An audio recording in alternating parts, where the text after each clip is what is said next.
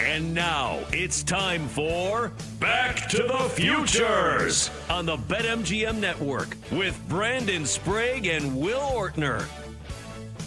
Hey, what's up, everybody? Back to the Futures, back again here on the BetMGM Network. I'm your host, Brandon Sprague, out here in Portland, Oregon. With me, as always, my co-host, the wonderful, the delightful, the beautiful, the second greatest Hockinson High School football prospect of all time, Will the Thrill Ortner. How we doing, Ortner? Doing all right, man. Recovering. Had a little camping trip over the weekend, so good times. Wasn't too hot where we were at. Had some shade. Got the nice mister. Whoever invented the mister, I want to kiss them right now because it saved my entire Saturday. It was warm, and if we didn't have that mister, I would have been struggling. But doing good. Glad to be back in civilization. Absolutely. Kenny brings up a good point, and I want to apologize. I didn't think I'd be off this early. I saw 2, and I thought, man, second all time is pretty good. Looks like it says 82. The 8 was blocked by this. I had the camera, and so it was all messed up. So I apologize. 82nd greatest prospect from Hockinson High School. So you were like, are you out remote, like you're at a campground, or are you super deep camp random spot guy? I'm actually not a big camper, but the crew that I was with, they're big camping people. So this was like their third or fourth camping trip in the last month. Like they go all the time. So I just kind of tag along. They have all the big stuff, and then they just asked me to get some drinks or get some food, and then I just kind of tag along. Where we ended up camping out, it was kind of by a river. But it was on a baseball field. So what we did is we camped out. Then they had a concert that weekend. We went out and did the concert. And then we stayed mostly in the campsite otherwise. But it was a good time. I really enjoyed it. Saw Nelly. Right. I'm glad you had a nice weekend of mushrooms. We have a lot to get to here in a loaded show tonight. We will talk SEC football. Obviously, college football is around the corner. Might dabble in some NFL. We'll see if we have time to get to it. Baseball, the first half of Major League Baseball is just about in the books. We'll talk about that. We can actually start the show there, given everything that's gone on. Maybe get into a little Summer League basketball today as well. Do any of the play of the rookies intrigue you for futures odds for Rookie of the Year? Cooper Flagg scored 31. I believe he tied the record. He is not going to play again. That's all they needed to see from him out of Dallas. So we can talk about that. But let's start. First half of Major League Baseball is just about done. I know my team is wrapping things up in St. Louis. Give me a takeaway for you, Will Ortner. The first half of Major League Baseball over. What is something that has stuck out for you? I think that the Tigers are probably the most exciting team going on in baseball right now, but they're surprising to me, right? Like, remember last year, they were sellers at the trade deadline. They couldn't sell right, and somehow they end up into the postseason. Tarek Skubal obviously gets his first Cy Young, but really he kind of puts himself on the map with his postseason performance. And you go, oh, that's a fun little ball club. They got a couple good things going over there. There's no like real big name player other than Skubal, but they just find a way to win. And then this year, they're one of the best, if not the best team in baseball. Like, we knew the Dodgers were going to be where the Dodgers were, right? Like, we knew they would be one of the top teams. Nobody thought that Detroit was going to be one of the top teams in the league. You thought they might win the Central. You thought they might make it to the postseason again, but no one thought that they would be dominating as much as they have. And yes, I am doing a sneaky plug because my Mariners did just finish a nice sweep of them to end the first half of the season. No, that's certainly worth noting. I would say this. I got a team for me. My baseball team has been terrible this year. I don't know if I have much faith that they're going to be able to turn it around. They're in a tough division. The Atlanta Braves are bad. Like, the Atlanta Braves deserve to be called out as probably one of the bigger flops in the first half, given their talent, the roster, all that stuff. It's just been terrible for them. So it's definitely not going to be my team. I would say I have two. I have a player, and I got a team. And I know there's pitchers worth mentioning. You mentioned Skubal. I think Skeens, despite being 4-8, but he has a 2.01 ERA, is ridiculous. Like, there are guys, a Miz in Milwaukee, there are guys to mention this year. I don't know how. And here's a great follow-up. I got a follow-up question to my player. I think Cal Raleigh is my guy And when's the last time the first half of Major League Baseball ended and the Seattle Mariners had the player of the first half? It'd probably be Ichiro in '01, right? Like if that's what you want to talk about as far as having an unbelievable season, it's either Ichiro in '01 or it's the guy that Cal just beat the first half of the season home run record for, and that's Ken Griffey Jr. So you're going all the way back. If it's not 2001, it's the late 90s. So the Mariners don't usually have batting like this. Usually, if anything, they're going to have a pitcher or two that's doing well. And yes, Cal is the story. But I'll tell you right now, I don't want to jinx anything going on with Cal. I'm really worried. Like, that's my guy. That's my catcher. I want him to keep performing at the level that he's on, and I want to see him beat as many records as possible. But I also think the fact that, like, he's not going to catch Bonds. He isn't, right? And so I think that takes some of the allure out of it. Like, I remember a couple of years ago when everyone was getting excited about Aaron Judge, and I didn't really care about it because he wasn't going to beat the real record. It's like watching the shot put in the Olympics. Like, cool, you won gold. The real winner of the shot put won it in like the 80s, and he threw it 10 meters further.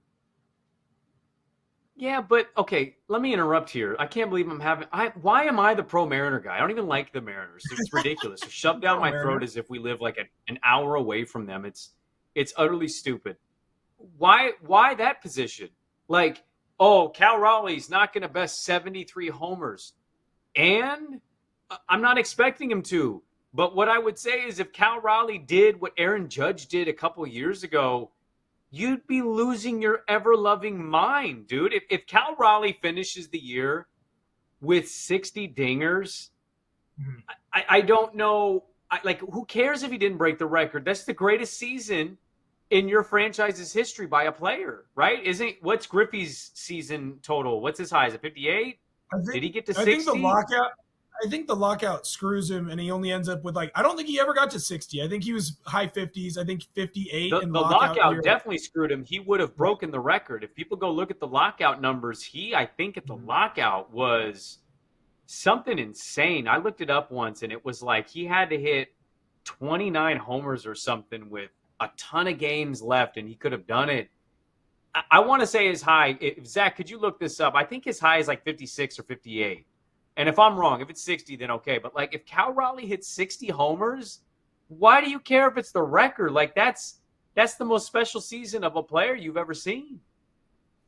Yeah, no, I mean, you're not wrong. It is the most special year from a player from my team that I would have ever seen, right? Like, I don't know. It's just maybe it's because it's not him being the first person to do something. Like, I was really excited last year turning on and watching Shohei Ohtani try and go for the 50-50 club, like when he was on his run trying to get home runs and stolen bases, because it was something we'd never seen before. It was really exciting. And I'm really excited about Cal Raleigh. He's one of my favorite players. And that Mariners team is going to go the way that he goes. If he can stay hot and keep playing the way he has been, the way Randy Arozarena been jumping on, the way Julio just had a great series, if all those guys start hitting and mashing the ball, this Mariners team is scary when you combine that with their pitching staff.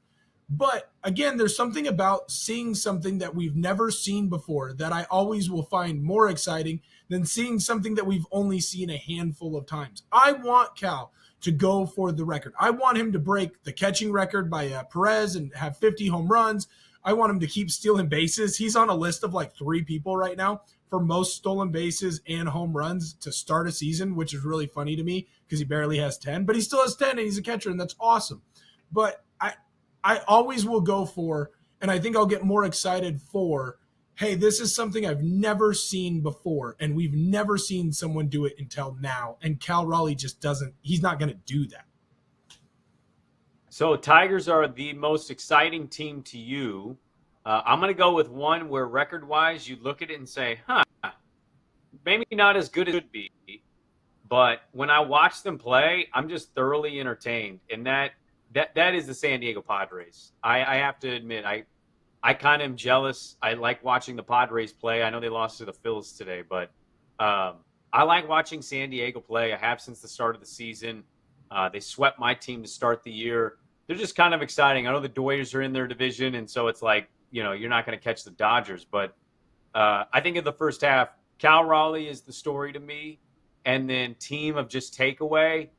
I really like the Padres. If we look up the futures right now, by the way, the current World Series odds, Dodgers are plus 220, Tigers are plus 650, Yankees plus 750, Phillies are 8-1, Astros 10-1, Mets 11-1, Cubs 12-1, Jays 20-1, Brewers 30-1, Giants 31, Mariners 31, and there is down there the San Diego Padres are 35-1. That's tasty. That's tasty. Sneaky good odds there. I'll tell you right now, like, I don't hate the Mariners. I know Kenny back home, we're always talking on the Sunday pregame little meetings and stuff like that about how if the Mariners can just get in with their pitching staff, 30-1 isn't terrible. There's a part of me that kind of thinks the Phillies are due at plus 800. Like, they've been here so many times. Schwarber's mashing. Bryce Harper's finally back. It's a team of older guys, so they know if they don't get it done now, like, that's probably it for them. So maybe there's a little bit of pressure or added on like presence, a grind. Now you're playing through more things just because you aren't the new kids on the block.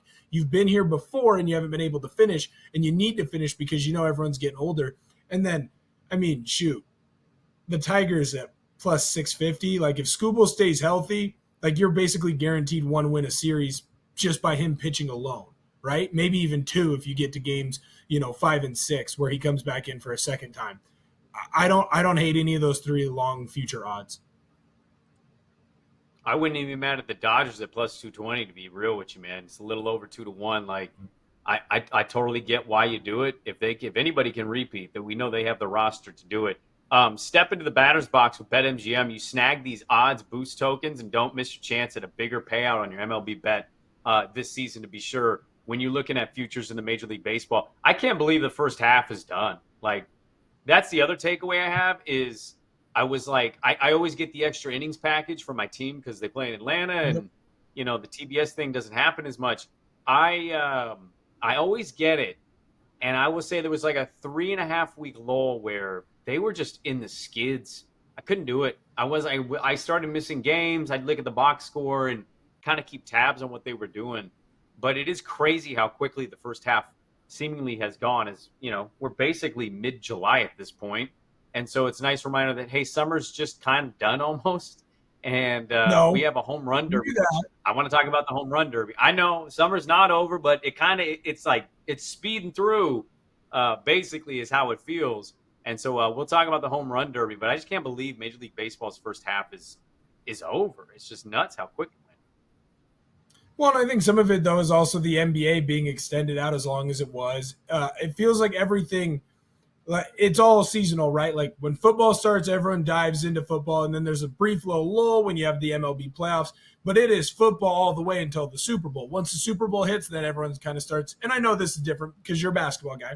But that's when everyone starts really diving more into basketball. And it does feel like once basketball and hockey end, then everyone dives into baseball. And when basketball goes all the way until the last game that they possibly could go to, they go to game 7 of the finals. Now, all of a sudden, you're not really diving into baseball until right when the All-Star break happens. So I think it's also just part of the cyclical nature of sports. And, like, when do you really have both eyes and you're focused on your team and your sport? And unfortunately for baseball, they kind of have to deal with the NBA going a little bit longer than they normally do. Very quickly, I one more question for you on the futures odds. I was looking at this board and I was trying to see value. And I think there's some pretty good value with a lot of teams. One team we haven't talked about that I should throw in here because I saw yesterday my boy Matthew Boyd, formerly Oregon State, go Beavs. He threw 8 innings, no runs allowed to the New York Yankees in Yankee Stadium. That has to be a top 3 to 5 moment of his life to be able to go and do that. The Chicago Cubs, where are you at on the Cubbies? I think right now on the BetMGM's odds futures, they're 12-1. The Cubbies are 12-1. I don't know if people know how good they are. I mean, I assume if you're a diehard baseball fan, you do. But for people that kind of not keeping all the way track or watching every day, Cubs really sneaking up on a lot of people this year. Yeah, well, I think that, to be honest, that division kind of is. Because, like, with the Brewers, like, other than when Miz is pitching, how locked in are you on the Brewers, right? Well, they have 56 wins on the year. The Cubs are at 57. Like, those are two really good teams. I see a lot of stuff about PCA, right? And so Kyle Tucker and Pete Crow Armstrong are having great years. But the one that you don't really hear about who's probably having the best is the Suzuki kid, right? Or say the younger kid. He's been absolutely mashing the ball this year. And so you hear about all these other names, and Sneaky, maybe one of their better players, if not their best, is kind of a no-name guy with 25 homers and 77 RBIs right now. So I think with these Central teams, for whatever reason, they just don't get as much shine as they probably should. Your nails on that too. Plus 1,200 is a good deal for that team. Yeah, it's a good deal. Let's get into some other odds. We got the Home Run Derby right around the corner. We'll talk about that. Talk a little summer league, college football. It's a loaded show. Back to the Futures. Will Ortner, Brandon Sprague. We're back with more on the BetMGM Network. Back to the Futures. We'll be back with Brandon Sprague and Will Ortner on the BetMGM Network. Download the app today. Please gamble responsibly.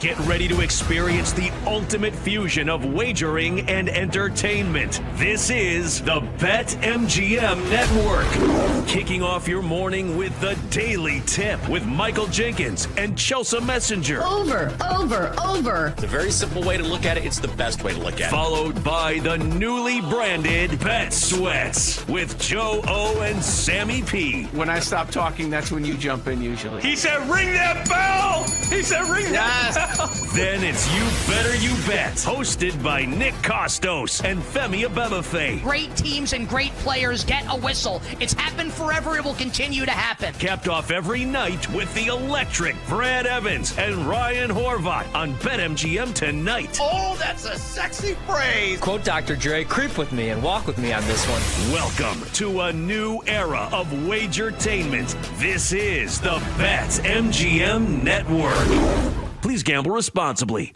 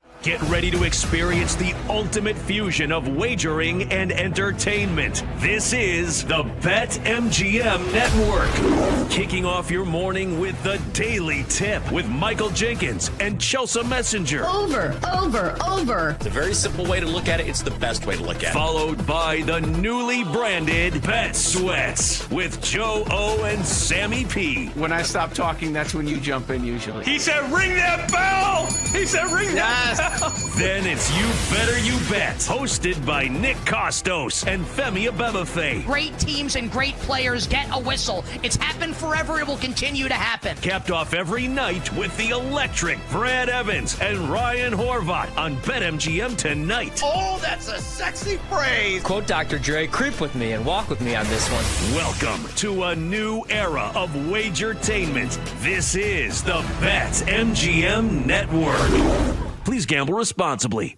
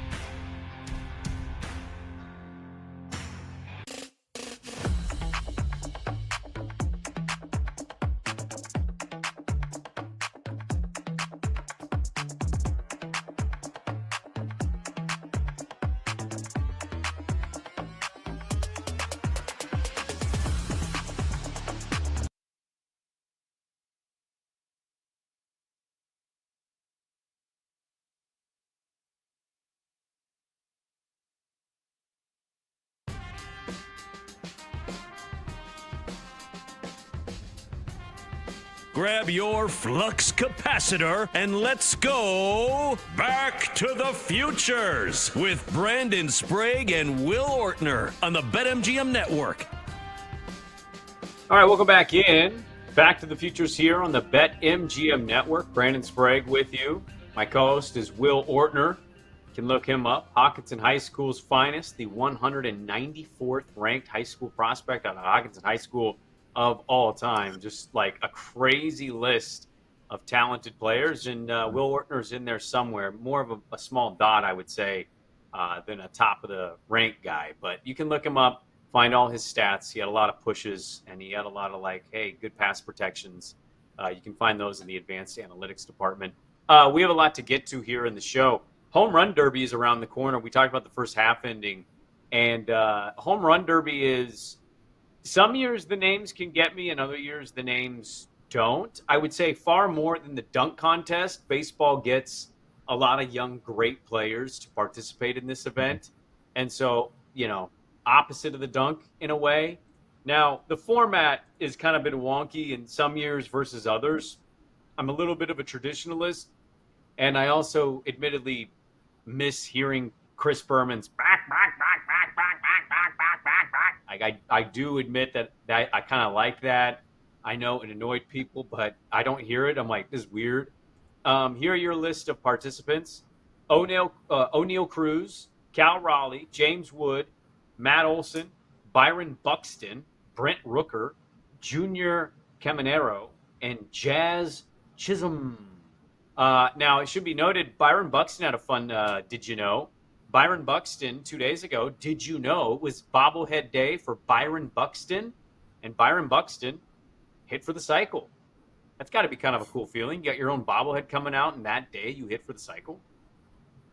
Well, that's probably like a one day in his life. Maybe like getting married or having kids will jump it one day, but Buxton's pretty young, if I remember correctly. So, hey, that's probably the best thing that you could ever hope for, the best thing I could ever hope for. Here are your odds. Now, this is the names I just read are basically the order of the odds. O'Neal Cruz plus 310, Cal Raleigh plus 360, James Wood plus 475, Olson's plus 550, Buxton 9-1, Rooker 9-1, Caminero 10-1, and Chisholm 14-1. Do you have a home run derby prediction for me? Is there somebody that you're eyeing? Are you gonna put all the chips in on your boy Cal, or are you going for a value bet, or are you going the favorite? Whenever I bet these, because I will bet this, I always bet with the value. To me, I would think that James Wood or Matt Olson would be kind of where I'd throw my money at. And my reasoning for that is I believe you want younger players in the home run derby. They're going to be a little bit, and I know Olson isn't the youngest anymore, but you want like a younger player who doesn't have to swing super hard to get the home runs because they're going to have to last and last and last. And it also means a little bit more to them, I think. Like James Wood winning it for the Nationals would be a big deal, and it would be a big reason for making him kind of a household name. Like, remember, Adley Rutschman did well, and we know who Adley Rutschman is because he's a Portland kid, and he went to Oregon State, and he was a great player for the Beavers, and then he was great with the Orioles, right? Or has been up until this year. I felt like in his home run derby performance, more people kind of, hey, who's this Adley Rutschman character, and kind of get to know him. Josh Hamilton, same kind of deal. He goes off and has this historic kind of performance, and then for like 10 years down the line, I kept taking him in fantasy baseball because it's like, hey, remember when he mashed all those home runs at Yankee Stadium? Like, that was fantastic. Love that guy. I do think also, though, with some of the favorites, like O'Neal Cruz, I know he can rake, and he's going to hit the ball a ton. And he'll have a big viral home run that I think everyone will be talking about. But I think guys like that are going to tire quickly. Cal Raleigh bouncing back and forth, I don't know if that's either going to help or hinder. So I'm just going to stay away. So then you're telling me I can get Wood or I can get Olsen right at that plus 475 to plus 550. I might throw down half a unit on each one and then just hope it comes home for me. You're not going to bet on your boy? I might throw some money on him. Maybe I'll do a third of a unit on there just because it's Cal Raleigh. It's easy for me to say right now. Once I see him walking out there in the Mariners uniform, getting ready to hit, he's got his dad throwing to him. Maybe I'll get a little nostalgia going. I'll put some money down. Are you excited for the All-Star game? MLB? Maybe. Kind of. Sort of. No, NHL. I don't know. Look, like MLB is the only one that I'm even going to give like an eyeball to. I didn't watch the NHL one. What All-Star game would I be talking about right now? Why did PLL's going right now. WNBA just had their draft. Caitlin Clark just traded her coach away. What are you talking about? All-Star games are happening all the time. Look, the MLB All-Star game will get my eyeballs on it because it's the only thing that's going to be on. That was all-time guys hungover from camping trip response. Just like, no, not at all. Not at all. Not at all. It'll get an eyeball from me. I will tune in and I'll have my eye on it. Well, let's just say I'm excited that it's in Atlanta for obvious reasons, right? It just sucks that my team is so damn bad. Like the year they finally get it back, they're terrible. I really don't. This is a curmudgeon-y, old-timer, old person thing to say. I really wish they wore their uniforms. I get this big money grab we do in sports now where our all-star situations have to have different unique jerseys so we can con the fans into spending $80 to $150 for a jersey that, the player definitely earned in having a great first half and season. But I think it's dumb, and I wish they'd just make their own jerseys, like the gray and the white, and I wish they'd wear a big, all-star specialty patch on it. Like, I'm more inclined to want to buy my team's jersey with an all-star patch than I am a player's all-star jersey. Does that make sense?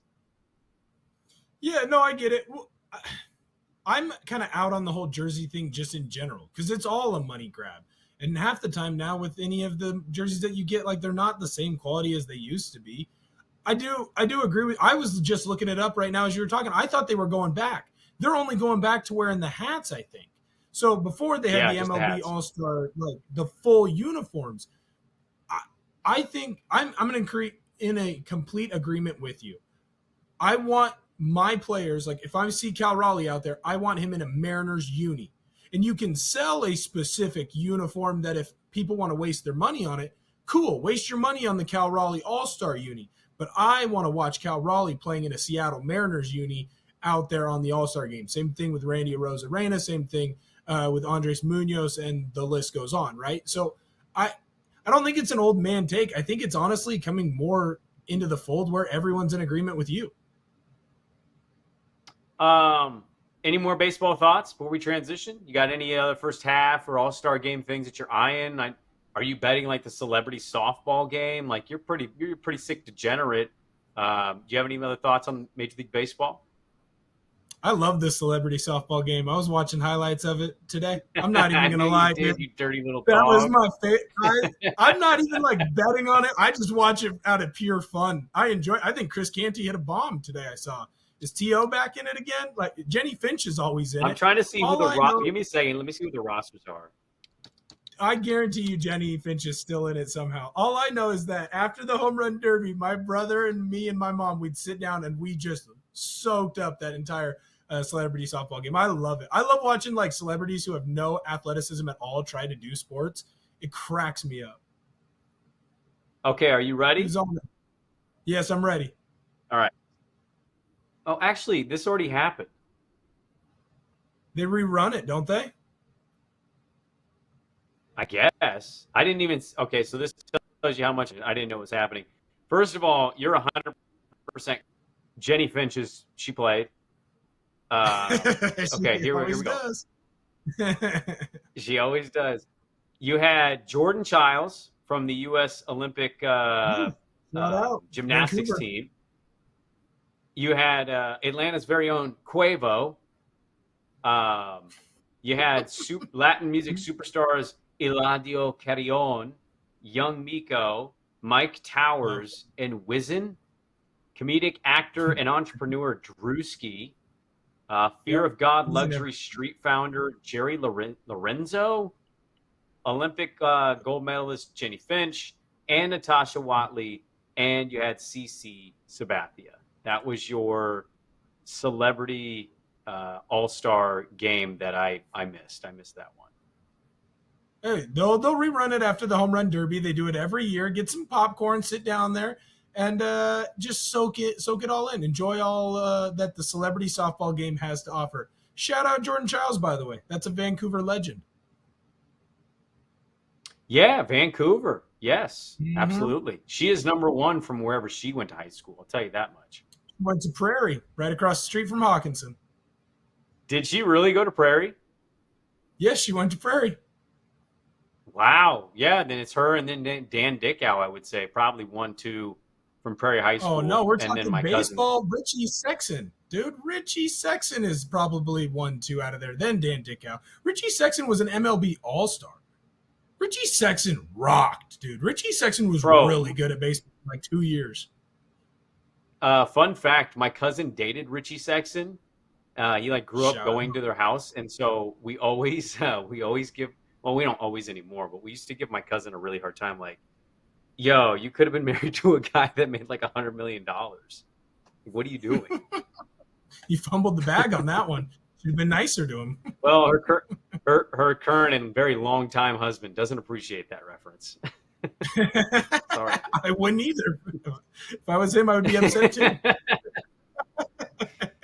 Do you have any other All-Star game thoughts? Because you clearly weren't just thinking about one All-Star game. No, I mean, I don't know. I think we come into a perfect time right now where the dumbest All-Star stuff gets watched. And the fact that I keep looking at the WNBA stuff where I know that they're having an All-Star game, but somehow one of the players is a captain, but they all think that she sucks, but she clearly doesn't suck. And then I think she just traded away her own coach. Like, I'm very confused. I'm trying to catch up, man. I was camping. I got back, and my Twitter feed, I'm scrolling through. I'm like, what happened? How'd this person end up here? How'd that person end up there? I got All-Star game stuff all bouncing around. Have you watched any NBA Summer League stuff? I've watched the most amount of NBA Summer League that I've ever watched. Do you want to know how much NBA Summer League I've watched? I watched a full game of Bronny versus Cooper Flag. I watched the entire thing locked in, and then I saw Yang Hansen highlight, and I'm pretty sure that my future that I put on him for Rookie of the Year, I probably have already made money. It's basically a smart investment that I responsibly place. And so, that is the most amount of Summer League that I have watched after absolutely poo-pooing it, last week when we did the show together? Well, I'll tell you right now, man, as a guy who, I want to turn it on, I do want to watch it just to watch some of the young cats. I don't put a lot of stock in, hey, did you see so-and-so had these stats? Like, Young Hansen, take him, for example, right? Everybody in Portland is now losing their minds. We think we have Chinese Jokic, but the next day after his first game, because he had a nice stat line, the next day there were two players I'd never heard of, and one of them had 19 points and the other one had 18 and 10, and I'm like, oh yeah, Summer League, man. Summer League can fool everybody into everybody thinking certain players are certain things, and it's just utterly not nonsensical. But I will say, in watching it, one, their schedule, you got to button this up, man. Like, why am I watching a game and it says on my TV guide, Blazers, Grizzlies 7:30 tip. That game didn't tip off till 8:20. These games are going too long. We're calling too many fouls. Just get these games over with already. The second thing is, unfortunately, Summer League used to be like, yo, so-and-so is going out and he played a great 4 games. And now it's like, so-and-so played a great game. They're shutting him down. And I'm like, for the amount of money that this event does like bring into Vegas and brings to the NBA, all the basketball sickos are there. They love this. They get to interact with their media members. They get to get access as close as you can to young players. Like, for all of what that does, this league is failing again, because I get you don't want your young prospects to get hurt, but it's like VJ Edgecombe hurt after game 1, never playing again. And I'm like, they had Dylan Harper after the Bronny and Cooper Flag game. And I was like, oh, great, Dylan Harper. And ESPN even teased it.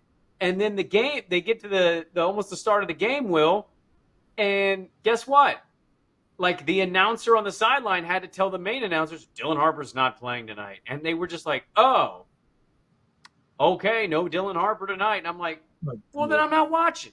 Like, I care about Carter Bryant, but, like, I want to see Dylan Harper play. So the load management mixed with, like, not even playing the full slate of games, it's been a little bit of a bummer for, I think, as a Summer League guy.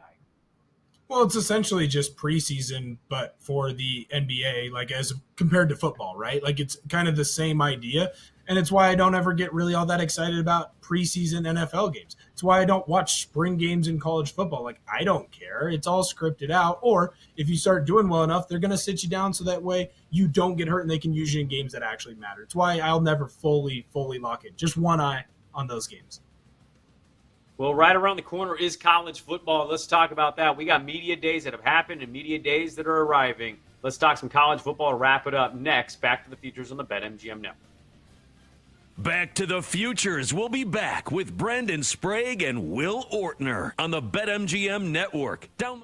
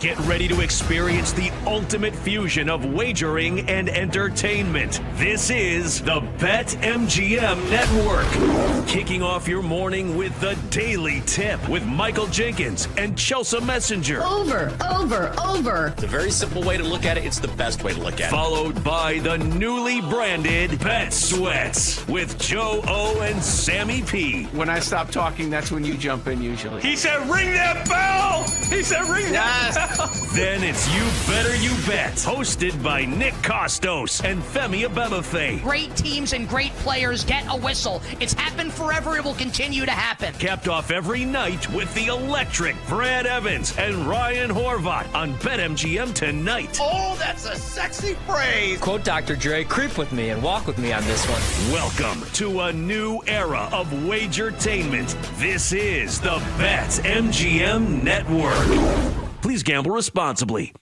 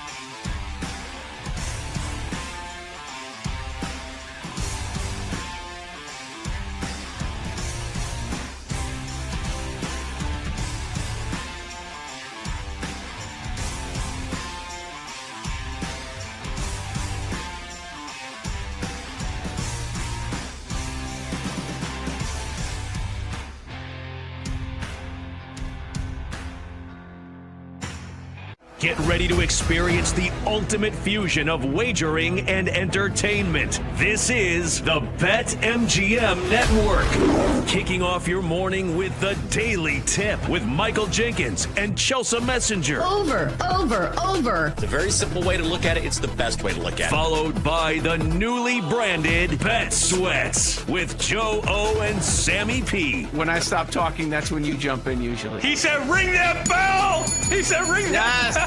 Then it's You Better You Bet, hosted by Nick Costos and Femi Abebefe. Great teams and great players get a whistle. It's happened forever. It will continue to happen. Capped off every night with the electric Brad Evans and Ryan Horvat on BetMGM tonight. Oh, that's a sexy phrase. Quote Dr. Dre, creep with me and walk with me on this one. Welcome to a new era of Wagertainment. This is the BetMGM Network. Please gamble responsibly.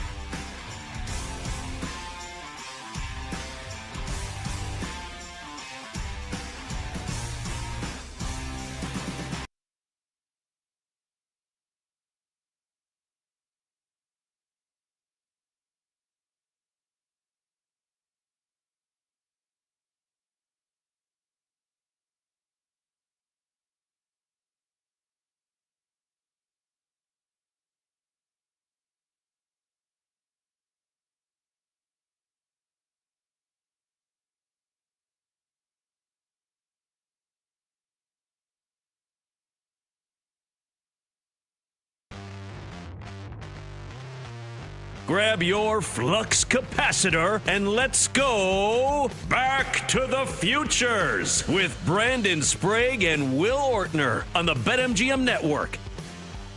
All right, good breaking news to update everybody with.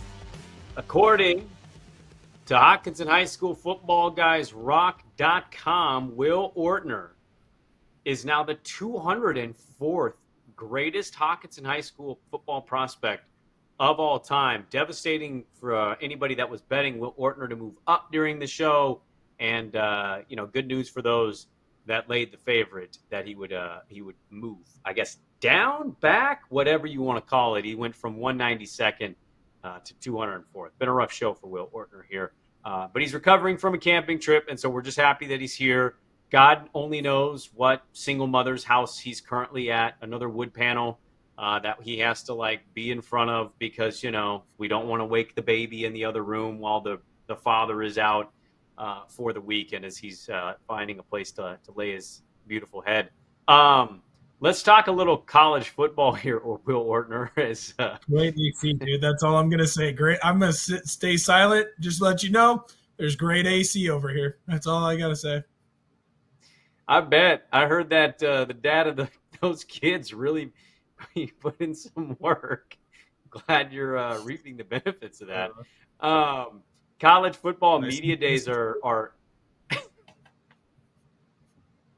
happening, and SEC is about to start, and we got the Big 12. Dion making headlines. Can I just tell you that it doesn't matter if it's politics, if it's sports, if it's whatever it is, right? Anything in society. I love when somebody says the most obvious thing that everybody's been saying, and then we have to go, oh, so-and-so said this, what do you think? And I'm like, it's not newsworthy to me that Dion was like, I think we need a salary cap. Yeah, we've been saying that for a year, bud. I'm glad Dion agrees, but why has it turned into Dion Sanders asking, should there be a salary cap? And I'm like, everybody that has a brain that's been paying attention to this sport says these things. But I digress. He sounded off at the Big 12 media days. I'm going to tell you something. You may not like this. I like the Big 12 was like, we're not doing preseason predictions anymore. Arizona State was picked at last. They got a bye. They won the conference. They aren't doing this anymore. I don't know how Arizona State got hurt by it. Your marks seem to indicate they were. I don't know how that made any sense. But where are you at college football?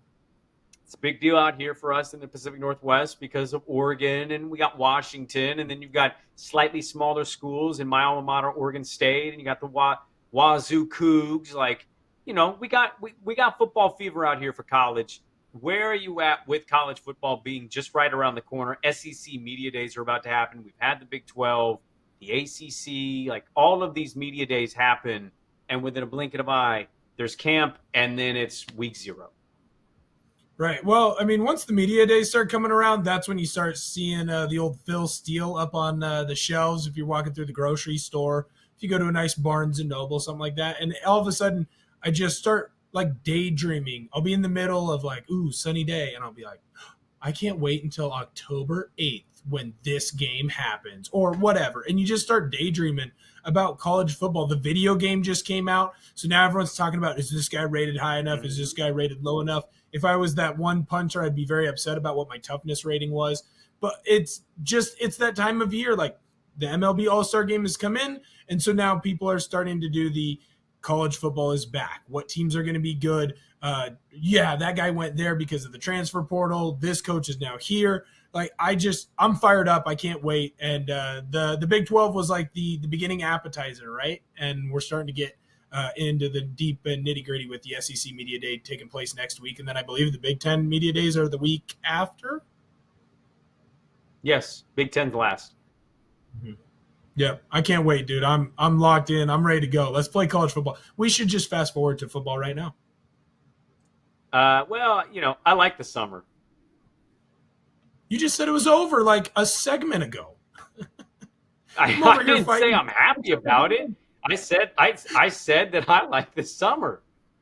Whoa, Kenny coming in hot. Summer sucks. What are we talking about here? Are we power ranking the seasons? We should definitely do this.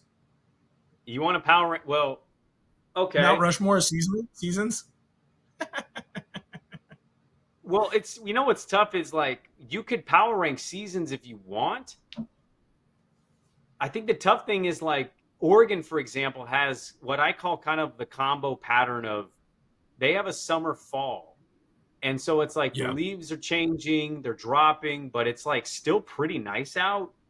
Like surprisingly, you get like 60-degree days. Like I don't think our fall, like even yours, Ordner, because you're not that far, but like I think our fall, however you categorize that, I would say our summers are like July to mid-October.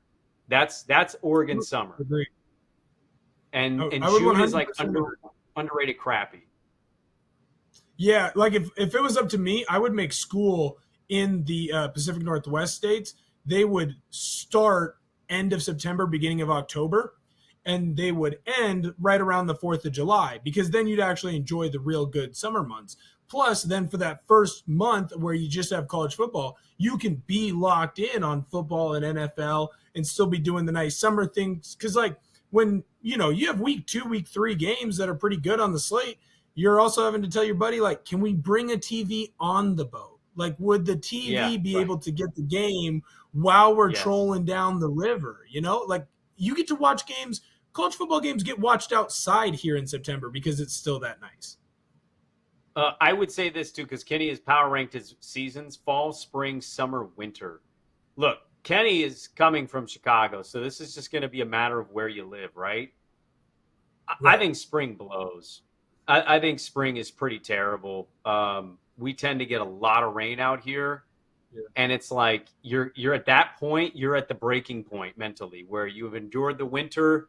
Oregon doesn't get a lot of snow, so it's just cold and it's wet and it's just miserable. And then like spring's here and it still rains and you're just like, you're ready to snap. You're ready for the sun. So I'm going to go fall 1, summer 2, winter 3, spring 4 for me. See, I think I go fall, and fall's always going to be like head and shoulders above everything else for me, just because of how much nicer fall is over here, just like we talked about, but also because of football. Like fall is always going to have a special place in my heart, just because I love the game, and that's when the game comes back that I love. I'm going to throw in, I still think I go summer. I like summer as number 2.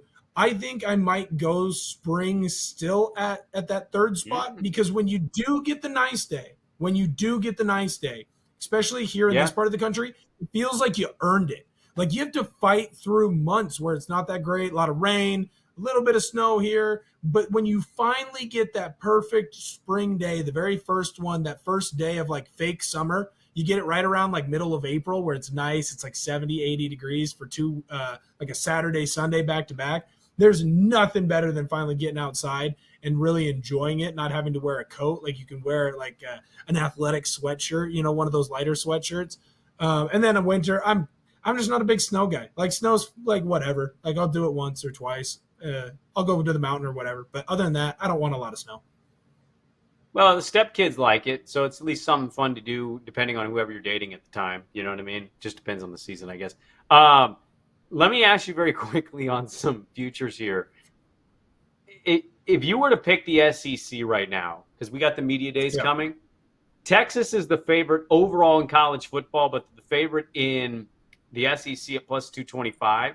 Georgia's plus 375. Bama's 5-1. LSU plus 750. And then Missouri and A&M are 14-1. Tennessee and South Carolina are 18-1. Florida 20-1. Auburn 22. Oklahoma 25. Mizzou is 40-1. Do you have a favorite in the SEC? I think LSU is sneaky, really good value. Like plus 750. I'm getting my quarterback returning. The defense seemed really to do it. He finally do it there. Right, exactly. And it feels like if he doesn't do it, like they might be kind of moving on from him. They moved on from Coach O pretty dang quick after he won a title. And there's a lot of complaints already over there with Brian Kelly. It's not been good. No, it really hasn't. And so, like, when you look at this LSU team defensively, they got better as the season went on. So maybe they figured some stuff out there. They got better when the Perkins kid wasn't even in. Ironically enough, he was probably their best defensive player. I think Nussmeier, like, hopefully he can take that jump. Not, you know, it's not fair to compare him to Joe Burrow, but that's kind of what Joe Burrow did, right? He was fine his junior year. His senior year, he became, you know, Joe Burrow, and he became what he is today, right? One of the best quarterbacks in the NFL. And he probably, I mean, we've talked about it before. He probably had the best season ever in a college football year. So if Nussmeier can do 80% of that, why couldn't LSU end up getting all the way and winning the SEC and winning the SEC championship, getting into the postseason, going on a nice run? And I'm going to get them at better odds than I'm going to get Texas or Georgia or Bama. Like, I really like that. Texas is interesting to me. I don't know how to feel about Texas quite yet. I mean, you got the fine bombs in the world. There's a lot of stock being put into Arch. I love getting Georgia as not the favorite. I mean, anytime I get Georgia over 3-1, I'm going to take that all day. It's Kirby. Georgia's still going to be a playoff team. And the other one for me, I totally get your LSU reasoning. Nussmeier has a chance to be really special this year. This could be a year that saves Brian Kelly's job. I like Bama in year 2 for DeBoer at 5-1. Now, I think I'd more bet Bama to make a playoff than I would to win the conference. But I think even despite how last year looked to people, overall could have been worse, but should have maybe been a little better. But it's the first year, and the recruiting and the portal and everything else. Like, I just think Kalen DeBoer knows how to win. I think he's that kind of coach. So I think Bama at 5-1 and Georgia plus 375 are two for me that I like. You also get your OC back, which is nice because Grubb it was a failed experiment up in Seattle with the Seahawks. So what does that add in there? Sneaky, I know they're long shots. I really like the QB play at South Carolina and at Florida. South Carolina 18-1, Lenora Sellers. When that guy was in and healthy, they were one of the best teams in the SEC. And Florida at 20-1 right now. Like, that young kid that came in was the freshman QB. Lagway. Dude, thank you.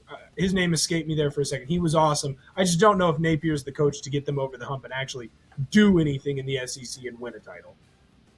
Well, that's going to do it for us. Thanks to Kenny and Zach behind the scenes. Great job producing. My great co-host, as always, Will Ortner. Give him a follow. I am Brandon Sprague. Thank you, guys. We'll talk to you next week. Back to the futures on the BetMGM Network.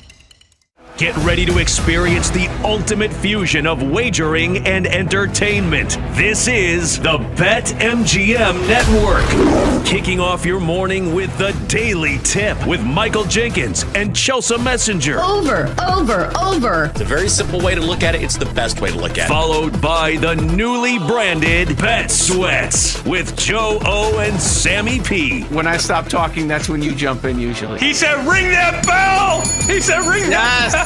Then it's You Better You Bet, hosted by Nick Costos and Femi Abebefe. Great teams and great players get a whistle. It's happened forever. It will continue to happen. Capped off every night with the electric Brad Evans and Ryan Horvat on BetMGM tonight. Oh, that's a sexy phrase. Quote Dr. Dre, creep with me and walk with me on this one. Welcome to a new era of Wagertainment. This is the BetMGM Network. Please gamble responsibly.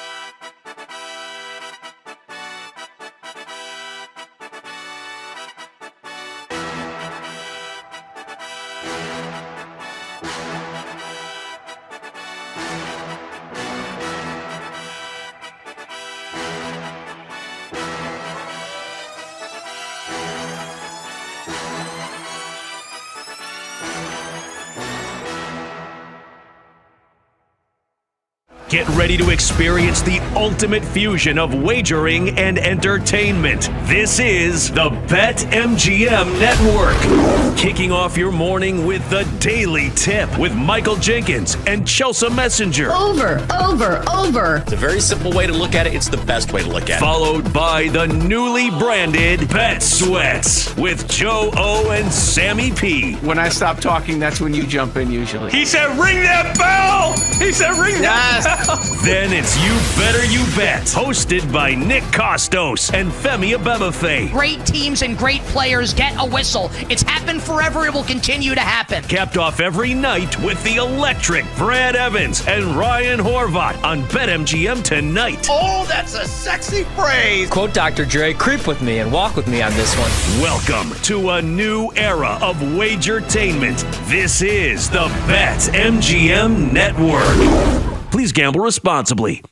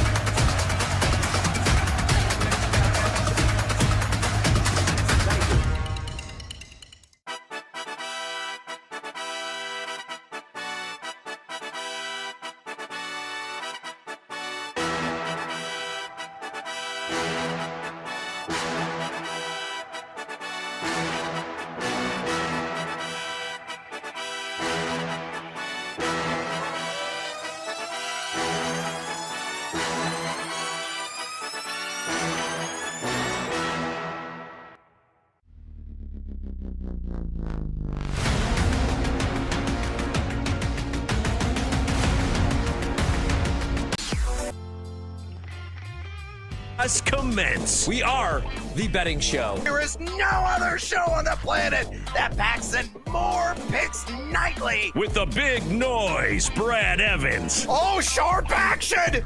They gotta listen to the sharps. Get the heck out of here with that nonsense. I'm on JMU as well. Drake, hate the Drake. Love the Drake, hate the Drake. No, you never fade the Drake. And the mad better, Ryan Horvat. The Keep the Points special. I'll keep cashing tickets around here on on Odyssey. Yeah, put me at night, baby. That's where we cash tickets. They're bringing the heat and helping you cash in big. It's a lock. It's over. It's a guarantee. It's easy money. Nobody wants to bet Seattle U, except for this guy. They're going to win this game outright, but I'll be safe and take the points plus 6.5. And delivering the late night sweats. And it's gone! It's gone! Oh, it is gone! no way! It's gone! Holy God! It is gone!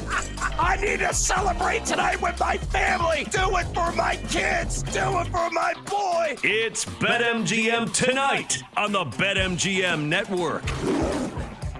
Hola, amigos! It's time to bring the noise, other booming edition of BetMGM tonight. I'm Brother Big Noise Evans. Joining me on this hashtag Tequila Thursday, the one, the only, the ever so handsome Ryan Horvath. And holy guacamole, so we got an action-packed program for you tonight. It's been a busy day. If you've been following what could be argued it was a historic Major League Baseball trade deadline, we're going to be talking to a number of guests about that. Also diving into the NFL. Hey, D-Gens unite! We have actual football going down tonight in Canton, Ohio, with the annual NFL Pro Football Hall of Fame game between the Chargers and the Lions. I'm looking forward to watching Craig Reynolds absolutely chew up real estate and relatively meaningless action. But, of course, we're going to be finding out some bets to keep our entertainment high in that game being played in Northeast Ohio. So before we get to our cards, let me give you a rundown what else is going to be on the show. Of course, Parlay P's going to drop on by, get his parlay of the day on the board in the WNBA. We're going to roll the shoulders, get seduced by the juice. We're going to say hello to our little friend and the Sledgehammer Special and working some bonus time wagers as well. From there, James Rappian is going to be stopping in, talking all things Cincinnati Bengals. Are you down with Chase Brown? How big of a season will Joe Burrow have? T. Higgins, Jamar Chase, any sleepers that we're maybe not thinking about, and a team that also just acquired Noah Fant? What impact is that going to have on Mike Gesicki this season? For those of you looking for some of those deep pulls in the world of fantasy football, again, we're going to talk to James Rappian coming up in Seg 3. From there, a little player pick'em in fantasy football. I'm going to fire off a 3-pack of options to one Ryan Horvath, and he is going to have his pick of the litter out of those 3 of similarly tiered ADPs at quarterback, running back, and wide receiver. So if you're thinking about your fantasy football drafts, you're researching and preparing, that segment is for you coming up in Seg 4. Then Cody Decker, my guy, is going to stop by. We're going to get his instant reactions. Everything went down on just a massive, busy, breathtaking in some cases Major League Baseball trade deadline. Who are the big winners? Who are the big losers? We will get it straight from Cody Decker's mouth. And then spin me round, round, baby, round, round like a record, baby. Round 6, part 1 of ADPs in fantasy football. We're going to be talking about the likes of Jerry Jeudy, Patrick Mahomes, Sam Laporta, and others. Whether or not they're going to be worth their ADP values there a little bit later in fantasy drafts. And then college cash. Again, we're zeroed in on the Big 12. We got another 4-pack of teams, and Ryan Horvath loves himself some college football. Going to be picking his brain about TCU, West Virginia, Baylor, and Utah, whether he's going to go over or under on those team win totals. And I'm going to break out the numbers nerd and throw some supportive evidence maybe fading or following Ryan Horvath's picks. We're going to find out. Then Bob Nightingale is dropping in, talking more Major League Baseball. Again, just a colossal trade deadline, one that unlike we maybe have ever really seen. It was just a flurry of activity leading up to that deadline, which is now just over an hour past. So, again, we're getting Bob's thoughts about the winners, the losers, and the instant rapid reactions to that Major League Baseball event. And two, we want to talk to you, the 2.02 average listeners and viewers of this fine program. If you have any fantasy football questions for us on this opening night of the NFL of the 2025 season. Yeah, I know it's not regular season football, but it's still football in the exhibition slate. If you want to talk futures in college football, the NFL, you want to talk the trade deadline in Major League Baseball, the impact of the futures market there, maybe even the WNBA, simple way to contact Ryan Horvath and I. All you got to do is pick up the phone and dial us fools at 833-732-3875. 833-732-3875. You can also hit us up on the X or the Twitter at BetMGM tonight, where we have our pole dancing poll question of the day. And it's asking you this. Among popular round 6 wide receivers in fantasy football drafts, who is your top target? Your options are Zay Flowers of the Baltimore Ravens, Ted McMillan of the Carolina Panthers, Jerry Jeudy of the Cleveland Browns, or the Riddler himself, Calvin Ridley of the Tennessee Titans. So far, over 280 votes cast. Make your voice be heard. Exercise your democratic right. Keep the votes coming and drop off a comment, a.k.a. bring the noise on X at BetMGM tonight. On X at BetMGM tonight. Right before we seize the airwaves, a major bit of NFL news came out. According to Jordan Schultz on X, Terry McLaurin is demanding a trade from the Washington Commanders. Now, if you look at his fantasy valuation right now, a guy that's been slipping predominantly into round 4 of a lot of drafts. A lot of fantasy managers who have already partaken in some best ball drafts, or dare I say even their season-long leagues, which would be crazy to really have a draft like this because of some of the uncertainties are running about. McLaurin's a guy that's going a little bit later in drafts. He's fallen outside the wide receiver top 20 overall. I think this is purely posturing by the McLaurin camp. Cortland Sutton signed a fat deal a couple of days ago worth $92 million. Other big-name wide receivers have gotten pizzade, and McLaurin's like, hey, back of the truck, where's my bag? The Commanders have been rather conservative overall in their approach, but I think eventually these two sides will come together and get a deal done. I think McLaurin's butt will be on the field in a Commanders uniform in week 1. But let me bring in my smarter and more esteemed colleague, Ryan Horvath. What is your take on the scary Terry McLaurin situation? Should Commanders fans and those fantasy investors be shivering in their cleats right now? I probably wouldn't worry until mid-August, right? Like, I don't think he wants to miss games. That's why I think this is probably like a desperation act between him and his agent. But we've seen this the last couple of years, right? I mean, T. Higgins didn't want to play under the franchise tag. The Bengals end up giving him a ton of money. Deebo Samuel, Brandon Ayuk. So I think that they have to get a deal done here, probably in the next couple of weeks, man, because you can't go into the season with Deebo Samuel is wide receiver number 1, or Noah Brown, or Jalen Lane, or Luke McCaffrey. You know what I mean? They really need Terry McLaurin, that wide receiver number 1, for Jaden Daniels entering year 2. So I do think that they ultimately get a deal done. I would love for him to get moved selfishly, to the Green Bay Packers, or even your guys, Chicago Bears, since I have so much money invested in their futures. But I think Washington does the smart and right thing, and they pay Terry McLaurin. And if I had to make a bet, we have it on the screen, I would still go over 975.5 yards, man, because he's going to be playing somewhere week 1. I don't think they're going to allow him to hold out. I think he shows up, man. They got to do right by Terry, though. He's stuck it out with this team when they were nonsense, and I know a lot of people didn't expect that playoff run last year, the NFC Championship run, but he's been the one consistent part. So I think they get a deal done.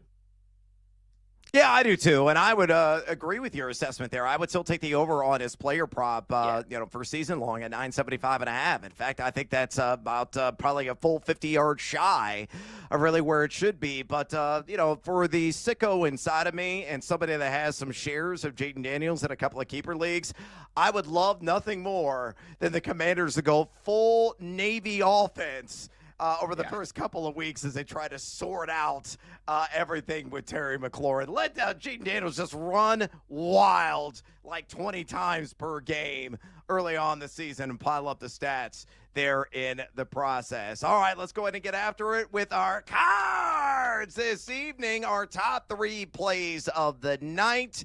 And Horvey, you're looking ahead right now in the futures market, are you? So what is numero uno on your card this evening?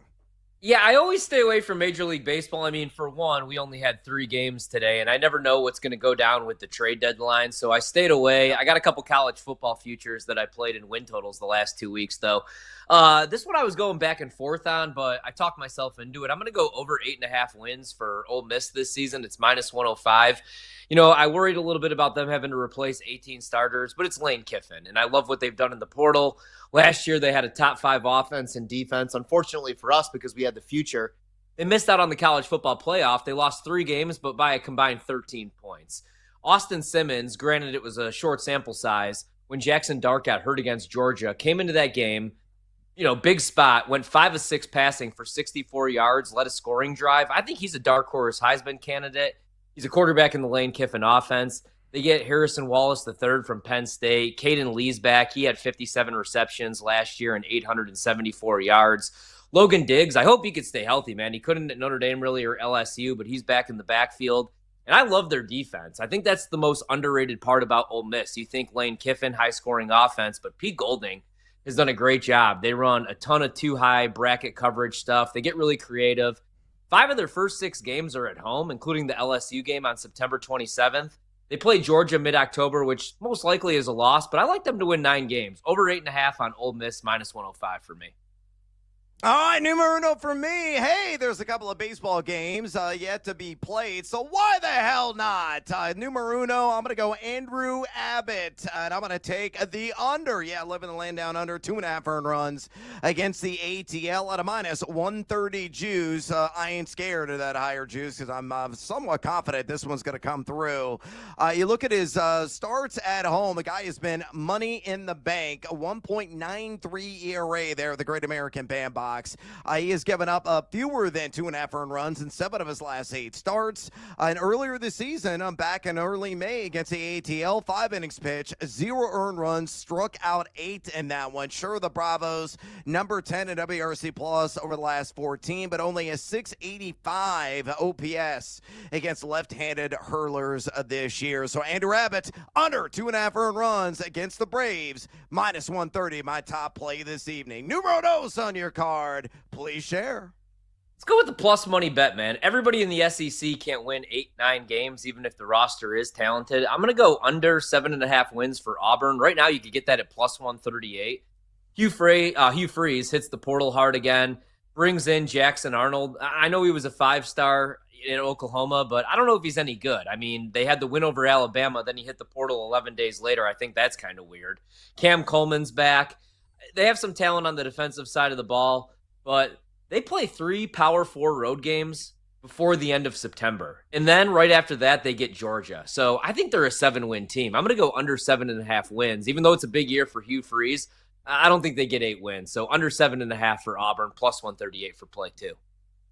All right, numero dos for me, more instantaneous payout, hopefully. George Kirby to record the dub this evening in his matchup against the Texas Rangers. I like that, especially at a plus 145. Juicy, I got seduced by that juice. He is at home, and a guy that has pitched better at home. And then you look at the expected ERA, his 4.50 ERA should come down. 3.88 is the xERA. He has won 4 of his last 5 turns of the rotation.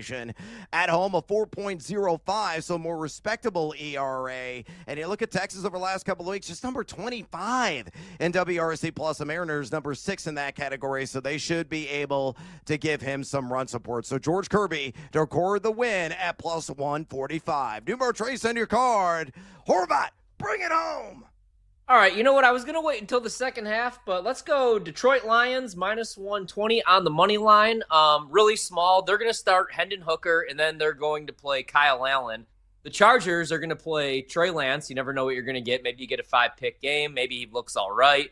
And then after the first drive in the third quarter, it's DJU time.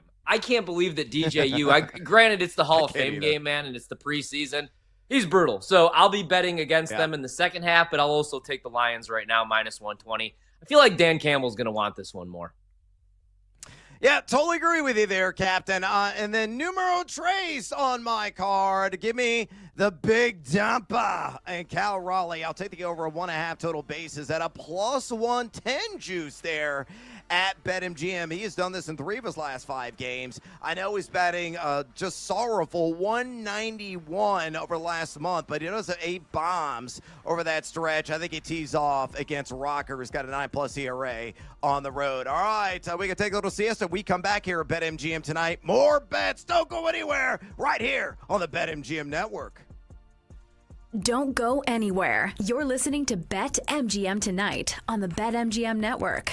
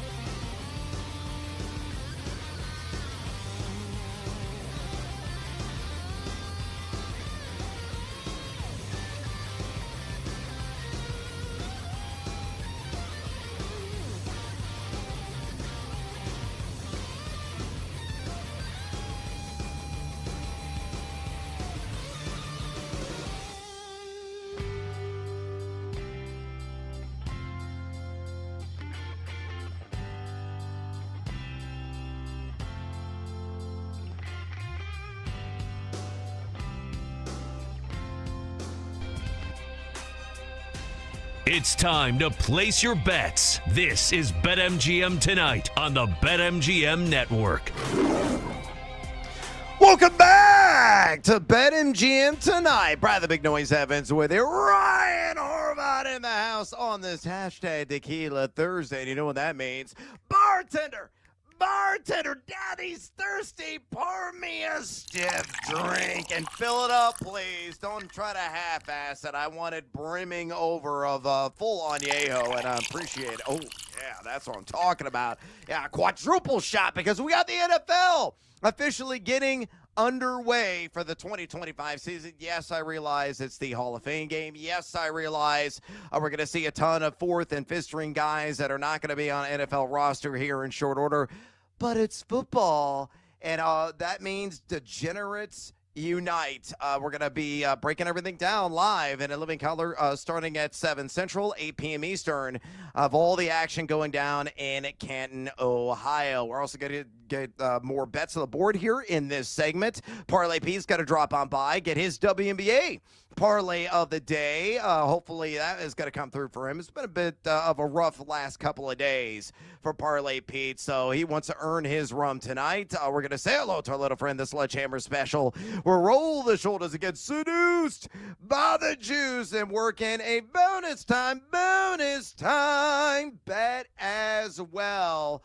On top of that, we would love to hear from you. If you want to talk some fantasy football with us, you want to talk about college football futures, NFL futures, Major League Baseball at just a breathtaking trade deadline. What's it going to mean for some of the teams that were highly involved?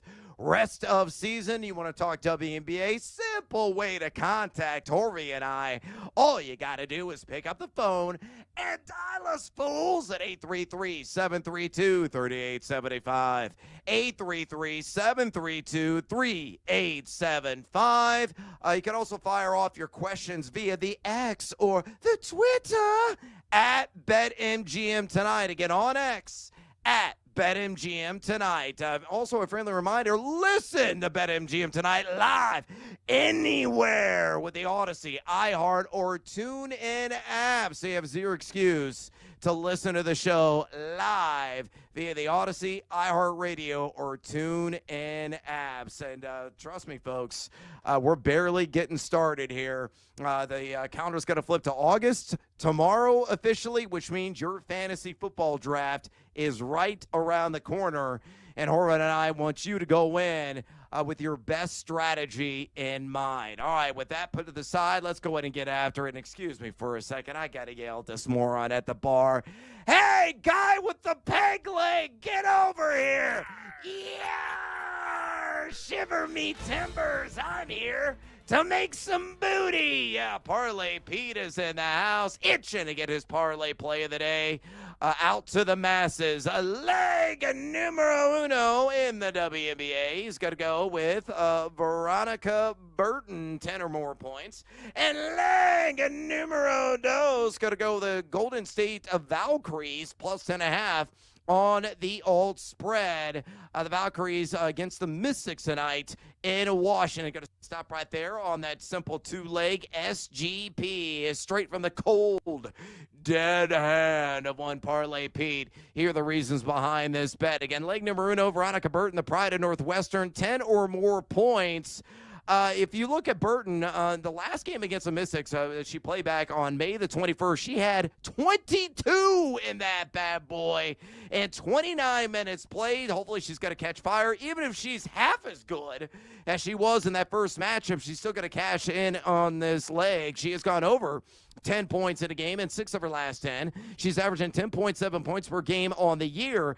And you look at the Mystics, they have the 5th lowest number of opponent points per game allowed over the last 10. They've been decent defensively, giving up 81.1. But again, based on the recency bias, it is a hell of a drug. She's on a nice run, and the success that she logged earlier this season against the Mystics. Parlay Pete is a buyer that Veronica Burton puts up at least 10 points tonight. Meanwhile, leg numero dos, Golden State plus 10.5 on the old spread. Golden State a little bit better in net efficiency over the last 10 games compared to the Mystics. They are number 8 in net efficiency. Washington number 10 in that category. Again, you look at the first matchup back on May the 21st. Golden State won it outright, 76-74. And you look at the 10.5 number, they have covered that in 7 of their last 8 games. So, yeah, shiver me timbers. Parlay Pete rolling to the SGP in the WNBA. Again, leg numero uno, Veronica Burton, 10 or more points. And leg numero dos, Golden State plus 10.5. You put those hands together, a cool plus 122 at BetMGM. By the way, Parlay Pete up 5.24 units lifetime in his featured plays every single night right here on BetMGM tonight. All right, it's time to pivot and say hello to our little friend Ryan Horvath. What is the phrase that pays? Daddy wants, daddy needs, daddy's got to have it. Give me the sledgehammer. There it is. Yeah! There it is. All right. We got the Hall of Fame game. I am going to take over 6.5 in the first quarter, minus 135, because I'm a gross man. I like the under in the game, but all we need is one touchdown. That's a little side action. That's not the bet, though. Let's go over 5.5 wins on Michigan State. Year 2 for Jonathan Smith. Last year, they went 5-7. Aiden Childs is back. Last year, he had to learn on the job as an 18-year-old, 19-year-old. The first 5 games, he completed just 56% of his passes, 5 touchdowns, 8 picks. But then the last 7 games, completed 61% of his passes, 8 touchdowns, only 3 picks. I think he's going to be pretty good this year. They got 4 starters back on offense. Nick Marsh is back, had 649 yards receiving last year. Their issue last year was they couldn't run the ball. They were outside the top 110 in the country in rushing offense, so they hit the portal hard. I think they're going to be better on the offensive line and in the running back room. So let's go with Michigan State to win 6 games. I really like Jonathan Smith, man. They do play Penn State, but they miss out on Ohio State and Oregon. So I think they make a bowl game. I think they win at least 6 games. I think that 5.5 wins is a steal this year for Sparty. All right, could be a Sparty party this season in East Lansing. All right, back to the WNBA for me. Daddy want, daddy need, daddy gotta have it. Let's go. Yeah, baby. Here is a name I just learned about. Kiki Iriafen, I believe is how you pronounce the last name. But anyway, I did some research on Iriafen, and I like the over on 7.5 rebounds tonight in that matchup between the Mystics, who she plays for, against the Valkyries. It is a heavier juice at minus 140, but I still believe it is worth wielding the heavy equipment. Why? Well, back on 5/21 in that matchup against Golden State on the left coast, she had a dozen boards in that affair. In fact, she's gone over 7.5 rebounds in 8 of her last 9 games. Now, the Golden State Valkyries have allowed the second fewest opponent rebounds per game over their last 10 contests at 32.2. But again, going back to that earlier season success, and hopefully the trend will continue to be thy friend. Iriafen, I believe, is going to squeeze the rock at least 8 times tonight, and that's why I'm showing out the minus 140 right now at BetMGM. All right, time to get some plus money on the board. Let's roll the shoulders, my man, and get seduced by the juice. Oh, thank you, bartender. Only appropriate that you give us a generous pour here on a hashtag Tequila Thursday. So you know what the rules are. It has to be a plus money bet. Let's slug back, a half dozen shots, catch a buzz, and hopefully count our winnings. What do you like tonight, tomorrow, or way down the road, Horvath? Well, for tonight, I wanted to play a Keandre Lambert-Smith anytime touchdown, but I can't find it anywhere. The cowards won't give us preseason props. I did find it. If you could find it, I love his receiving yards, over 31.5, but it's not available everywhere. He's been like the camp darling, though, for the Chargers. So I'm excited to watch him tonight. I did find this, though, which I think is really interesting. Matthew Golden, just to score 2 touchdowns in the preseason, he's going to be the vertical threat. He's going to line up in the slot a ton. Plus 700. And I really like that, man. I think he's going to get some run. You got Malik Willis and Sean Clifford competing for the backup job. And he's the burner, man. So 2 touchdowns plus 700 gives me a little something to cheer for while I watch the Packers and meaningless preseason games. Let's go Matthew Golden, 2 touchdowns, 7-1.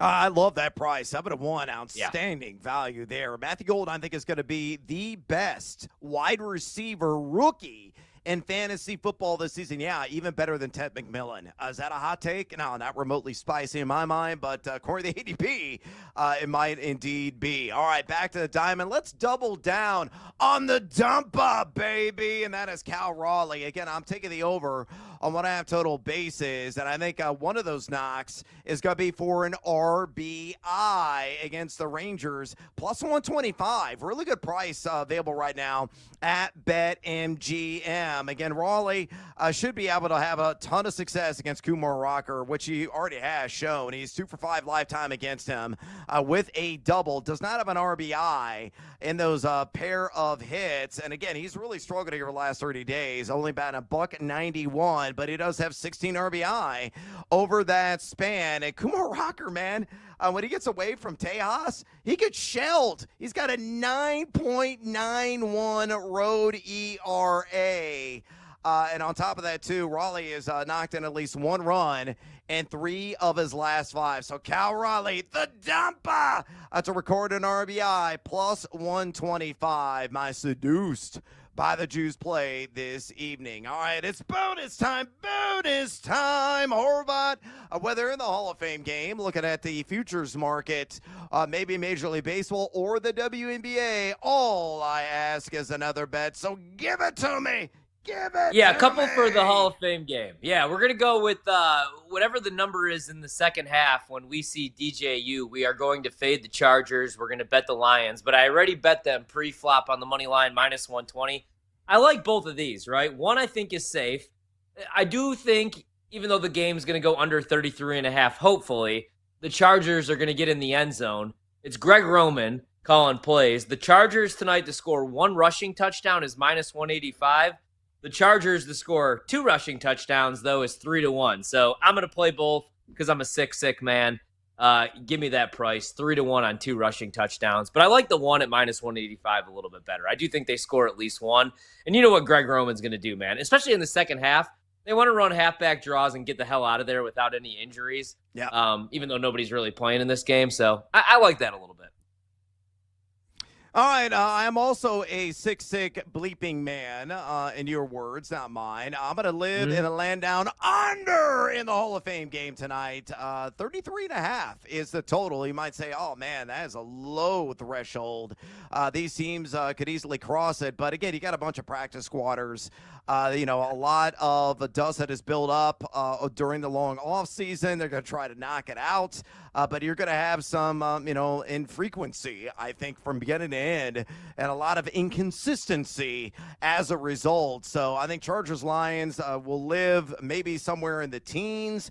In the end, you go back to recent Hall of Fame games. 12 of the last 16 have cashed the under. Only 4 teams since 2014 have scored 20 or more points in this first preseason game of the year. Now, the over is cash in 3 straight. So recency bias, if you're buying into that, you're going to be taking the over, but I think it's going to regress to what it usually is and go well under. I cannot wait for the riveting excitement of Trey Lance and Kyle Allen in this game.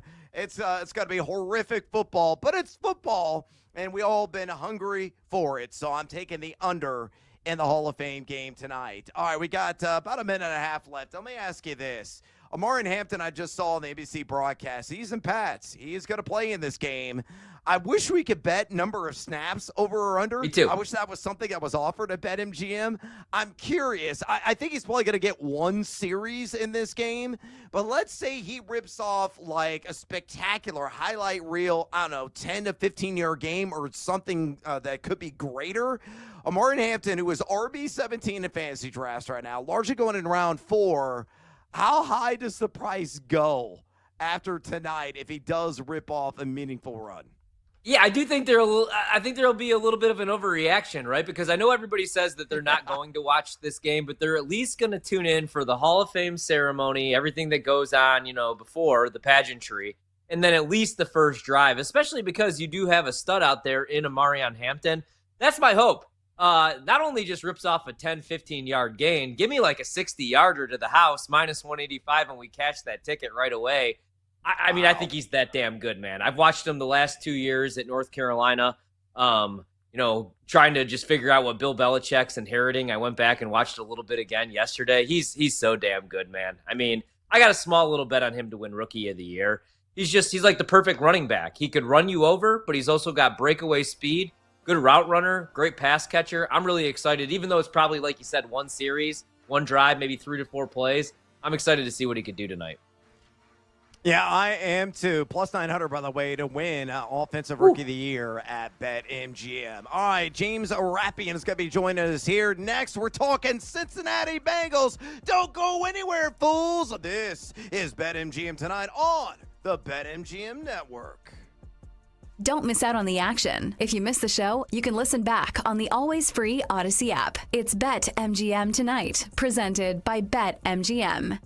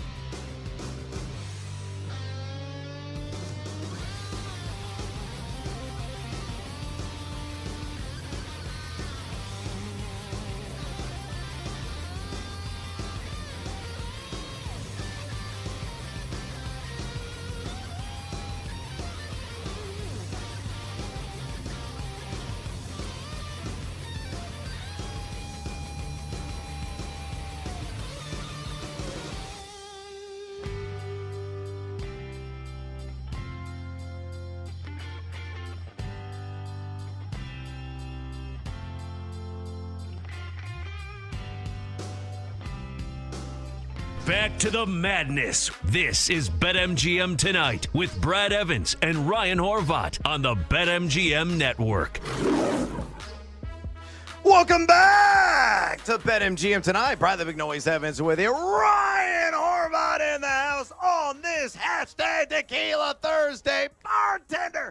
Bartender, keep the drinks a-coming, baby, because the NFL season is getting underway tonight in Canton, Ohio, with the NFL Hall of Fame game between the Chargers and the Lions. I cannot wait to watch Trey Harris. I cannot wait to see Omari at Hampton, and we'll probably be, a handful of snaps for both those guys, and we'll be evaluating some of the others, and we're going to be sweating out in real time. I'm already on the under 33.5, and as Horvat mentioned in the last segment, he has got a bet in the first quarter, in the first half of this game as well. So we're going to give you our reactions instantaneously once everything gets underway here in about 20 or so minutes there in Northeast Ohio. Speaking of Ohio, we're going to be talking to James Rapine here in a second, who is the insider extraordinaire for the Cincinnati Bengals. Could be a big season for Burrow and company this year along the Ohio. So we're going to get his thoughts. Friendly reminder before we bring James on, if you want to talk with us about some pro tackle football, whether fantasy football, whether you're looking at some of the futures bets in the NFL, college football, maybe you want to talk Major League Baseball and that dizzying trade deadline that went down today, or possibly the WNBA, whatever is your pleasure. A simple way to contact Horvat and I, just pick up the phone and dial us, fools, at 833-732-3875. 833-732-3875. You can also fire off your comments and questions on the X or the Twitter at BetMGM Tonight. Again, on X at BetMGM Tonight. Right now, let's go out to the phone lines and talk to James Rapine, who covers the Cincinnati Bengals. So the host, as a host of the Locked On Bengals podcast. So make sure you subscribe to that if you want more Cincinnati Bengals in your life. Also, follow him on X, where he's always giving it to you there. I am a follower on James on that platform, at James Rapine. Again, on X, at James Rapine. James, welcome to BetMGM Tonight. Straight away from me, and you kind of already know where I'm going because you follow me. You know I'm an Illinois grad, and it's only fitting as a season ticket holder as well. The orange and blue thoughts literally consume me. So naturally, Chase Brown has to be the first question out of the gate here. Was Zach Moss out of the picture now, released yesterday? It's becoming increasingly likely Brown will be the workhorse running back in year two. A lot of fantasy footballers are already investing a pretty penny in him. What are your thoughts on Chase Brown in his sophomore campaign? And give me a percentage chance he exceeds 1,000 rush yards this year. I mean, if he stays healthy, it's a 100% chance. I think he's going to be the bell cow in the backfield, and it's so interesting because you asked for my thoughts, but what I think is so eye-opening isn't just what he did last year, how he came on and was so explosive and important to the Bengals offense down the stretch as they made that rally to a 9-8 record and nearly made the playoffs. But it's what Dan Pitcher, the Bengals offensive coordinator, is saying about him, and the confidence that the people in the building have about Chase Brown.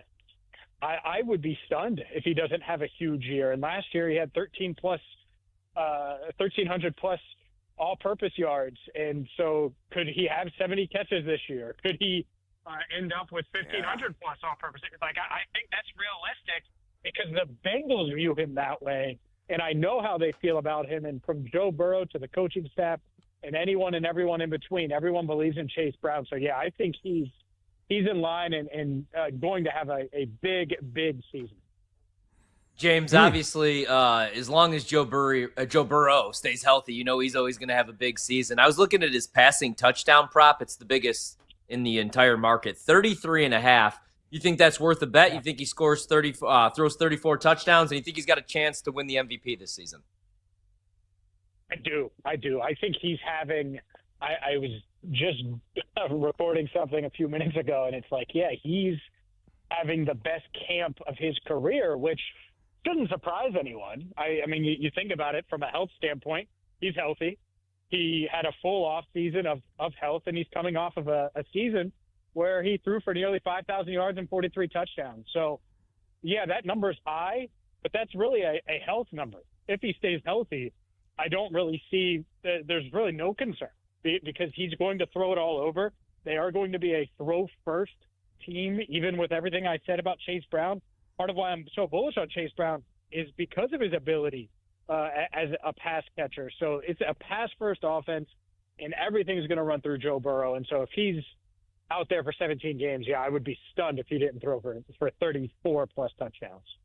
Yeah, you look at the offensive side of the ball, man, and I think that this could be like a Madden offense, right? They could score 30 a game, but I worry a little bit about the defensive side of the ball. As a Notre Dame fan, big Al Golden fan, Trey Hendrickson does end his holdout, but still not practicing. How does that situation end? Is he on the field week 1, and what do you expect from that defense? Because I would love to place a future on the Bengals, but that's the worry, man, when you're playing in a shootout every single week. I don't think you could win a Super Bowl like that.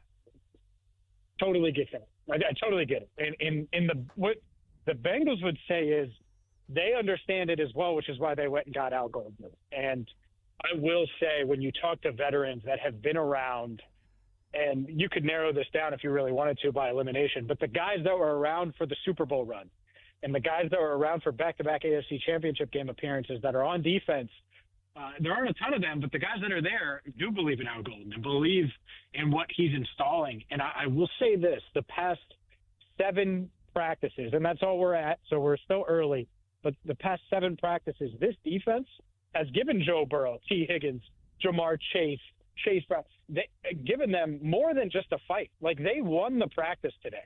They were better than the offense today.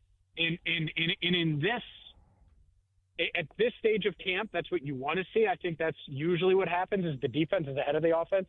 But given what we know about the defense last year and the fact that it's a lot of the same faces, they're consistently winning in the red zone and making plays. And a lot of these young players are feeling confident. So it's early. I'm still a little skeptical. I do think they'll get something done with Trey Hendrickson, which is a must if they're going to be a quality defense this season. But, yeah, the early returns on Al Golden and what he's doing are good. But, again, it is early, so we'll see. We're talking to James Rapien, host of Locked On Bengals podcast. Also follow him on X, at James Rapien. Again, on X, at James Rapien. James, admittedly, my pants melted when he said bell cow and big year tied to Chase Brown, so thank you for that. But pivoting to the wide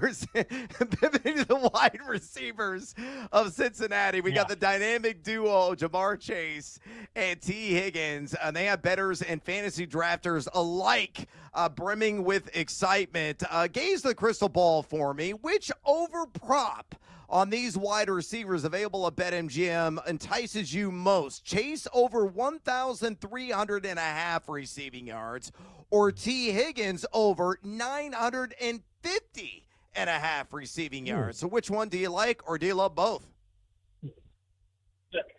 I lean toward both. I'm bullish on this offense, but if I had to pick one, I think I'm going T.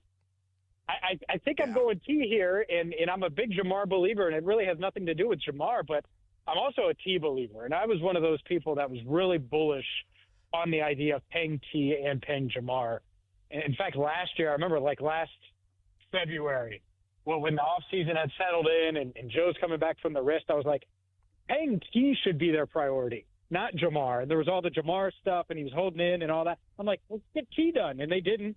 But now they did, and it's smart because they're going to get the best years of T. Higgins' NFL career. That's what he's about to go into now. And I really believe that. I think he's about to get to a Pro Bowl level, and, yeah, he's had some health stuff. But if you're talking about 950 yards, I think he can get there. I think he's going to go over the 1,000-yard mark. He had a career-high 10 touchdowns last year in 12 games. I think that 12 games becomes 14 games. And if that happens, I think it's really easy to see the path to 1,000-plus yards. So, yeah, I would go T. Higgins. I'm bullish on him. And just watching him, he's big, strong, fast, all of the things that you want out of a receiver, and he's not going to get double-teamed as much as Jamar Chase. So I think he's going to have a huge season. Yeah, totally agree with you on that perspective. James, Noah Fant signed with the Bengals earlier here in the week, complicating the projected snap share at tight end. How do you see his fit in this offense? And do you feel he's a significant blow to really a glorified slot receiver, and that being Mike Gesicki? I don't think so. I don't think it's a significant blow. I think Mike Gesicki is going to be one of those guys that some weeks is awesome. Other weeks you're like, throw it to him. And 88's not going to be involved as much because there's a lot of mouths to feed. But there are definitely scenarios where these guys play together. And I think that's what the Bengals saw is they lost Eric All last year, and he was a rookie tight end that really gave them a unique dynamic and a different style that they could go to. And I think they believe Noah Fant can give them some of that and play that role. And by the way, this pass first offense, well, he's had 400-plus yards receiving in all of his NFL seasons. So I do think Noah Fant is going to matter, but it's not one of those things where you can't draft Gesicki. He was already a late-round flyer anyway. He's someone that you could consider, week to week potentially. But, yeah, I think they're going to complement each other well. I don't know if they're necessarily going to get in each other's way because the big dogs are going to be in the way, the Chase Browns of the world and obviously the Jamar Chase and T. Higginses. Outstanding. One more question for you, and we'll get you out of here. I've got about 30 seconds left. Deeper fantasy sleeper Andre Yoshivas caught 6 scores last season, tracking only 3.6 targets per game. What are your expectations for him this year? Do you think he can improve on what he did last year? I do. I think that the yards per catch are going to go up. He was hoping to just be better after the catch, and so I think that element could go up to the yards. And the receptions. The touchdowns are so interesting, like keeping up that number.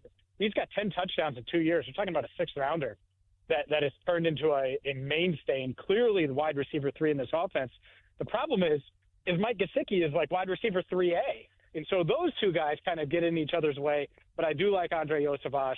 He can play inside. He can play outside. He's going to play a role even if he isn't a week-to-week starter in fantasy leagues.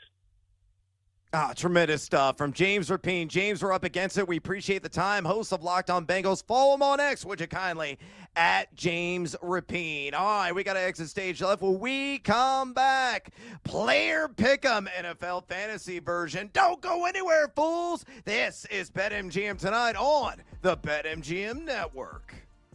On the move? Take the BetMGM Network with you. Catch live Wagertainment anytime on Odyssey, iHeartRadio, or TuneIn.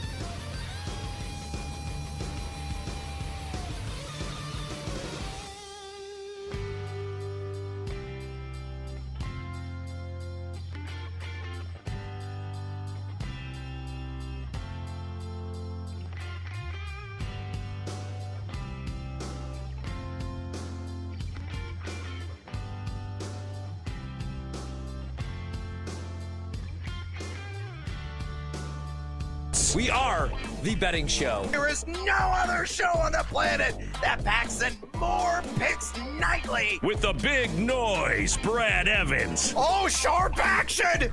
They gotta listen to the sharps! Get the heck out of here with that nonsense. I'm on JMU as well. Drake, hate the Drake. Love the Drake, hate the Drake. No, you never fade the Drake! And the mad better, Ryan Horvat. The Keep the Points special. I'll keep cashing tickets around here on Odyssey. Yeah, put me at night, baby. That's where we cash tickets. They're bringing the heat and helping you cash in big. It's a lock! It's over! It's a guarantee! It's easy money! Nobody wants to bet Seattle U, except for this guy. They're going to win this game outright, but I'll be safe and take the points plus 6.5. And delivering the late night sweats. And it's gone!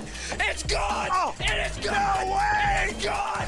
Holy God! It is gone! I need to celebrate tonight with my family! Do it for my kids! Do it for my boy! It's BetMGM tonight on the BetMGM Network. Welcome back to BetMGM tonight. Brad the Big Noise Evans with you. Ryan Orban in the house on this hashtag Tequila Thursday. We're waiting with anticipation for the kickoff in the NFL Pro Football Hall of Fame game between the Bolts and the Lions of Detroit. Still waiting for that. They're doing Hall of Fame introductions as Antonio Gates, one of the elite tight ends in NFL history, former San Diego Charger, also former college basketball great with the Golden Flashes of Kent State, and a team made a deep run in the NCAA tournament that year. He was a definite favorite of mine. Walking down the 50-yard line as we're getting closer to game kicking off and being teed off.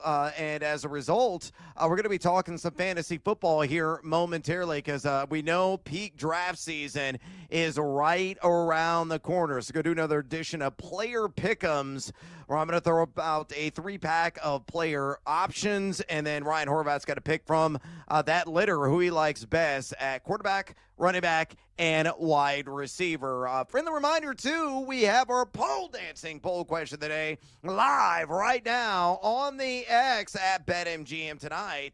And it's asking you this: among popular round 5 wide receivers in fantasy football drafts, who is your top target? Your options are Zay Flowers of the Baltimore Ravens, Ted McMillan of the Carolina Panthers, Jerry Jeudy of the Cleveland Browns, or Calvin Ridley of the Tennessee Titans. So far, nearly 290 votes cast. Make your voice be heard. Exercise your democratic right. Go ahead and keep those votes coming and drop us a comment. We're going to read them a little bit later on the show. So bring the noise on X at BetMGM tonight. Again, on X at BetMGM tonight. All right, let's go in and get after it with another edition of Player Pick'em in fantasy football. Here's the premise of this segment. Among fantasy options available in a similar ADP tier and staying in the position, who's your favorite pick? I'm going to ask Horvat that question, and then I'm going to follow up with mine. Let's start off with some passers and a guy that's representing tonight. We're not going to see him on the field because he is locked in, of course, as a QB1, and that is Justin Herbert, the second man in this 3-pack of players. Drake May of the New England Patriots, or J.J. McCarthy of the Minnesota Vikings, year one as the starter under center for the Minnesota squad, coming off that devastating knee injury that he suffered before the season last year. So get Herbert, May, McCarthy. Who's your pick, Horvey? Man, so I'm going to go with Justin Herbert, but it's close because Drake May actually has some weapons. You know, I know Stephon Diggs is coming off a torn ACL, but was well on his way to a 1,000-yard receiving yard season before getting hurt. They bring in Williams as well. They fix up the offensive line. The other reason I really like Drake May is, if you remember when Josh McDaniels was calling plays for the Patriots when they moved on from Tom Brady, the Cam Newton season, Cam Newton scored 12 rushing touchdowns and averaged about 40 rushing yards per game. I know it was behind a bad offensive line, so he had to use his legs a lot last year, but I think that's a very underrated part of Drake May's game is his legs as well. He averaged about 36 rushing yards per game, so you might get some 8 to 10 touchdowns on the ground. 25 through the air. Patriots win totals 8.5, easier schedule. So it's a little bit closer, but I'm going to go with Herbert, man. That's why I bet him 20-1 to win the MVP. Only 3 picks. Also a pretty good athlete. As long as he stays healthy, he'll use his legs a little bit too. But it's close between those two. Yeah, for me, it's J.J. McCarthy. I think J.J. to J.J., that being Justin Jefferson, and I'm not remotely worried about the mild hamstring strain that he's dealing with right now. That's all precautionary. They rest him up. Don't play a single snap until week 1, Justin Jefferson, and get right. But I think J.J. to J.J. is going to indeed be dynamite for fantasy football purposes this season. You look at McCarthy, according to Mike Clay at ESPN, got him projected for 4,000. That's right, folks, 4,188 yards, 29 passing touchdowns, 16 INTs, 231 on the ground, and 2 rushing scores. He's got him at quarterback 14. I think he's going to be toeing the line of the QB1 class in 12-team format. So I agree with Clay's assessment there. He has the 7th easiest projected fantasy quarterback strength of schedule. And you got to remember back a couple of years ago when he was at Michigan on that title-winning team, he was number 5 among all FBS quarterbacks in adjusted completion percentage. He's worked on various arm slots in training camp so far. You know, he's had some moments where, you know, the learning curve has been rather stark for him. But again, when you have Justin Jefferson, and we're still going to have to find out about Jordan Addison's availability, you know, pending suspension for him. But as long as he has most or all of his weapons for the majority of the season, I think the dude is going to be a strong breakout candidate. And I got him right now at quarterback 13 in my rankings at thegamingjuice.com. Free to access that. So I'm going to go with J.J. McCarthy. All right, let's go to running back. Let's talk about some elite guys first. Chase Brown, we already heard it from James Rapine. His words and not mine, America. Bell cow, big season. All right, again, Zach Moss is out of the equation there in Cincinnati. Taj Brooks probably going to be the backup. Samaje Perine might supplant him on the occasional passing down, but he is set probably for, 18 to 22 touches per game. Very vigorous workload, so he's an option. Josh Jacobs of your Green Bay Packers, or Jonathan Taylor, another consummate workhorse. So which pony here are you going to be saddling up? Taylor, Jacobs, or my guy, Chase Brown? Man, that's tough. I'm going to go with Jonathan Taylor just because I have no idea who the quarterback is going to be for the Indianapolis Colts, right? Maybe it's Daniel Jones. I saw people hyping up Anthony Richardson again today on social media because he's still young and because he made a couple throws at practice. But I'm going to go JT. I don't think he's going to skip a beat. But it's tough, man. I mean, I know Green Bay wants to throw the ball with Jordan Love a ton, and they drafted Matthew Golden, but they've also paid like 3 offensive guards a ton of money and drafted one. So they're going to be a run-first team, I still think. And then Chase Brown, I mean, he's a weapon out of the backfield, catching balls. He's going to be in a top 5 offense as long as everybody stays healthy, but they still have Jamar Chase, T. Higgins. So I like all 3, but I'm going to go Jonathan Taylor just because of the quarterback situation in Indy. Oh, this may shock some people, but I'm going to go with Josh Jacobs. Yeah, that's right, people. I'm not going with Chase Brown. I have Brown at 7 in my RB ranks. I have Jacobs at 6. And here's the reason being, and yeah, it's kind of crazy that I'm going away from my dude. I went to the esteemed institution known as the ILL and being a Bears guy, I should hit every single Packer, but putting that bias to the side and subjectivity, Josh Jacobs is a stud. And, he is a guy that just delivers on a per-touch basis. He is the picture of efficiency. Mike Clay's got projected for 300 carries, 1,285 yards on the ground, a dozen touchdowns on the ground, 42 catches, 329, and 2 receiving scores. He's got an RB8. I think he's underselling him. He's got the 4th easiest projected fantasy running back strength of schedule. That's attractive. He only did see 66.5% of the opportunity share last year, but, he still had over 300 touches. I still think he's going to get to that threshold this year. He was number 2 in total yards created. He was number 7 in the YAC per attempt at 3.49, and number 3 in total missed tackles forced with 79, as tracked at Pro Football Focus. I can't stray away from Josh Jacobs. He's a grounder, he's a pounder, and he's a dude I have supreme confidence in, though I do have supreme confidence in Brown and Taylor. I just like Jacobs ever so slightly more. All right, let's go to wide receiver. Your options are, we'll stay at running back, but we're going to go deeper down the list. Let's go with Javonte Williams, J.K. Dobbins, or Charbonnet all day, Zach Charbonnet, the Seattle Seahawks. So out of that tier 4 group of running backs, who would you target most in your fantasy drafts? Javonte Williams, J.K. Dobbins, or Zach Charbonnet? Well, in my dynasty league, I have Kenneth Walker III. So king of wishful thinking, I'm hoping that Charbonnet maybe takes a back seat this year. But I still like him. J.K. Dobbins, I like him as well, as long as he stays healthy. But I got to go with Javonte Williams just because most likely he's going to be the lead back, at least to start the season. I'm a little higher on the Cowboys offense, I know, than most. I bet Dak to lead the league in passing touchdowns. But they need to find some sort of ground game, man, if they're going to win 9-10 games and compete in that division. Only 513 yards last year on 139 carries, 4 touchdowns. I'll go with Javonte, though, now that he's in Dallas. But it's tough, man.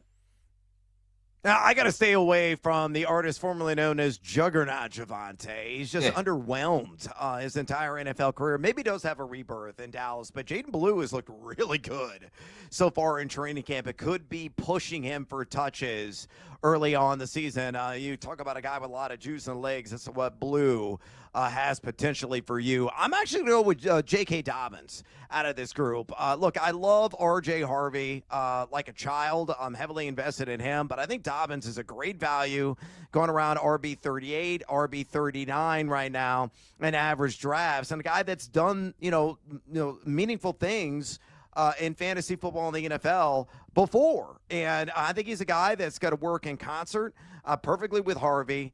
He's probably going to demand the majority of the touches early on. We had Sean Drotar from Mile High Sports Radio yesterday on the show. He believes Dobbins is probably going to carry the heavier load of the RBBC to begin the season. It could be like a 60-40 split. We'll see if that carries throughout the rest of the regular season.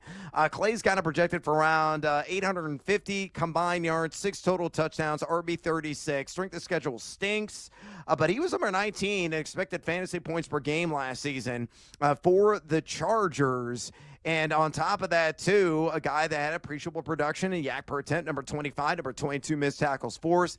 I think there's more meat on the bone from a fantasy perspective and what should be a dynamite Broncos team offense and a very supportive defense, which means he could come in and soul away the clock late. More carries, more touches, more opportunities. Give me J.K. Dobbins. All right, now we go to wide receiver. And out of this elite group, Nico Collins, Drake London, A.J. Brown. Who's your pick? All right, I'm going to go Drake London, man. I love Nico Collins, right? But I like the 2 Iowa State kids that they drafted. And Nico Collins does struggle to stay healthy. He's had some injuries in the past. A.J. Brown, I love him, but the Eagles are a run-first offense, and they have Devontae Smith and other weapons. I'm going to go Drake London. I know that Atlanta has Bijan Robinson. Kyle Pitts has been working more as a wide receiver in camp. But Drake London's never had a quarterback, and he's coming off a career year. Look who's been throwing him the football. Desmond Ridder, right? Kirk Cousins. I know it's a short sample size, 3 games, but I like what I saw from Penix. Love what I saw at Washington, even before that at Indiana. I'm high on Atlanta's offense this season. I like Drake London the best. I think Nico's going to go nuclear, man. It's Nico Collins for me. Now, I do worry about the offensive line, which was dead last in pass blocking efficiency last season in H-Town. They got to show significant improvement there. But I think a lot of quick steps, a lot of quick releases from C.J. Stroud is what this team is working on at camp. It's going to pivot Collins. Clay's kind of projected for 143 targets, 98 catches, 1,345 yards, 8 touchdowns, a wide receiver 7. He was number 3 in yards per route run, number 8 in expected fantasy points per game, number 4 in fantasy points per route last year, and number 18 in route win percentage. So, again, I love Drake London too. I think he's going to be a top 10 guy. I'm already been heavily invested in best ball in London because I'm typically getting him in round 3. But Nico Collins is the dude for me, and A.J. Brown on the outside looking in. And by the way, turnover on the first play of the game. Love it. Over 6.5 first quarter. Yep. Yeah, looking good for you, and a completion straight away. So already inside the red zone are the Chargers. Will Dissly with the catch off of the hand of Trey Lance. All right, quickly, Chris Olave, Jordan Addison, Juwan Jennings, who has a calf injury now. We don't know how long he's going to be out. So out of that triumvirate, who's your selection? Oh, man, I hate the quarterback situation with the Saints. I saw some really bad Tyler Shuck stuff. It's probably going to be Spencer Rattler week 1, man. Jordan Addison's a stud, but Justin Jefferson's on the same team. It would be, I'm going to go Jordan Addison, man. I want to say Juwan Jennings, but wants to get paid, demands a trade, gets hurt already. I'll go Jordan Addison. Jennings for me, assuming the calf checks out in a couple of weeks. We still got over a month to go to the start of the regular season. All right, we got to take a little siesta here on BetMGM tonight. When we come back for the gridiron and back to the diamond, we're going to talk to our guy, Cody Decker, about the MLB trade deadline and what went down today. Stick around. This is BetMGM tonight on the BetMGM Network. Wherever you go, we're there. Listen to the BetMGM Network live on Odyssey. Tune in and now on the iHeartRadio app. Wagertainment for every fan.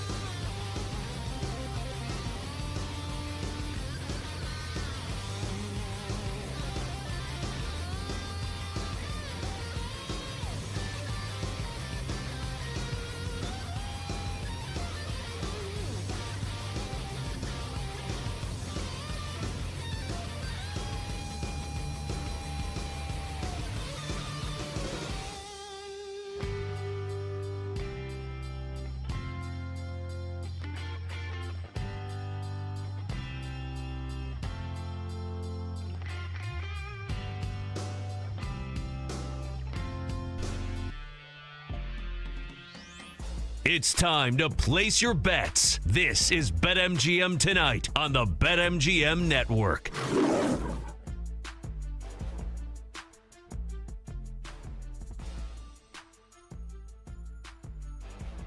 I think Brad's mic may have been disconnected, so we'll see if we can get Brad back here. I'm Ryan Horvat. It's BetMGM Tonight on the BetMGM Network. I think I'm back. What? We're presented by BetMGM. Hey, Brad, how's it going? Hey, how you guys doing? Welcome back to BetMGM Tonight. My mic went mute for a second, and all I had to do was swipe right, and here I am. Ryan Horvat is indeed in the house. It is hashtag Tequila Thursday. Ryan Horvat is indeed already cashed a winner. Had the over on 6.5 points in, the first quarter? Is that right, Horvat? And we already have a touchdown in the Hall of Fame game. Yeah, Will Dissly never has to pay for a drink anytime I'm around ever again. Trey Lance, hey, he looked pretty good on that drive. All he had to do, one play action pass to Dissly in the back of the end zone, and we cash. I didn't see who fumbled the kickoff because we're doing a live show and it's preseason. But whoever did, I would like to Venmo them a couple bucks as well. Buy them a sandwich because that's why we get in the end zone right away. Yeah, buy my bottle of Clase Azul. It is a hashtag Tequila Thursday after all. We're going to be talking MLB and the fallout of the trade deadline. And man, was it fast and furious today. Cody Decker is going to be joining us here momentarily. For the reminder, if you want to talk Major League Baseball with us, if you want to talk the NFL, whether fantasy football or the futures market, you want to talk college football futures, a specialty of Mr. Horvat, or the WNBA, you absolutely can. All you got to do to contact the show is pick up the phone and dial us, fools, at 833-732-3875. 833-732-3875. You can also fire off your comments or questions via the X or the Twitter at BetMGM Tonight. Again, on X at BetMGM Tonight. We'll keep you updated on all the action going down in Canton, Ohio. But right now, we got to talk the flurry of activity that went down and maybe the busiest trade deadline of my lifetime, at least that I could ever remember.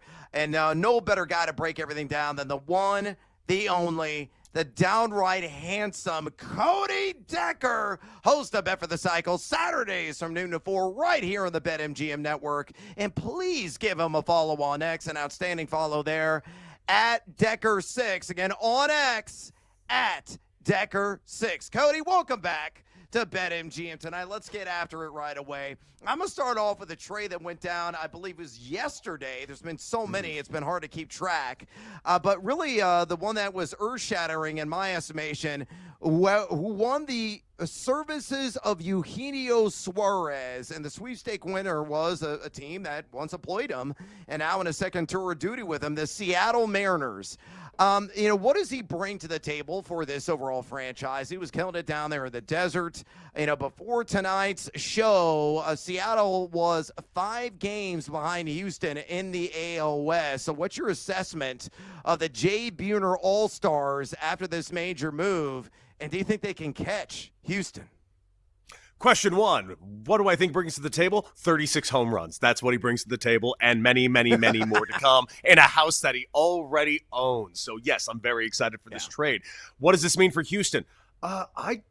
Listen, I'm hoping an H somehow returns Carlos Correa to the version of Carlos Correa that he was in the past, but I'm not going to put my money on it. In fact, I've actually been on this network for years and years and years, lauding everything involved with the Seattle Mariners. I've loved their pitching every year, year in, year out. Jake Hassan, friend of this network, has constantly referred to them as a god-tier pitching staff, and you know what? He is correct. They've been allergic to wood, however, for that exact same amount of time, but not this team. Arozarena, Julio Rodriguez, Big Dumper doing what he's doing. You throw in Eugenio, who is the best version he's ever been of himself. And by the way, are we just sleeping on that Josh Naylor pick? This is one of the better offenses, not just in the American League. This is one of the better offenses in Major League Baseball. I told people just a couple of weeks ago on the Daily Tip, bro, do not put your money on the Mariners.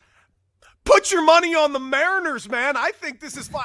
This is 96. Let's go. They may fall fast in the playoffs like the Mariners always do. But, dude, I like this team. I think this is a playoff team, not just a playoff team.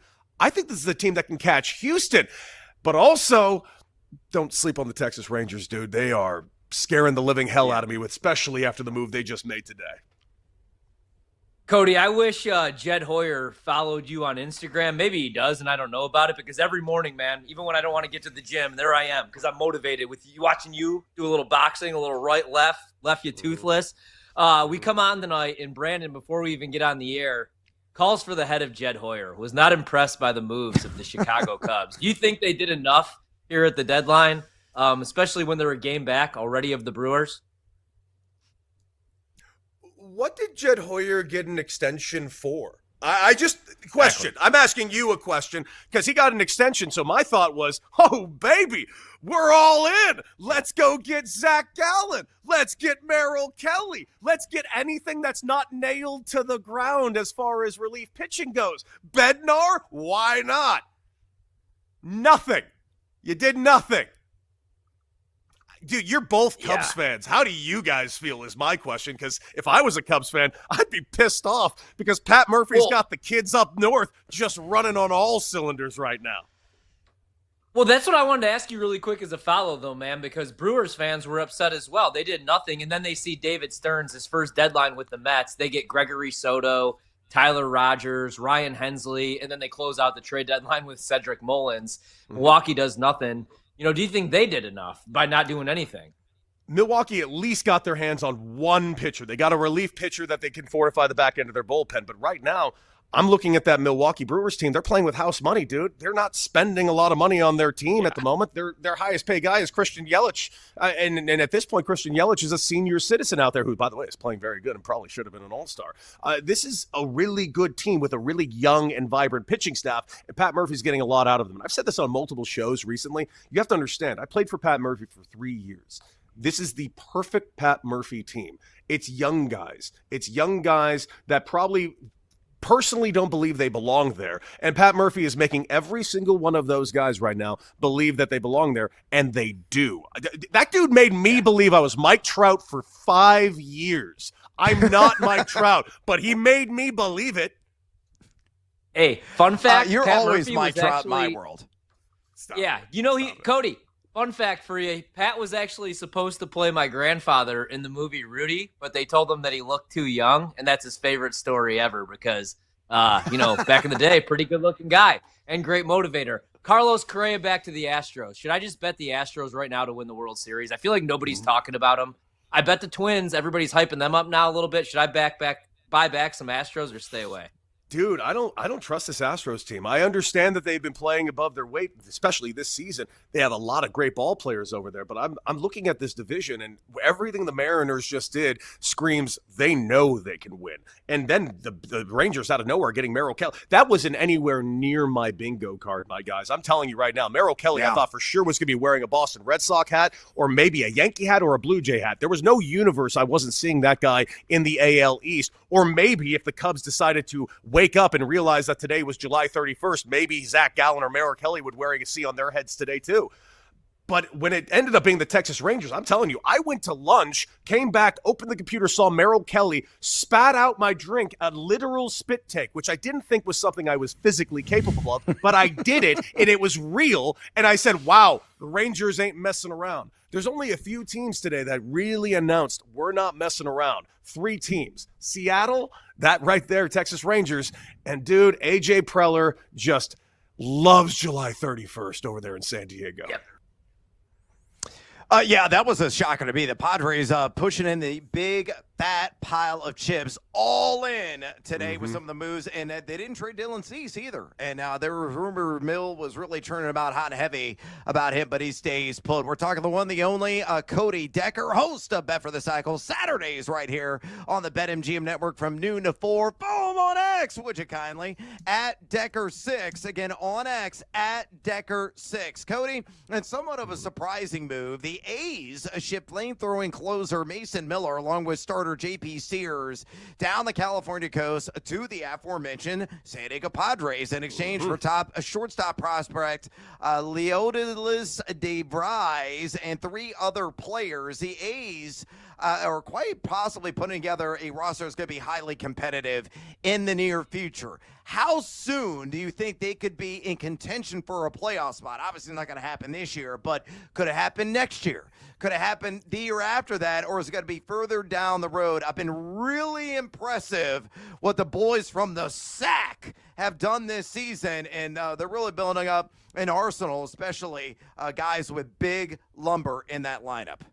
I will agree with you, and I will agree with you that they had the right guy at the helm in Mark Kotze. Mark Kotze, I actually, for all the controversy that was taking place last year over there in Oakland with that team, Mark Kotze, the fact that they were a remotely functioning group of ball players at all, I thought should have been up for manager of the year. And I know that seems kind of funny for a team that was the A's mired in all their controversy, but he really had those guys still playing. It wasn't the players' fault, and it sure as hell wasn't Mark Kotze's fault. And this year, he just knows how to motivate these young guys. And yes, a lot of big sticks over there. But how soon can this team be ready to go?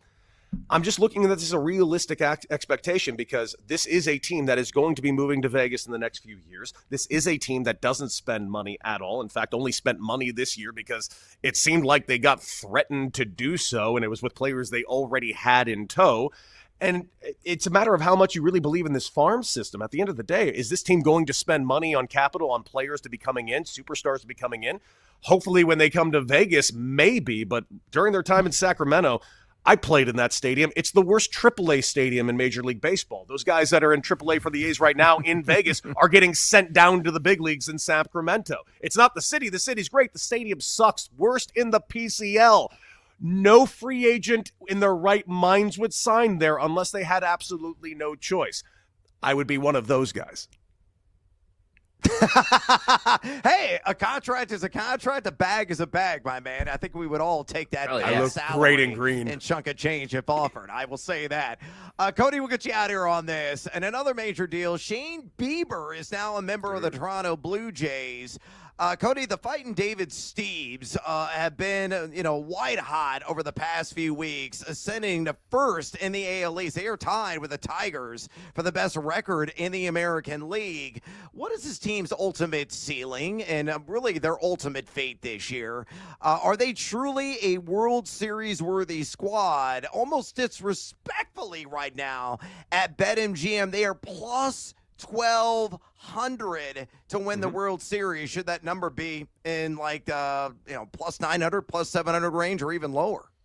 It's not arguably disrespectful. It's disrespectful. This was a team that we have touted to get to this point for the last couple of years, not unlike what I just said about the Mariners. The Mariners and the Blue Jays for these last straight 3 years have been arguably the biggest disappointment in Major League Baseball, year in, year out. I know I've lost money on both of them. Thank you for that. But this year, I refuse to put a dime on either of them, and they finally came into their own the way I dreamt of a couple of years ago.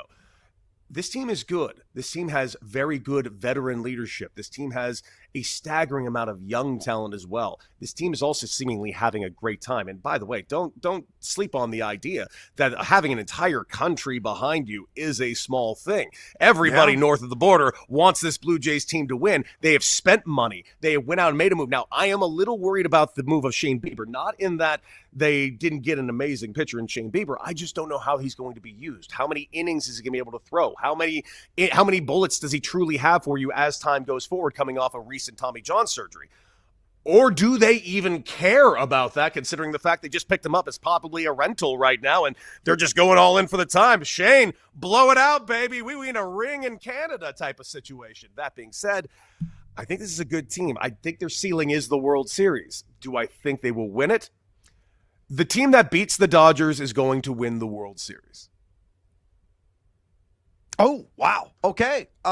So I tend to agree with you on that. Although the Dodgers, they're the front runners right now. I think they're like plus 250 still to win the World Series. And I think that's very much, up for grabs and very debatable. I mean, I think San Diego's got more than a puncher's chance of even chasing them down in the National League West. Do you agree with that in like 30 seconds? By the way, San Diego plus 750 to take the NL West. Can they do it?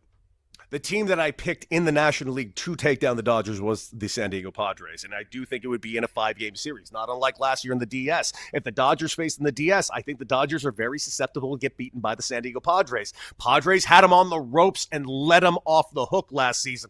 Cannot happen again. That's why this Padre bullpen being fortified the way it was truly gives me hope that this team could possibly do it. That being said, Dodgers were kind of quiet during this trade deadline because they didn't need to make moves. They just need to get healthy. They got 17 arms on the IL, man. Not players, arms on the IL. Half of them are Hall of Famers and all of them are all-stars. You just get back 3 or 4 of them, and all of a sudden they got the best pitching staff in baseball again. Yeah, no doubt about it. Outstanding stuff for the one, the only Cody Decker, host of Bet for the Cycle right here on the BetMGM Network, Saturdays from noon to 4 Eastern. Follow him on X, which is kindly at Decker6. Again, on X, at Decker6. Cody, we appreciate the time. I'll see you at a new beach in New Jersey. We got to exit stage left here on BetMGM tonight. When we come back, another edition of You Spin Me Round, Round, Baby, Round, Round. Don't go anywhere if you love fantasy football, fools. This is BetMGM tonight on the BetMGM Network. Pick 6! Don't miss out on the action. If you miss the show, you can listen back on the always free Odyssey app. It's BetMGM Tonight, presented by BetMGM.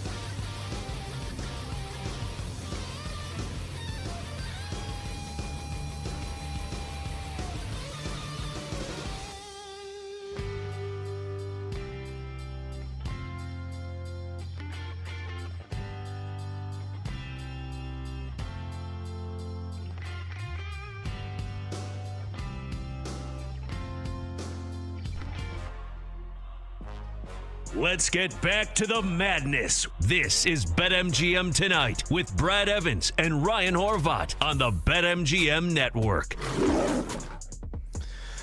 Welcome back to BetMGM Tonight. Probably the Big Noise Evans with you. Ryan Horvat in the house on this hashtag Tequila Thursday. We got another touchdown on the board in the Pro Football Hall of Fame game in Canton, Ohio between the Chargers and the Lions. Nearly a pick six off the hand of Kyle Allen.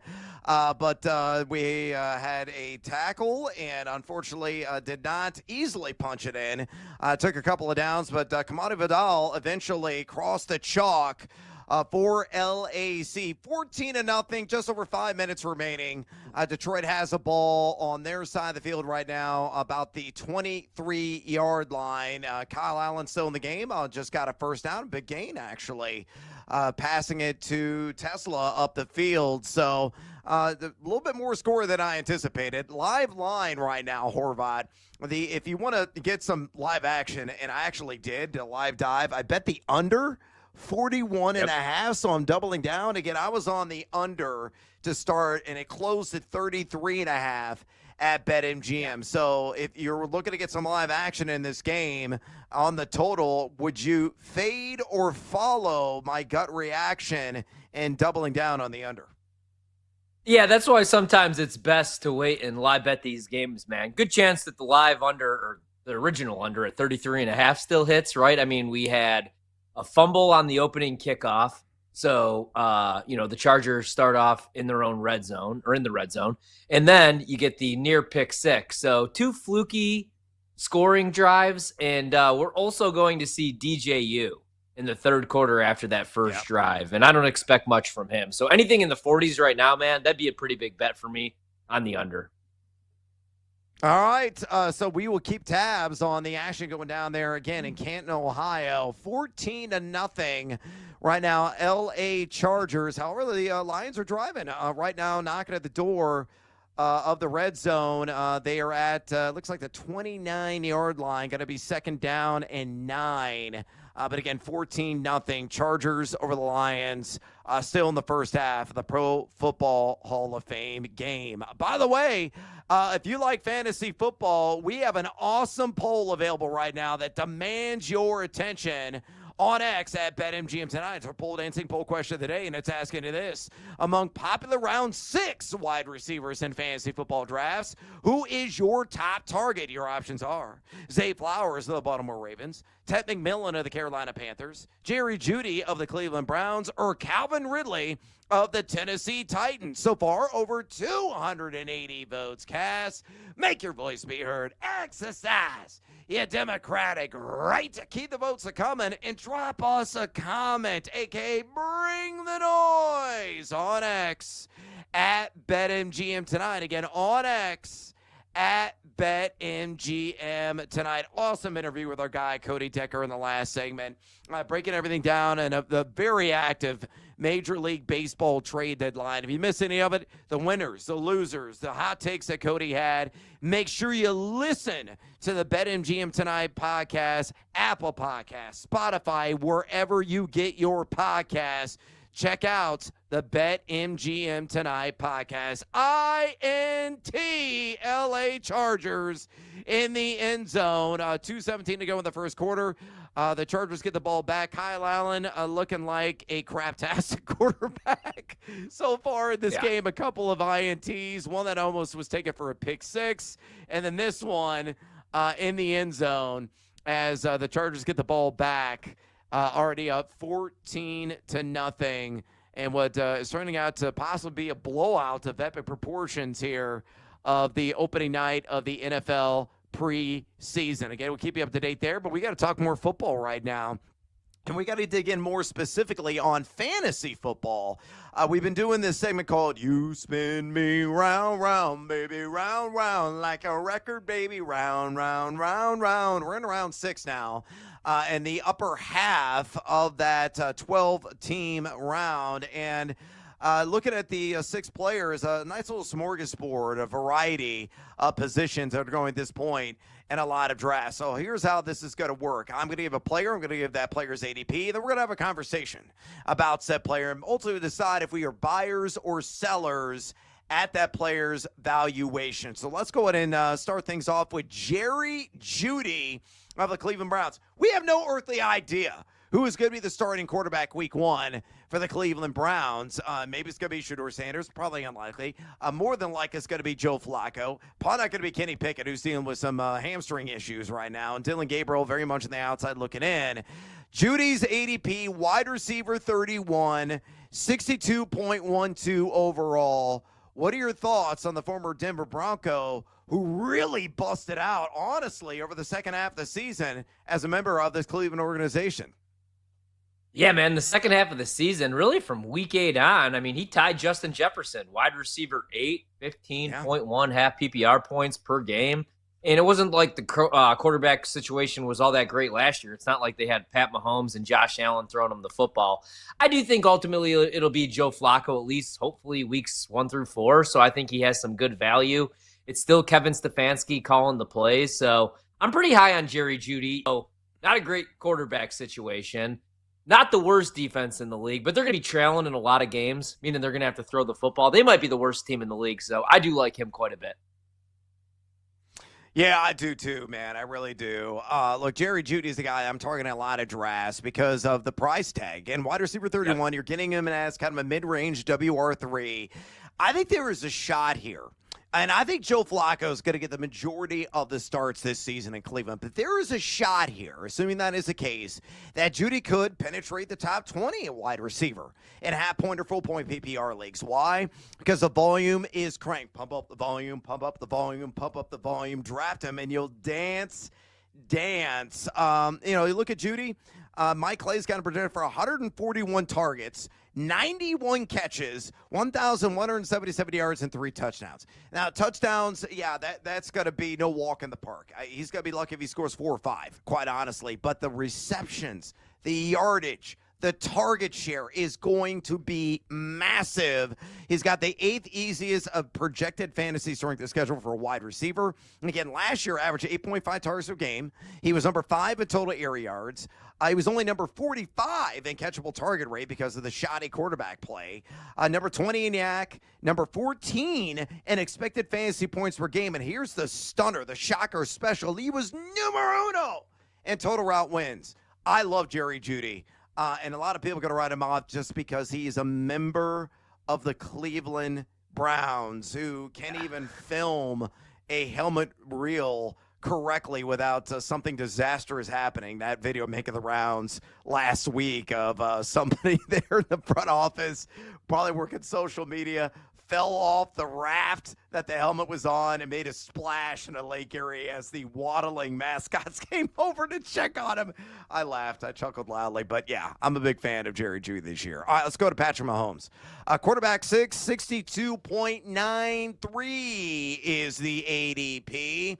It's going to be a bounce-back season for Mahomes, who's failed to go for 30 passing touchdowns in back-to-back years, though we still do not know what the ultimate suspension fate is of Rashee Rice. Yeah, you would hope that they get him back at some point and he's able to play at least 11, 12 games this season, stay healthy, because he's their number 1 wide receiver. Kelsey's lost a ton of weight, looks healthy coming into the year.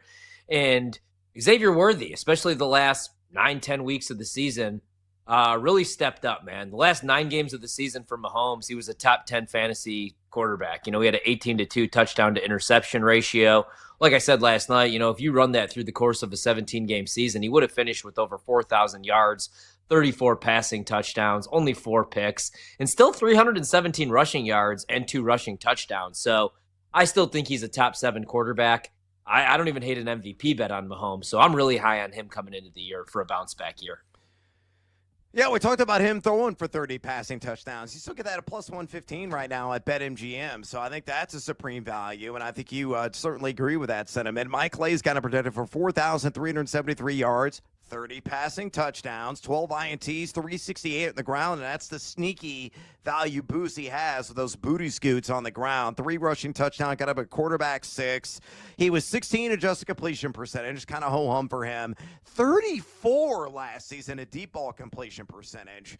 Having Rice back, hopefully you'll have him for a decent chunk of the season with Xavier Worthy. Season under the belt there, a full year of Hollywood Brown, a lot of speed on this roster. He's also number 5 in red zone completion percentage. And Travis Kelce, certainly the apple of his eye in those situations, can still get it done. Number 8 in expected fantasy points per game. I got him a quarterback 6. I'm not going to move him. No matter what the verdict is on Rice, I am a buyer on Patrick Mahomes, who I believe will throw at least 30 TDs this year. What about the Riddler, Calvin Ridley, WR32, 63.05. Thoughts on him? Yeah, man. I mean, obvious upgrade at the quarterback position. I know Cam Ward hasn't even taken a snap, but anything's better than Will Levis and anything else that they had in Tennessee last year. He led the league in air yards. He was 6th in downfield receptions last season, and now he's got Cam Ward. So I think he's going to have at least 120 targets. You know, he only had, 4 red zone targets, so hopefully he could get into the end zone a little bit more. But, yeah, I like Calvin Ridley with Cam Ward taking over as quarterback. Yeah, I love him. I have him in a keeper league. I kept him for $8 in the draft I got going down here at Casa de Evans on Saturday. It's a 14-teamer. I think it's really good value there. I think he's going to be like a $15 to $20 wide receiver when it's all said and done. He was number 1 in total air yards last season, number 5 in ADOT, averaged at the target, number 20 in total route wins, number 28 in expected fantasy points per game, 97 in catchable target rate. Why? Mr. Mayo, Will Levis stinks. That's why. Cam Ward is a major upgrade. It may be a little rough around the edges at the beginning of the year, but I think Calvin Ridley's going to come on strong as the season progresses. Let's go to Sam Laporta, tight end 4, 64.99. He started off slow last year, finished strong. What do you think the verdict's going to be on the follow-up year this time around? I think he's going to have a bounce-back year, man. I know Ben Johnson's gone, but we got to remember he had that ankle injury last year, and that was, I think, the issue, really, weeks 1 through 10. And then you said it. He came on late. Weeks 12 through 18, he had a 77% route run rate and 18.6% target share. He's going to get the red zone looks. So, yeah, I'm banking on Sam Laporta to have a bounce-back year and maybe be top 4 tight end in the league. I got him at number 5. I think Evan Ingram is actually going to best him, and I don't think that's remotely a hot take. All right, we got to take a little CSA here on BetMGM tonight. We come back for the pro to the college circuit in football. Stick around. We're talking Big 12 right here. BetMGM tonight on the BetMGM Network. Wherever you go, we're there. Listen to the BetMGM Network live on Odyssey. Tune in and now on the iHeartRadio app. Wagertainment for every fan.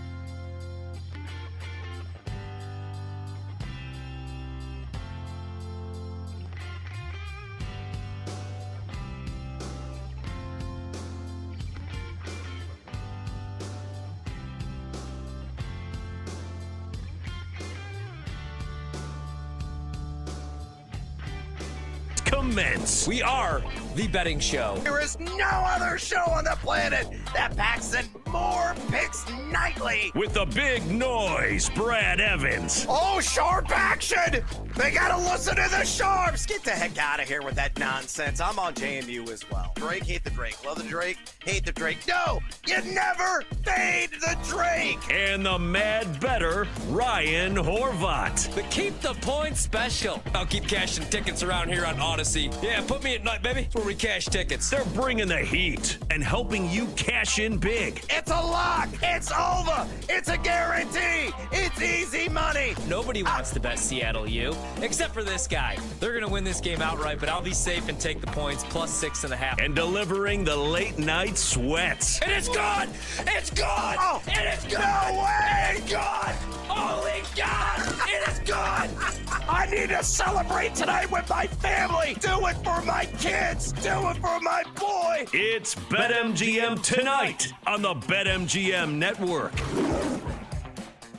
Welcome back to BetMGM tonight. Brian the Big Noise Evans with you. Ryan Horvat in the house on this hashtag Tequila Thursday. And you know what? I think I need something to quell the nerves. So bartender, pour me another one. You might as well leave the bottle because I may need to numb the pain. I have the under in this Hall of Fame. Yeah, thank you. Appreciate it. Hall of Fame game. And I got it the closing line at 33.5. I doubled down with a live dive in the last segment at 41.5. Detroit just converted thanks to Kyle Allen's legs.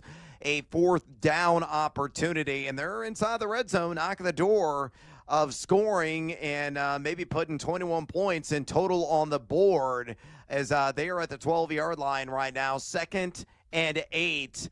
And it is a handoff, and I'm going to give you the live. Looks like about a 2-yard gain, so it's going to be about 3rd and 5 for Detroit.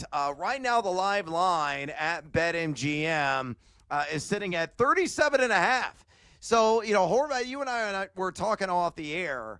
If Detroit scores a touchdown here, and let's say goes and they hit the extra point, it goes to 14-7. What do you think the live total is going to jump to? Is it going to get back in the 40s? And if it does get back in the 40s, are you again slamming the under?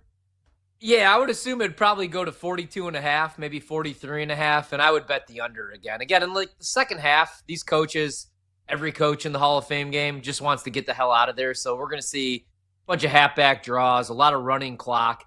I don't know that anybody's going to need to properly evaluate DJU. I think at best he's a practice squad quarterback. So I would just keep betting the under, especially if we do get back into the 40s. Looks like it's 4th and 1. They're obviously going to continue to go for it. That's the other thing, man, right? They're not going to settle for field goals. They're going to go for it on 4th down. And there's going to be, practice squad players out there in the second half. I mean, it's not a great product right now in the first half, but it gets even worse in the second half. So maybe wait, pump the brakes, and keep betting the under because it looks like Detroit's about to go in right now. Yeah, indeed is the case. 4th and 1. Oh, nice. That was a pass on 4th and 1, which I would not have called with a Dan Campbell coach team. A little out route there. Nice pitch and catch. With Kyle Allen and some unknown wide receiver. The line is still at 37.5 on the total right now. It is juiced, though, to the over at -135. Again, looking at the live dive, if they end up scoring and the total just fell off the board again, it's just updating rapidly right now in anticipation of points being put on the board. It is 1st and goal. I'm a little bit behind, more than likely even than you are here on my YouTube broadcast. Handoff off the left side, nowhere. So it's going to be 2nd and goal for Detroit. We're going to see what happens. We'll keep you up to date. Oh, and there goes the total. As Detroit does score, I'm behind, so it's updating live right now. 40.5 is the total, pending the extra point. Are you going back under again? Yeah, I'll go back under here. Again, I think, what do we got? 5 minutes, 30 seconds to go in the second quarter. Yeah. Craig Reynolds is a beast out there tonight, man. He's got like 40-plus yards rushing, just gets in the end zone. That was a 15-play, 60-yard drive. I think that calms down. I do still think that the under is the play as we approach the 40s. Yeah, and again, it's juice to the over, 14-7. The over at -125, the under at -105. All right, we'll keep up to date on all the action there in Canton, Ohio. But with that business put to the side, it's time to get after it with another edition of College Cash. It's time for chaos. They're back now to the 30. They're down to the 20. All the Bears is out on the field. It's time for tradition. Oh. It's time to make the college cash. All right, time to get after it yet again. Again, the focus this week has been the Big 12. We got another 4-pack of teams. Here's how this little ditty is going to work. I'm going to toss out the team. I'm going to toss out the over-under line right now at BetMGM alongside with the juice. I'm going to give you a little numerical background. The numbers nerd will come out and play for a moment, and then I'm going to hand the baton off to my guy, Ryan Horvath, who's going to sprint down his running lane and give you a full breakdown of the team and ultimately his pick on the over or the under. So let's go ahead and get after it right now. And great horny toad to start off with TCU. The total right now at BetMGM is 6.5. Juice way to the over at -190, the under at +155. The background here, statistically speaking, number 32, projected according to ESPN's Football Power Index. They are forecasted to win 7.2 games, so you understand why it's juiced to -190 on the over. A 10.3% chance on making the college football playoff. Does TCU have a team in terms of strength of schedule, much like the entire Big 12? Not overly intimidating at number 48. According to the analyst.com, projected to finish number 30 in offensive rating and number 37 in defensive rating. You could argue the Horned Frogs are the most balanced team in the league. So with all of that data at your disposal, Horvey, what are your thoughts on TCU over or under 6.5 wins? Again, the over at -190. Yeah, I wouldn't want to lay the -190. I got to this one a little bit earlier. Maybe you could look at some alt lines and go over 7.5 wins because I think they win 8 games, man. Last year, they went 9-4. A couple of years ago, they were in the national title game. Year 3 now for Sonny Dykes, and he's 27-13. So they had one down year following the title run. They do lose 179 grabs. Their top 3 pass catchers, Williams, Beck, and JP Richardson, all in the NFL now. But it's Kendall Briles calling the plays, and Josh Hoover's back at quarterback. Last year, he was second in the Big 12 in passing yards with nearly 4,000, third in touchdown passes with 27. Eric McAllister is a name to remember. I think he's going to be a stud. Last year, 39 receptions, over 700 yards, 5 touchdowns. They have 3 starters back on the offensive line. Sonny Dykes has been just raving about the depth that they have. And the defense is going to be pretty good, man. Both of their safeties are back, Clark and Johnson. They do play non-con games against UNC and their rival SMU. In Big 12 play, they're on the road against Arizona State. They play Colorado. They're on the road against Kansas State and Baylor. So it's a tougher schedule, but I think they win 8 games. So I know it's -190, but I definitely like them to go over the 6.5. Yeah, the -190 is the problem I have with that. Yeah. I think that is the correct side. So you got to slap the wallet if you agree with Ryan Horvath, and I certainly do. It's a soft number for sure. All right, let's go to West Virginia. The Mountaineers, they're going to pop off the rifle this year. The total's only 5.5 for this squad. +110 on the over, -130, so juice to the under. Again, the background, statistically speaking, ESPN's Football Power Index has them at number 66, projected to win 5.2 games, so a little bit shy of that 5.5 number. Only a 42.3% chance of winning 6 contests this year. Number 55 overall in terms of strength of schedule. Interestingly, number 8, folks, an offensive rating with that forecast scoring the analyst.com. However, number 115 and defensive rating. Ouch. So what are your thoughts on West Virginia? 5.5 wins, get +110 in the over, -130 in the under. Go ahead and digress, and I will digest these awesome Antonio Gates highlights as a basketball player during his days at Kent State. I would lean under, but there's just too much uncertainty and unknown for me to do so. So to bet it at least.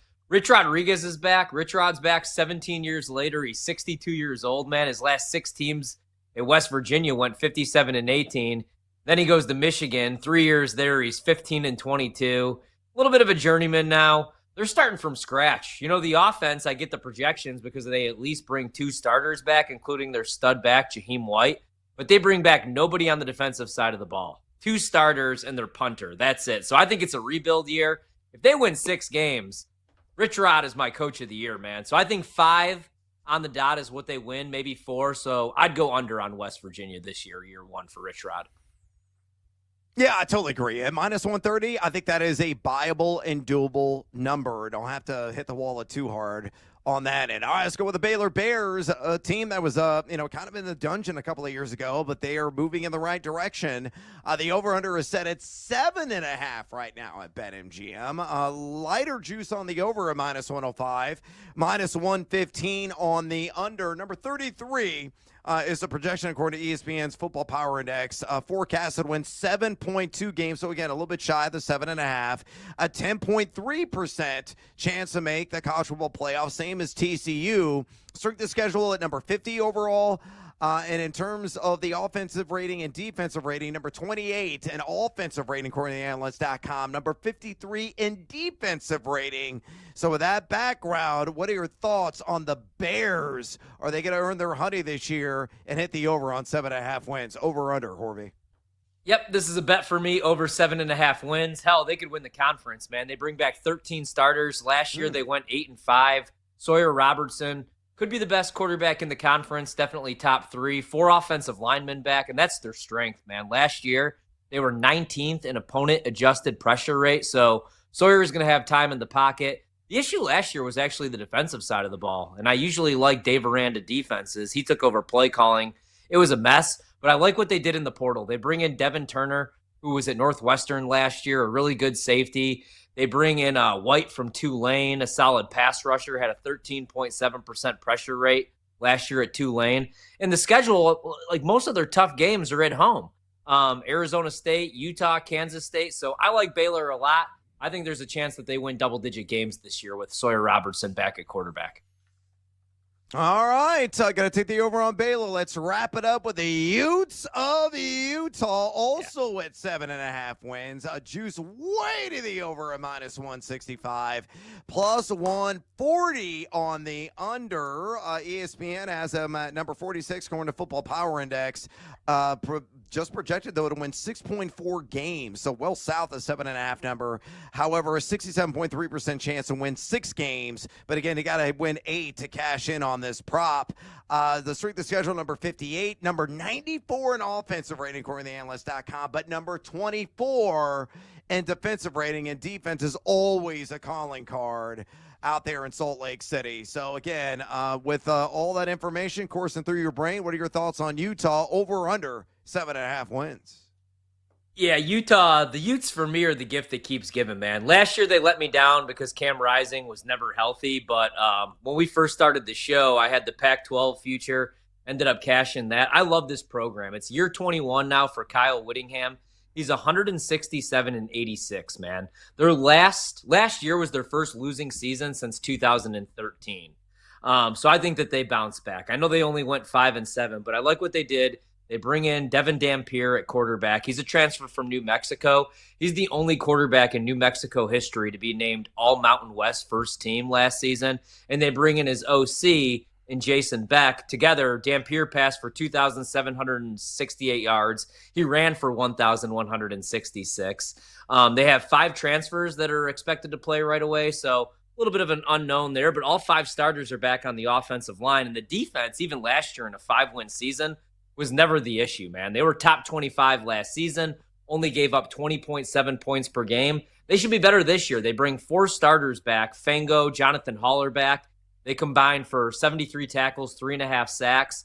Since replacing Urban Meyer in 2005, when I was in grade school, Kyle Whittingham has had 3 losing seasons, man. So as long as Devin Dampier can make the transition from the Mountain West to the Big 12, I think they're live to win the conference. Don't hate the schedule. On the road against UCLA to kick off the season. Then they get Cal Poly, Wyoming, Kansas State, they get them at home. Arizona State, they get at home. And Rice-Eccles is one of the toughest places to play in the country. So anything better than 8-1, I would take a stab on them to win the Big 12. But I did go over on the win total, even though I told myself I was going to stay away this year.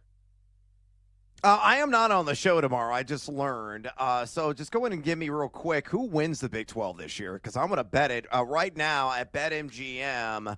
Let's see, Kansas State plus 250, Texas Tech plus 275, Arizona State at plus 275, Utah at plus 300, Baylor plus 400, TCU plus 425, everybody else plus 500 or greater. 10 seconds, go.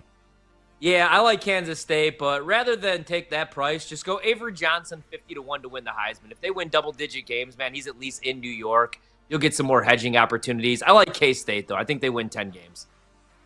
All right, the Wildcats, he believes they're going to take the Big 12. We got to take a little siesta here on BetMGM tonight. We come back, more baseball talk with Bob Nightingale. Don't go anywhere. This is BetMGM tonight on the BetMGM Network.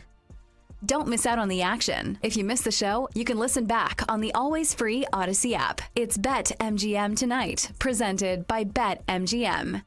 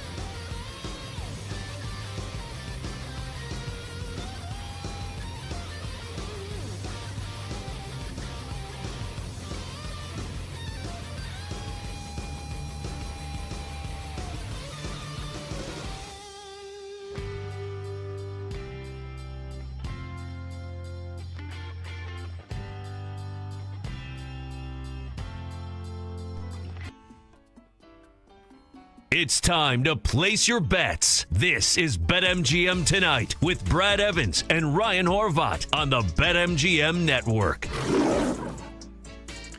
Welcome back to BetMGM Tonight. Brad the Big Noise Evans with you. Ryan Horvat in the house on this hashtag Tequila Thursday. We're going to talk to Odyssey MLB Insider Bob Nightingale here momentarily. Again, busy day. In the world of Major League Baseball, one of the most active trade deadlines of my entire life, maybe of all time in history. It was absolutely redonkulous from beginning to end, just a flurry of activity. So we're going to get his thoughts on the winners and losers here in a second. A quick update, 21-7. It's a shootout we're going down right now in Canton, Ohio. The live total is sitting at 45.5. I bet the under again. I'm a degenerate. Why am I doing it? Going back to the well, the scoring has got to stop, and it's probably going to finish like, 54-48 at this rate that it's going. But we shall see. Only the fifth team since 2014 to score 20 or more points in a full Hall of Fame game, and the Chargers have done that with 21 in the first half, again up 21-7. By the way, our pole dancing poll question of the day is asking about fantasy football, and the topic is this: among popular round 6 wide receivers in fantasy drafts, who's your top target? Your options are Zay Flowers of the Baltimore Ravens, Tevin Millen of Carolina, Jerry Jeudy of Cleveland, or Calvin Ridley of Tennessee. Nearly 300 votes cast. Make your voice be heard. Exercise your democratic right, and drop us a comment. We're going to be reading those coming up here in the next segment. So bring the noise on X at BetMGM Tonight. Again, on X at BetMGM Tonight. But from the gridiron back to the diamond, let's bring in Bob Nightingale right now. Join us via phone. Odyssey MLB Insider, and Amanda, you gotta follow on X as we head down the home stretch of the MLB regular season at B Nightingale on X. Again, at B Nightingale. Bob, welcome to BetMGM Tonight. Straight away for me, my man, with the trade deadline now over and done with, it's time to grade out the winners. Which team or teams do you feel really earned high marks at the deadline and in their deals this season? And I'm guessing the San Diego Padres are going to be one of them. Yeah, that'd be my number one for sure. I mean, man, they traded 22 prospects today, but you got a great closer in Mason Miller, extra starter, and Nestor Cortez. Mountcastle. Everywhere you turn, infielders, outfielders, starters. It's unbelievable what they've done.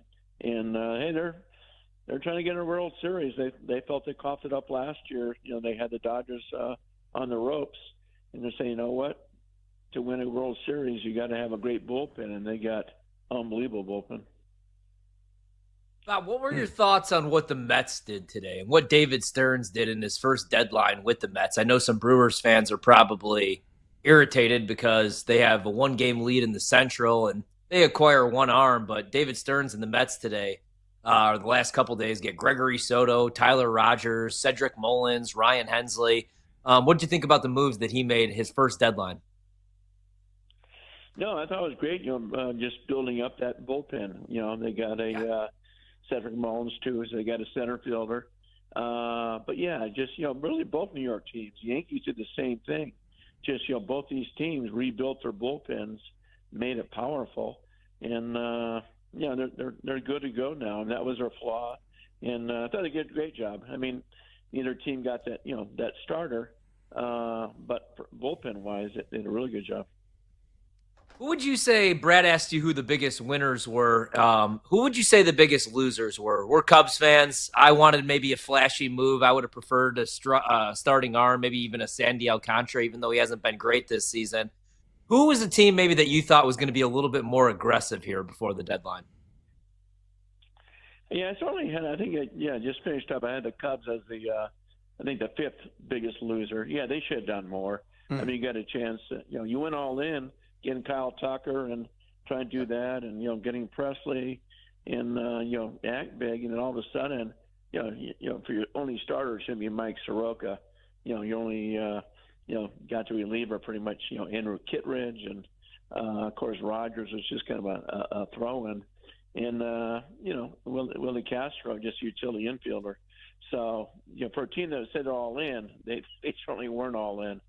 And the biggest loser, I'm not saying they were even expecting to do anything big, but I've never seen a team have a fire sale in one day like the Minnesota Twins. And they traded away 10 players, cut almost $100 million in payroll. I've never seen that. If the deadline had lasted about another 30 or 40 minutes, I'm sure they would have traded Joe Ryan too. Yeah, no kidding. They might have traded the entire front office, the manager, maybe some of the people working concessions there in Minneapolis. Yeah, that was absolutely nuts. I did not expect or anticipate the Minnesota Twins having a wholesale on that franchise, but that's kind of what the trade deadline was all about. A lot of twists and turns and curveballs certainly thrown this year. We're talking about Bob Nightingale, Odyssey MLB Insider. Make sure you follow him on X at B Nightingale, again on X at B Nightingale. Bob, we had our buddy Cody Decker on earlier in the program, and he talked about the praises that were coming out of Sacramento. They made a lot of moves, and they're getting some excellent young talent. Got one of the top shortstop prospects in that Mason Miller deal. I'm going to present the same question I presented to Cody earlier on in the show. How far away, in terms of years, in terms of seasons, are the Athletics, the Sacramento A's, eventually Las Vegas A's, from competing for a playoff spot? Because I like the lumber that they have really built up and amassed. Some impressive bats in that lineup, though the pitching still very much a work in progress. Yeah, I still believe they'll make the playoffs before they get to Vegas. So, I think sometime next 2 years, probably more likely in 27 than 2026. But they're on their way. I hated for them to trade Mason Miller, but I can see where you can't turn on a package like that. They got a ton. They got plenty of shortstops now. Could be, since you already have Jacob Wilson, now you got the kid from the Padres, who probably the best prospect that's been traded since like 2017. So they're on their way. Got a great manager, Mark Kotze. Tough to see some of those guys go, but they are building themselves up for the future, and surely they'll be a contending team when they move to Vegas, if not a year or two before. Yeah, no doubt about it. Definitely moving in the right direction are the Athletics. Bob, as Horvat had already mentioned, we're diehard Chicago Cubs fans, and it's somewhat disappointing day. We thought maybe they would be in the Merrill Kelly sweepstakes. We thought possibly they'd be able to wrest Zach Gallen away, but nobody did that from Arizona. You already mentioned that they were the fifth biggest loser on your list. You look at the NL pennant odds right now at BetMGM. The Dodgers still the front runner right now at plus 250, followed by the Phillies and the Mets. As you see things shake out here down the home stretch, which team do you see representing in the World Series from the National League? Yeah, the Dodgers didn't do anything either. They traded away Dustin May. So I'm surprised. I thought they were going to try to get a big-time reliever, but, they had a lot of guys coming off the injured list. But, yeah, if I had to take a team right now, I'd probably say Philadelphia Phillies.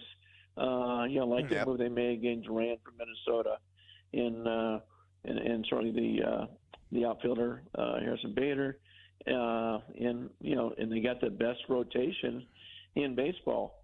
So I'll take the Phillies. I know they always kind of struggle in October.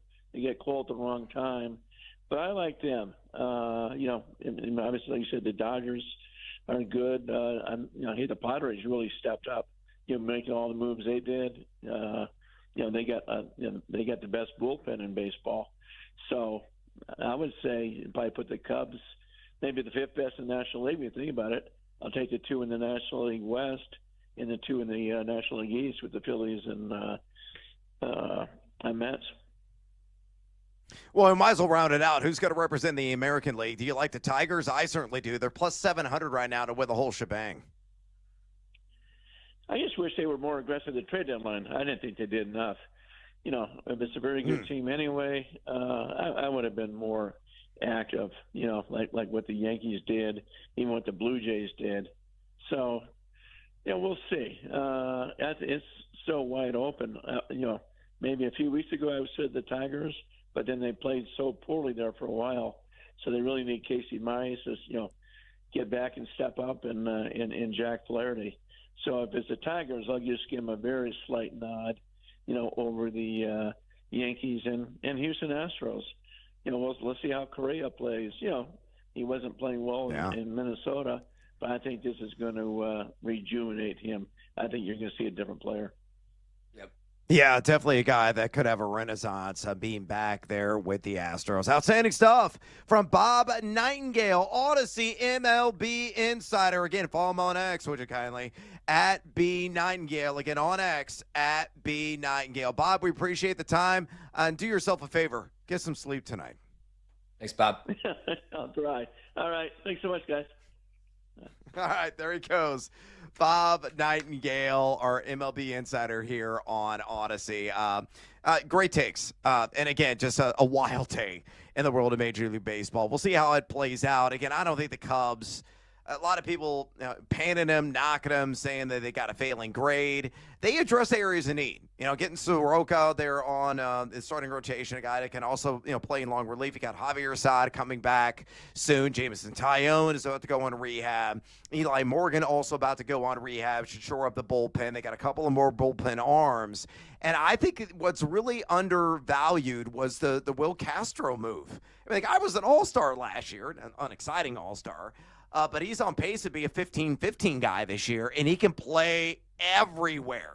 So he really, shores up, solidifies the bench overall. I mean, the Cubs, if I gave him a grade, it would be like a C-, but I don't think it was a failing grade based on the lack of moves or the overly meaningful moves that they did or did not make at the deadline this year. Am I wrong in that belief, or are you with me that they're like right around that C range? I just think people talk themselves into them making a splashy, maybe like a couple flashy moves, right? Like, I mean, they made some decent moves. You needed some bullpen arms. The bullpen a couple months ago was a strength. And then Craig Counsell did an interview where he said, I have never had a bullpen to work with like this. And since then, it's been a liability. And you said it, man, I really like the Castro pickup. I know it's not Suarez. It's not anybody that's going to hit you 38 homers, but he's only 28 years old. He played 6 positions for Minnesota this season. And, he's going to split time there with Matt Shaw, so I like that pickup. I would have liked another starting arm.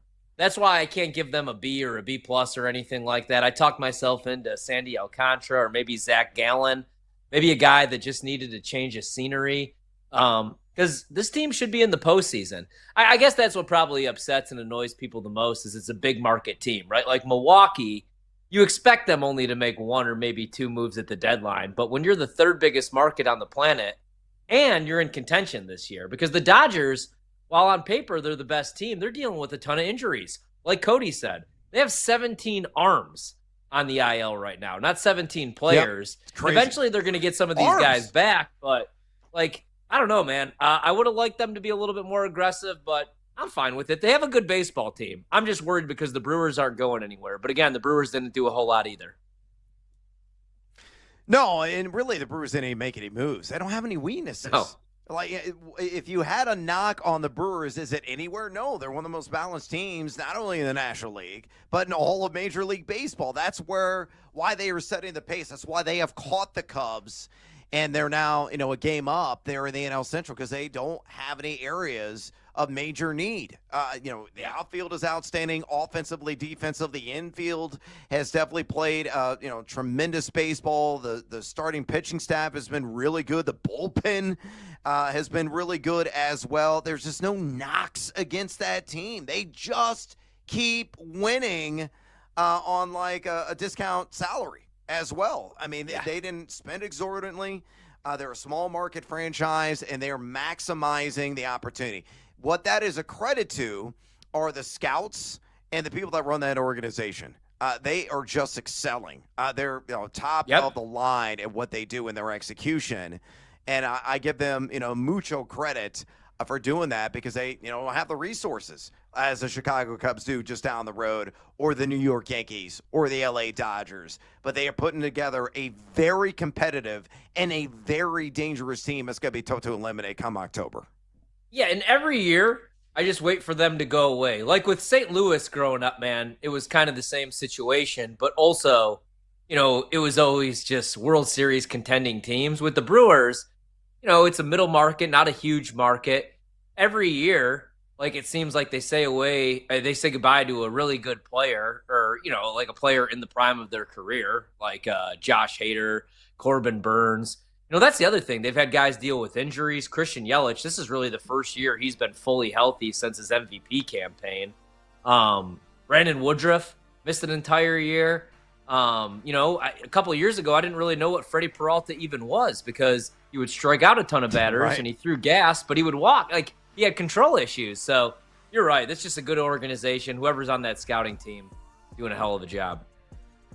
All right, stick around here on BetMGM tonight. I got a spicy little nugget for you fantasy fans right here on the BetMGM Network. Don't go anywhere. Brad Evans and Ryan Horvat will be right back with more Wagertainment on BetMGM tonight on the BetMGM Network.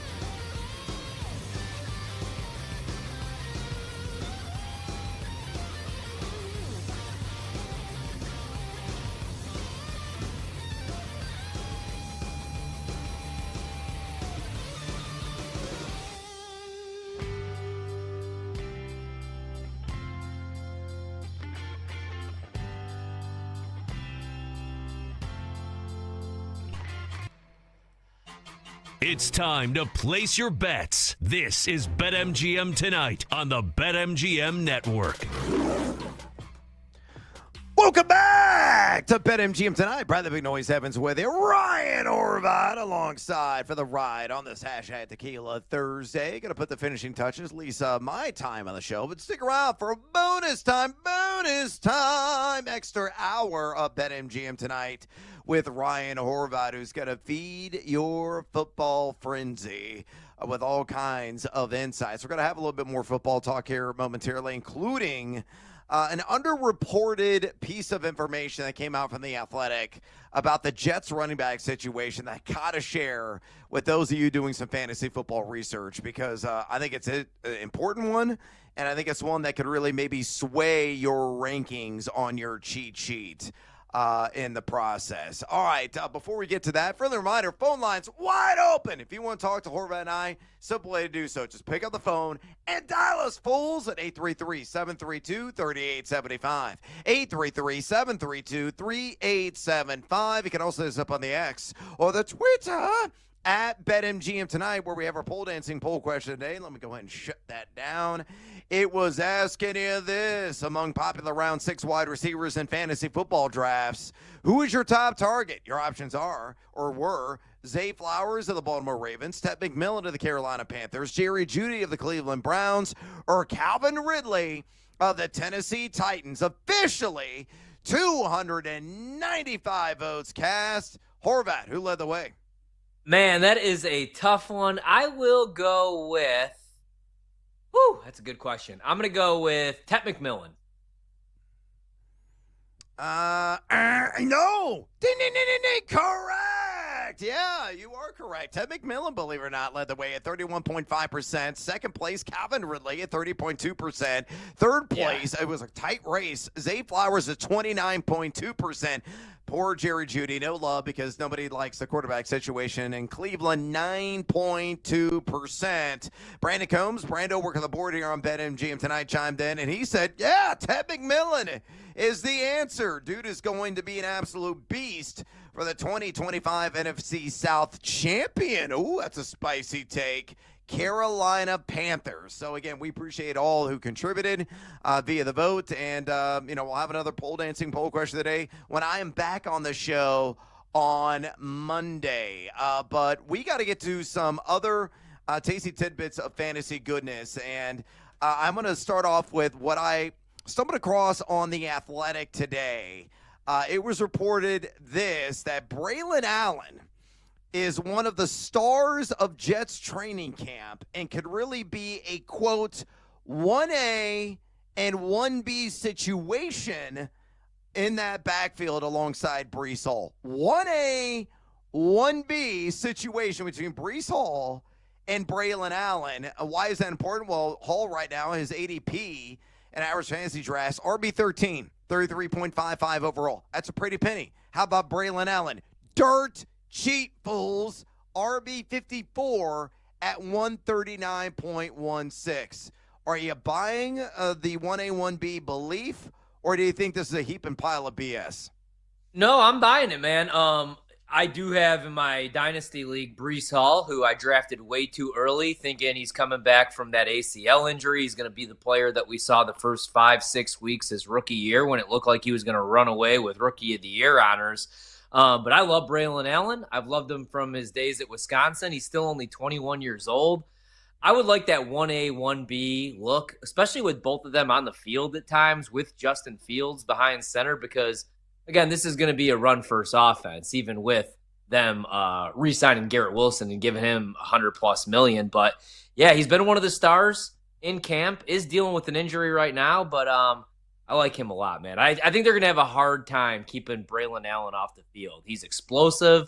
He's got that downhill running ability. That's really what the Jets have been lacking. He's just a different type of back. So I'm buying into this, man. I think he could have a solid season as long as he gets the reps. Yeah, he's a certifiable Rip Van Winkle, a true blue sleeper. Yeah. And, again, I define a sleeper as somebody widely available after pick 100 or well outside the starter ranks in 12-team leagues. And he's certainly that based on the ADP.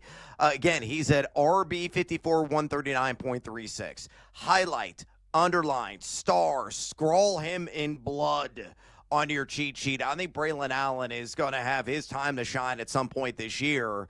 And again, this is a knock on Breece Hall, right? Breece Hall kind of underwhelmed last year.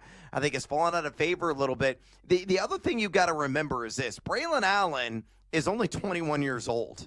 Remember, he came into the league as a 20-year-old. He wasn't even a legal imbiber by the law of the land.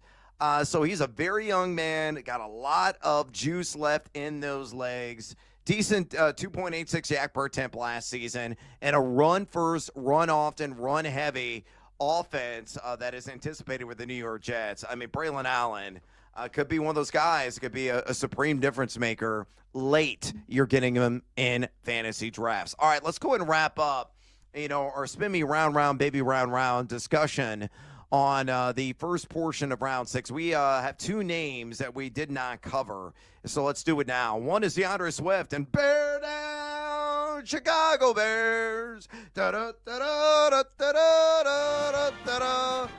Yeah, there it is. Thank you very much. You can argue that DeAndre Swift, one of the big winners of the NFL draft this year, though they got Kyle Monangai, has made some splashy plays in training camp in Bourbonnais.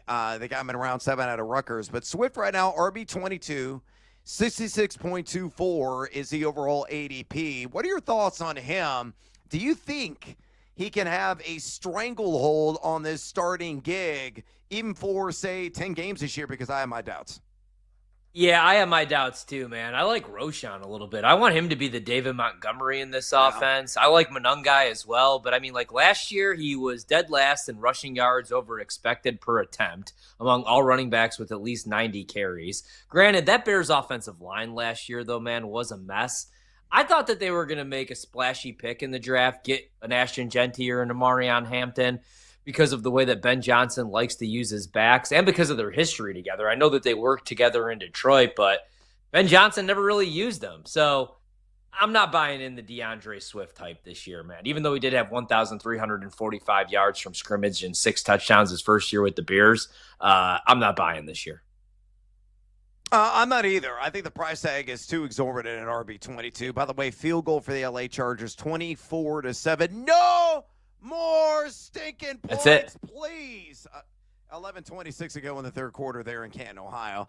But yeah, I am going to be dodging DeAndre Swift services. You look at the yak per attempt last season, the 4th worst of any running back, qualifying running back in the league at 2.46. Though he saw 75.9% of the opportunity share. Okay, that's great, but he was number 39 yards created per touch. The efficiency data was woeful. And, yeah, he could be decent. You got to rebuild offensive lines, a Ben Johnson offense. Those are all encouraging signs. Strength of schedule, not overly intimidating, number 15 in terms of the easiest among fantasy running backs. But I'm telling you, folks, don't sleep too hard on Kyle Monangai or Roschon Johnson. Kyle Monangai you're getting for free. He's going well after pick 200. And, again, I'm reading the reports every single day on this Bears team. And, every other day I'm seeing Kyle Monangai ripped off a long run. Kyle Monangai showed some explosivity today in practice.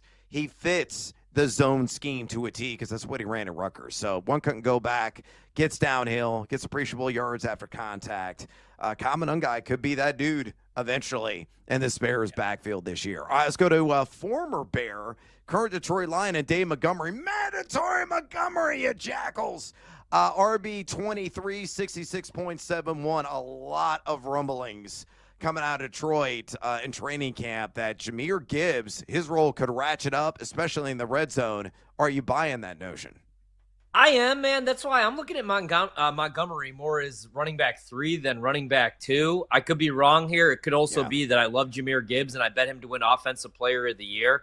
Montgomery's still going to get the touches, and I still think he's a good option because he's going to score touchdowns. 75% of the red zone trips, the goal line touches from him, have converted into touchdowns. And even with the draft pick of Gibbs, he's still getting the touches. Year 1, 16.8 touches per game.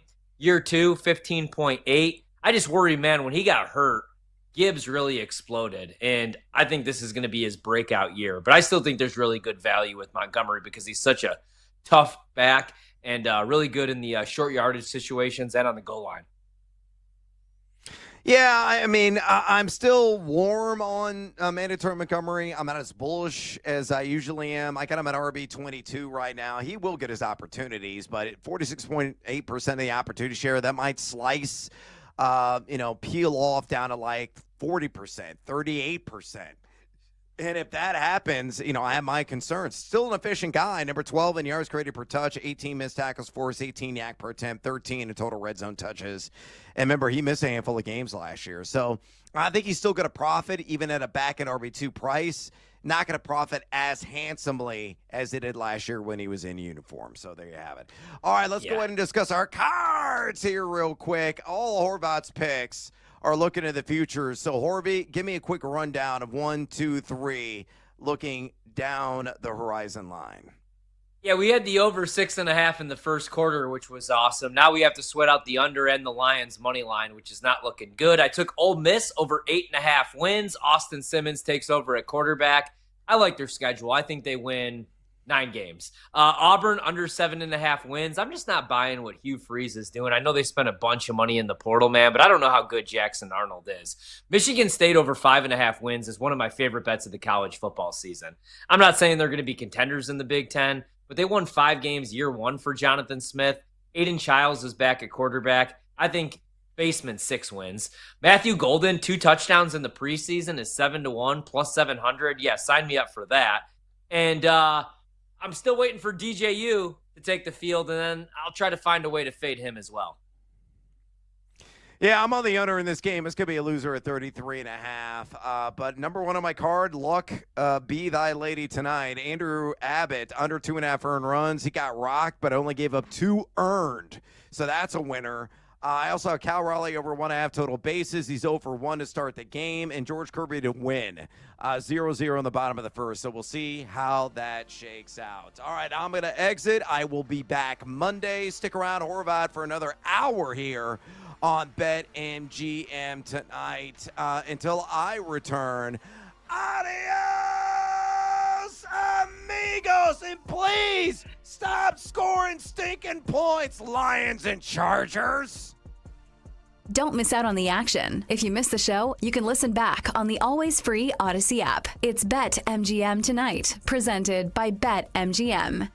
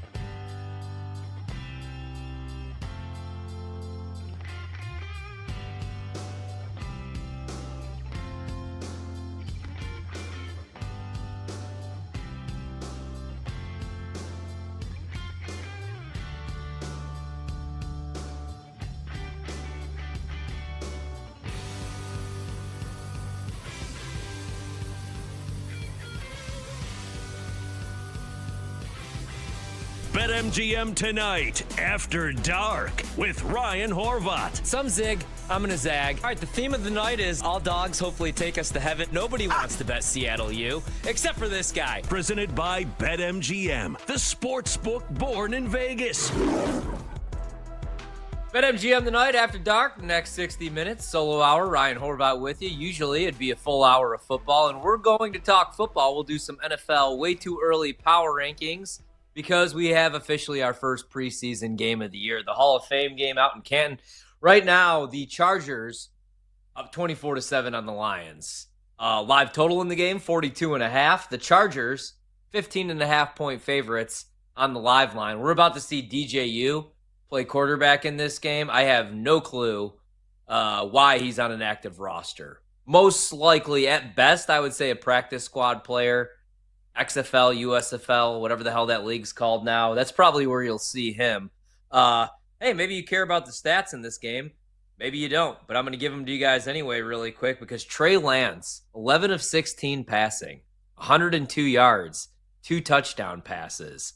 Is Justin Herbert's job in jeopardy tomorrow on First Take? No, I'm kidding. It's not. Trey Lance actually did look good, though. Reliable enough to be a backup, maybe. Lambert Smith, man. This is what I wanted to talk about real quick before we get to the Major League Baseball trade deadline, which did go down today at 6 p.m.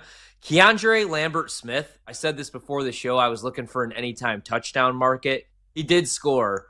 His player prop on like Prize Picks, places where you could actually bet preseason props because most legal sports books aren't going to allow you to do that because they would go broke.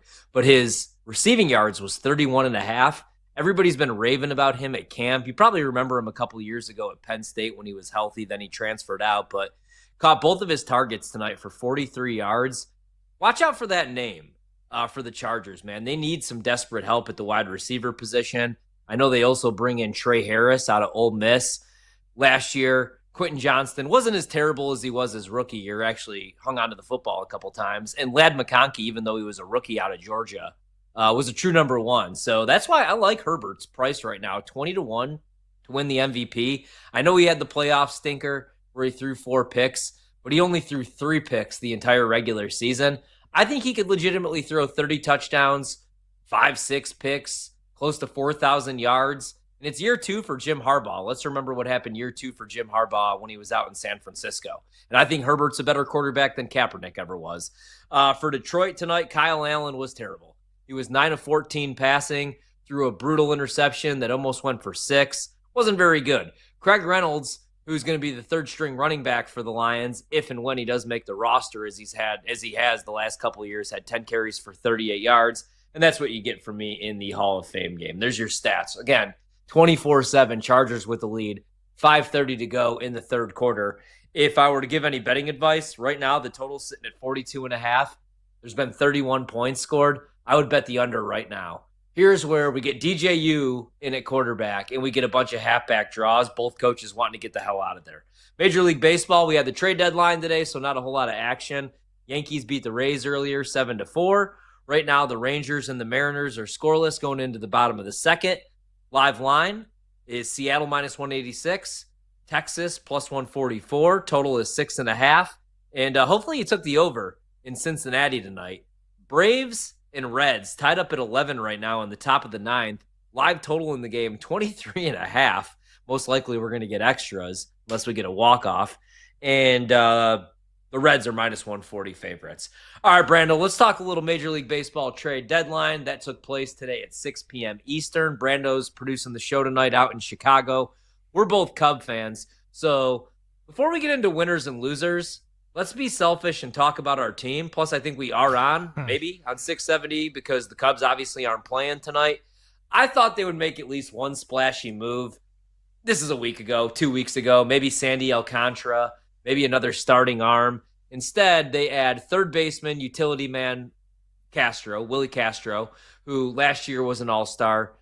This year played 6 different positions for the Twins. They also bring in Mike Soroka And I don't know, man. Like, what did you think? No Suarez, no impact starting pitcher like Merrill Kelly or Sandy Alcantara, who I know he's been brutal this year with the 6.66 ERA, but the last 2 starts have been pretty good. He hasn't given up a run. Do you think the lack of moves from Jed Hoyer today, do you think that the Cubs did enough to contend this year, especially when the Dodgers eventually are going to get healthy? And the Phillies also pretty damn good as well. I don't think Jed Hoyer did enough to do anything, to be honest with you. Here's my thing with what the Cubs did between yesterday and today, right? Like, I did like the bullpen moves, and I was all right with the Willie Castro move. Where I was not all right was your one glaring need was a number 1 type arm. He doesn't necessarily have to be the number 1, but he had to have number 1 type stuff. And instead of going out and getting that guy, you go out and you get Michael Soraka. I mean, you just got an extension, Jed Hoyer. You just got an extension, and you're telling me, I listened to him talk afterwards, and he's talking about, we got to stand pat. The market was too much for some of these starting pitchers, and I'm like, you have a rich farm system that is full of guys that are positionally blocked. Where is Owen Casey playing next year unless you're not extending Kyle Tucker, which maybe you're not. Fine. But then where's Kevin Probably Alcantara not. Let's playing? be honest. Let's call that what it is, dude. I don't think Kyle Tucker wants to be there. I didn't mean to interrupt you, but go on. No, you're good. But where does Kevin Alcantara go? Right? Where does Jackson Wiggins and Jonathan Long and all of these guys, where do they fit in to this team over the next couple of years? Why are you hanging on to these guys when they are positionally blocked? And, I get tired of the fans talking about how, Ricketts just doesn't open the pocketbooks for him, because I don't think that that's the case. I think what happens is Jed Hoyer just spends the money in the wrong places. When you look at the amount of money that they've spent since 2023, when they had that epic collapse in September, they spent $189 million on the payroll that year. In 2024, last year, it went up to $232 million, and they collapsed again.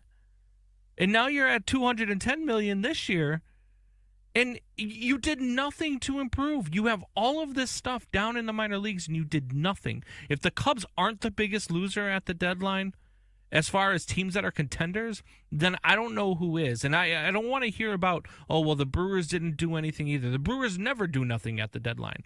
But the thing about they're a small market you're team. not the Brewers. You are the Cubs, and you did nothing. There is no reason why Sandy Alcantara and Mackenzie Gore are not on your roster today. Yeah. It just doesn't make sense to me. And I don't want to hear the Dodgers didn't do anything either. You know why the Dodgers didn't do anything at the deadline? Because they don't have to do anything at the deadline, because they just have to get healthy. They have every good player in the league already. So, yeah, I was hoping $1 billion payroll.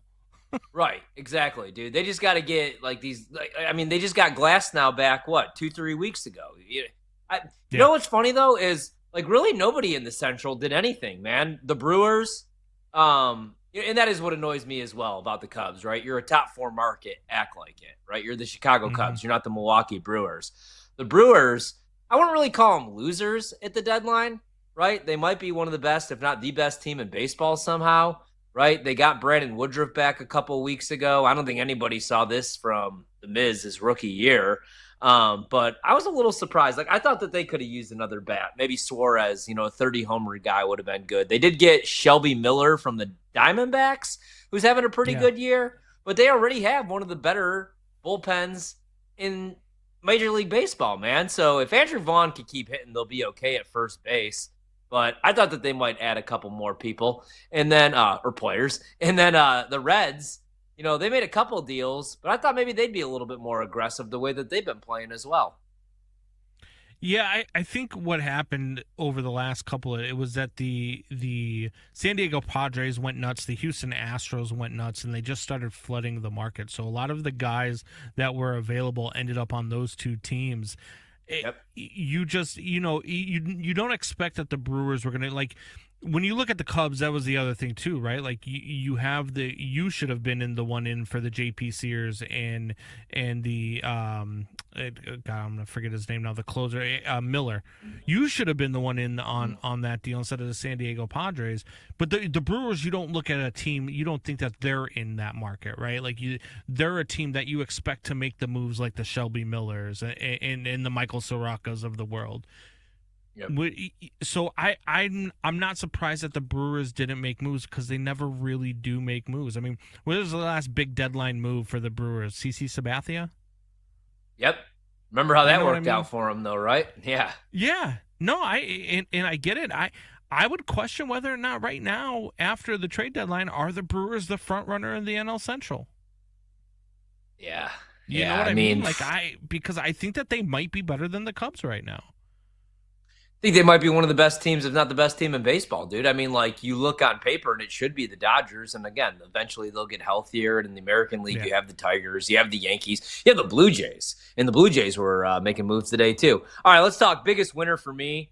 One of the biggest winners, we could go through a couple of them, has to be the Mariners, right? You get the two best hitters at the deadline in Suarez and in Josh Naylor, and that's what they need. They need offense. Since I started doing this show 4 years ago, kind of like Cody talked about tonight, Cody Decker, they've needed more bats. You already have Cal Raleigh, you have the big dumper, and they have one postseason appearance, I believe, since 2001. They missed the postseason by one win each of the last 2 years. They had to be aggressive, man, especially with the Astros in the same division in the AL West.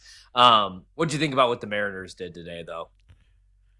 Yeah, no, I love what the Mariners did. I think that the Mariners got really strong, which they need to do in that West because look, Houston got really strong. I mean, Houston, they get Carlos Correa back. They get a ton of weapons. I mean, they made move after move today.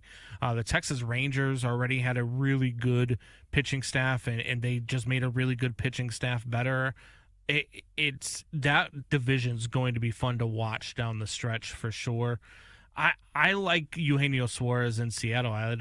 I was surprised when they let him go in free agency, but he, to me, sets that team apart in the wild card race for sure. I don't know about the division because I think that's going to be the Astros to just take home, but I think that sets them apart, and I think this basically makes them a front runner for a wild card team. I don't see any way that they don't at least make the postseason. And then they're a dangerous team in the postseason with that pitching staff. Yeah. And then the other big winner obviously has to be the Padres. They trade one of their top prospects, actually their top prospect, for Mason Miller. They don't end up trading Dylan Cease. I know a lot of people thought that was going to go down. Instead of being sellers, they went all in, as they should have. They add Ryan O'Hearn. They add who else did they get, man? They got the catcher from Kansas City, Freddie Furman, as well. What do you think about the Padres? Padres did. They already had a really good bullpen, and then you add in an all-star closer in Mason Miller. You do exactly what you should do when you think that you are close and when you think that you can contend for a World Series. You do exactly what the Padres did. You go all in, and it doesn't matter what prospects you're trading out of your system because prospects are prospects. You don't know what they're going to be at the major league level. Sure, maybe it's Fernando Tatis Jr. when you trade him, right? But maybe they come up to the major leagues and they're Matt Mervis. You know what I mean? You just never know with these guys. So you go ahead and you trade them for guys that are proven with major league talent, and you go all in and you go for it. Something Jed Hoyer knows nothing about. Yep. And that's what the Phillies did, man. They made anything. their roster better, right? The Phillies made their roster better because right now they have three arms that are on fire in Ranger Suarez, my main man, Christopher Sanchez, who I have a small ticket on to win Cy Young, and Zach Wheeler. So I love what they did. If you had to place a bet right now in the National League, and I take away the Dodgers and the Cubs, no homer pick, who would it be? Phillies? You could take away the Dodgers anyway, because I told you before I don't think they're winning it.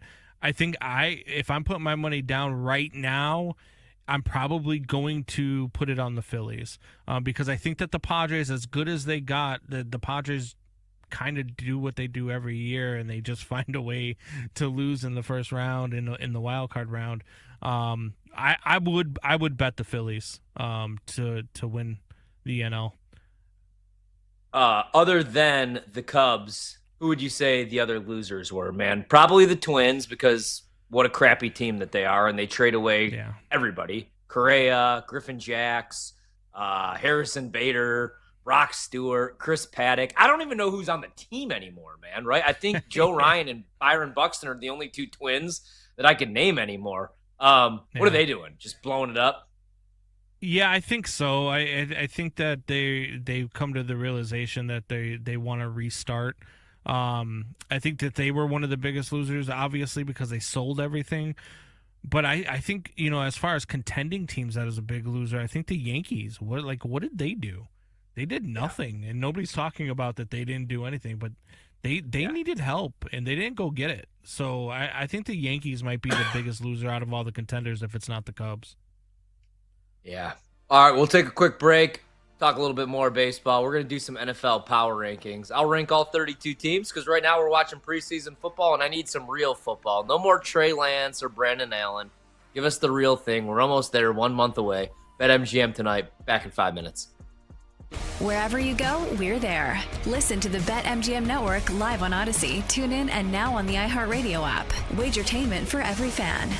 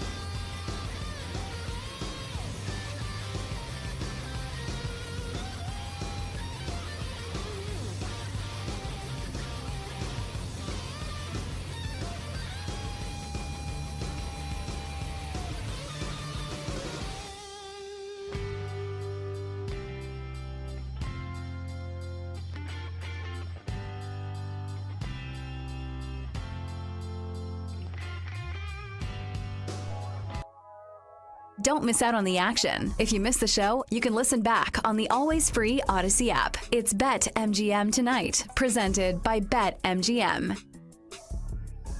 BetMGM Tonight, After Dark. Ryan Horvath with you. Right now we got the Hall of Fame game going down, a little bit of Major League Baseball, but if anything, we're talking baseball trade deadline.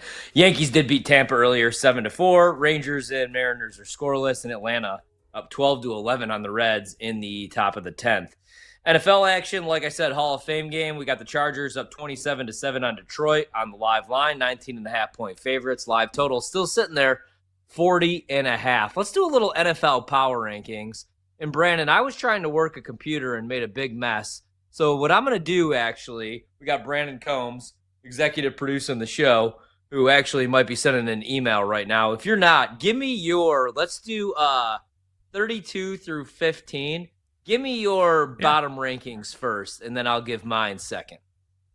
Okay. So at 32, I have the New York Giants. I just look at their schedule, and I'm just like, I actually have a ticket out on the New York Giants to be the worst team in football this season. I know a lot of people are thinking that's the Saints, but I think it's the Giants. I've got them at 32.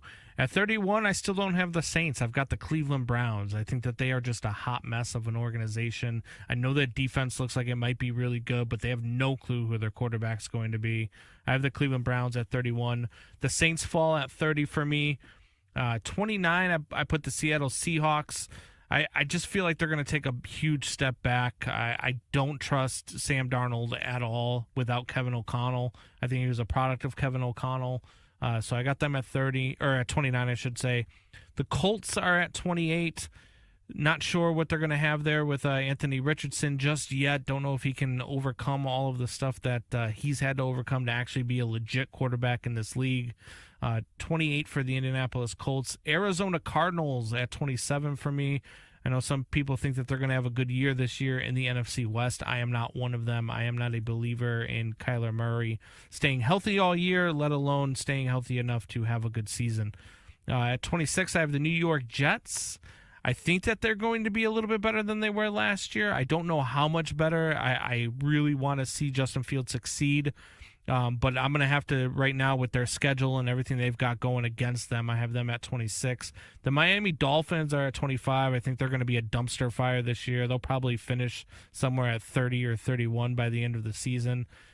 Jacksonville Jaguars at 24. We all know how I feel about our guy over there under center in Jacksonville and Trevor Lawrence. T-Law. Yeah, at 23, I got the Tennessee Titans. Not sure what they're going to be with Cam Ward. They could be good. They could be bad. It's the AFC South, so anything can happen. Atlanta Falcons at 22. I do like what they're doing with Michael Penix Jr. I do like the weapons that they have. I'm just not sure what that offense's identity is going to be yet, so I have to see that. But in the preseason right now, they're at 22 for me. At 21, a team that I think is going to win the AFC or NFC South, but I'm going to keep them at 21 for now until they show me something more on the field, the Carolina Panthers. I think they're going to take a huge step up. I do think that they're going to win the South. I do think that the Buccaneers take a step back.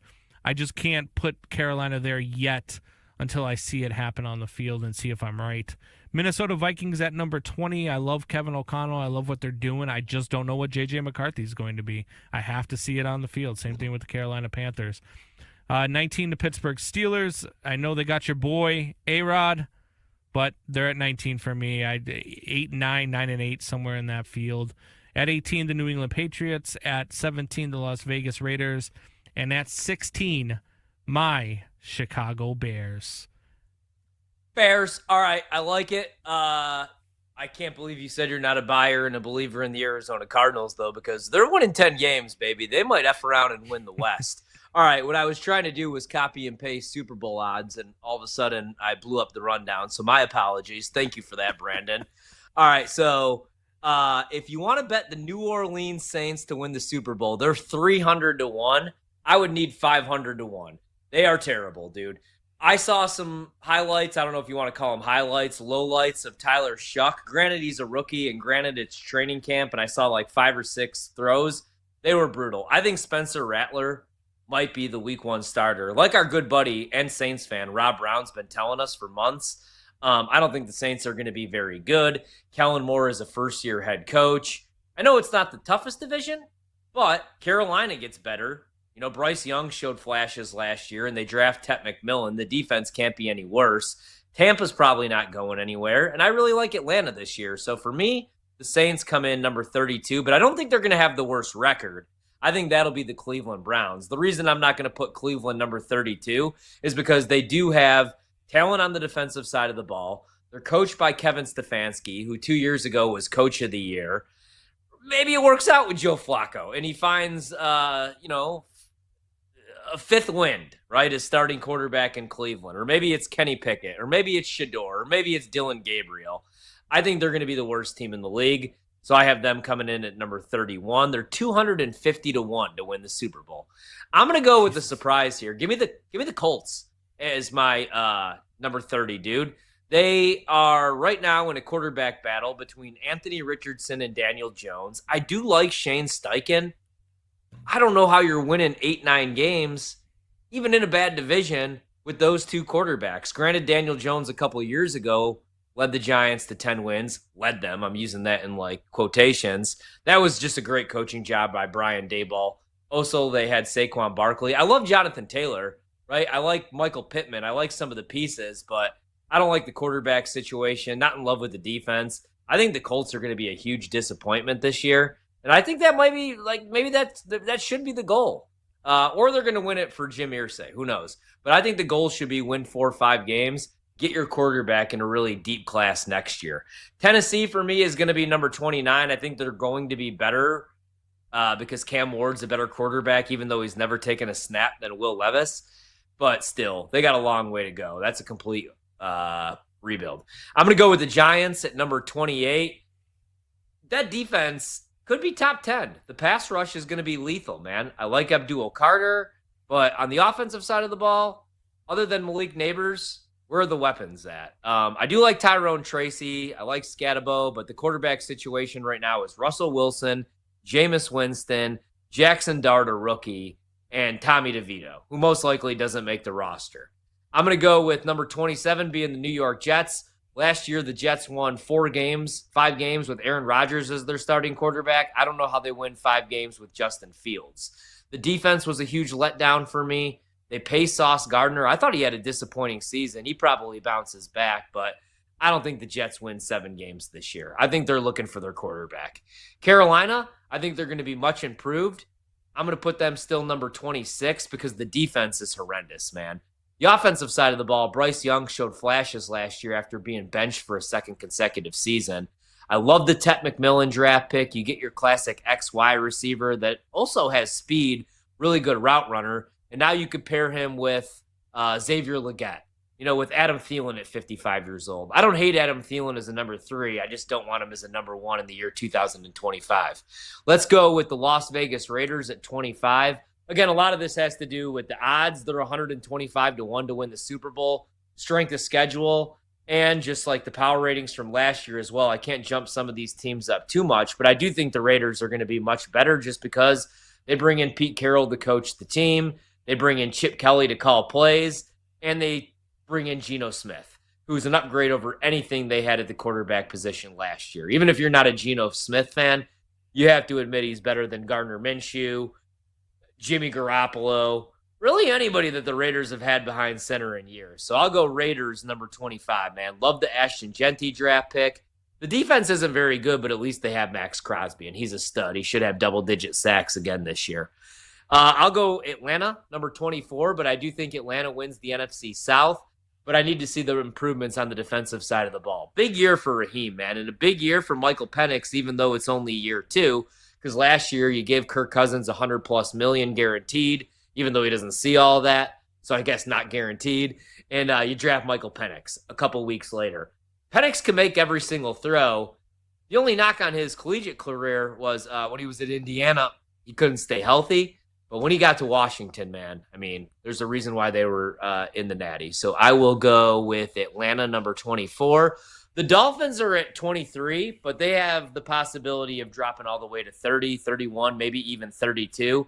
Their stud wide receiver, Tyreek Hill, is spinning off the planet. I like Jalen Waddle. I think he's going to have a bounce back year. I bet his receiving yards over. Not quite sure if Tua is going to be able to stay healthy. I like their pass rush. I like their pass rushers, I should say. I think they're going to be able to do some creative things up front. But their secondary, every day I go online, they lose a corner. So I'm going to go Miami number 23. Good chance Mike McDaniel may be out after this year. I don't know if they do it in season, though. So I don't think I would bet him to be the first coach fired. Unless it's just a complete disaster, man. 22, give me the Patriots. I think we're overhyping the Patriots a little bit. Their win total's 8.5. They could win 9-10 games. I like Drake May. I like their offseason. They spent a ton of money on the defensive side of the ball, a ton of money on the offensive line, which was their Achilles heel last year. Again, I like Drake May. Stephon Diggs is coming off ACL surgery, but before he got hurt, he was on pace for 1,000 yards. Vrabel is an obvious upgrade. Not over Bill Belichick, but obviously over anything that they've had since he's left the 1 year. But man, I don't know how you go from 5 wins to 9, at least on the win total. So I still have the Patriots outside the top 20. This is going to be a surprise. Brandon's not going to like this. I got Jacksonville number 21, and I think that they can move up. I love the Liam Cohen hire. Liam Cohen is such a good play caller that he convinced people when he was at Kentucky that Will Levis could be an NFL starting quarterback. What does that tell you about Liam Cohen? Look what he did last year, his only year in the NFL as an OC. Baker Mayfield throws for over 40 touchdowns, over 4,000 yards, looks like a top 5 quarterback in the league. And I love the way that he used his running backs, especially Bucky Irving.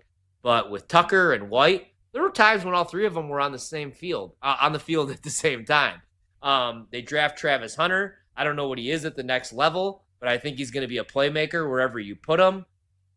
I think the Jags win 9 games, maybe even win the division. I bet them to win the division, and I went over on the win total at 7.5.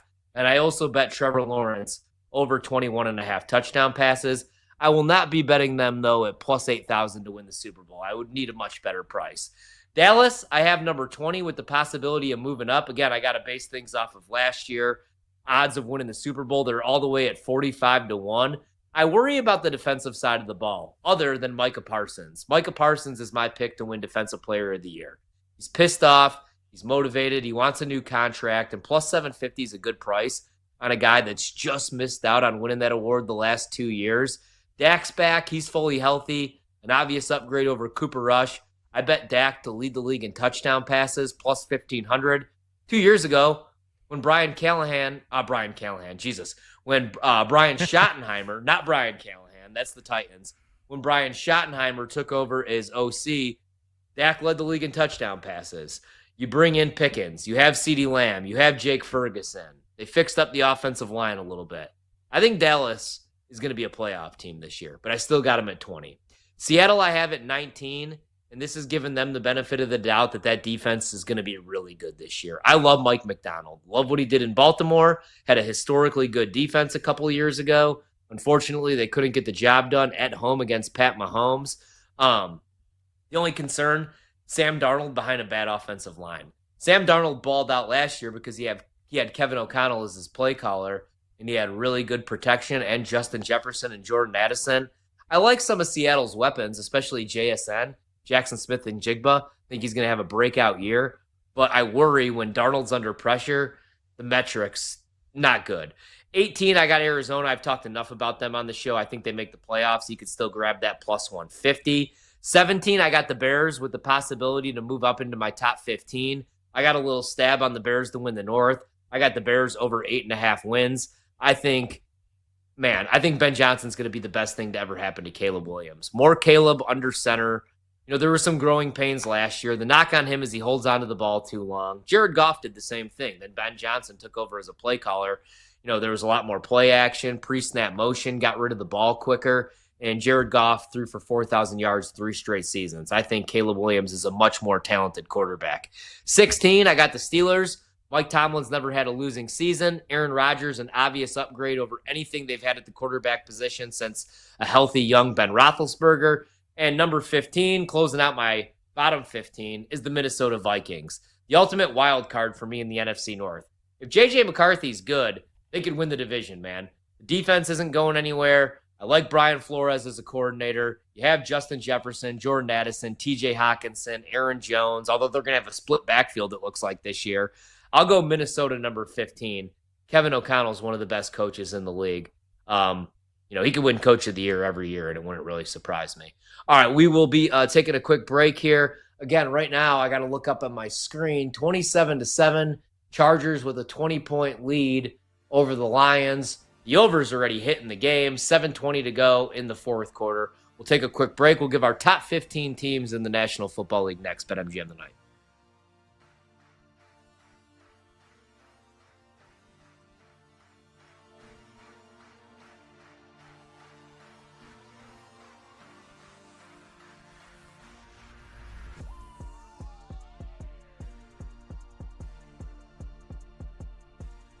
Don't go anywhere. You're listening to BetMGM tonight on the BetMGM Network.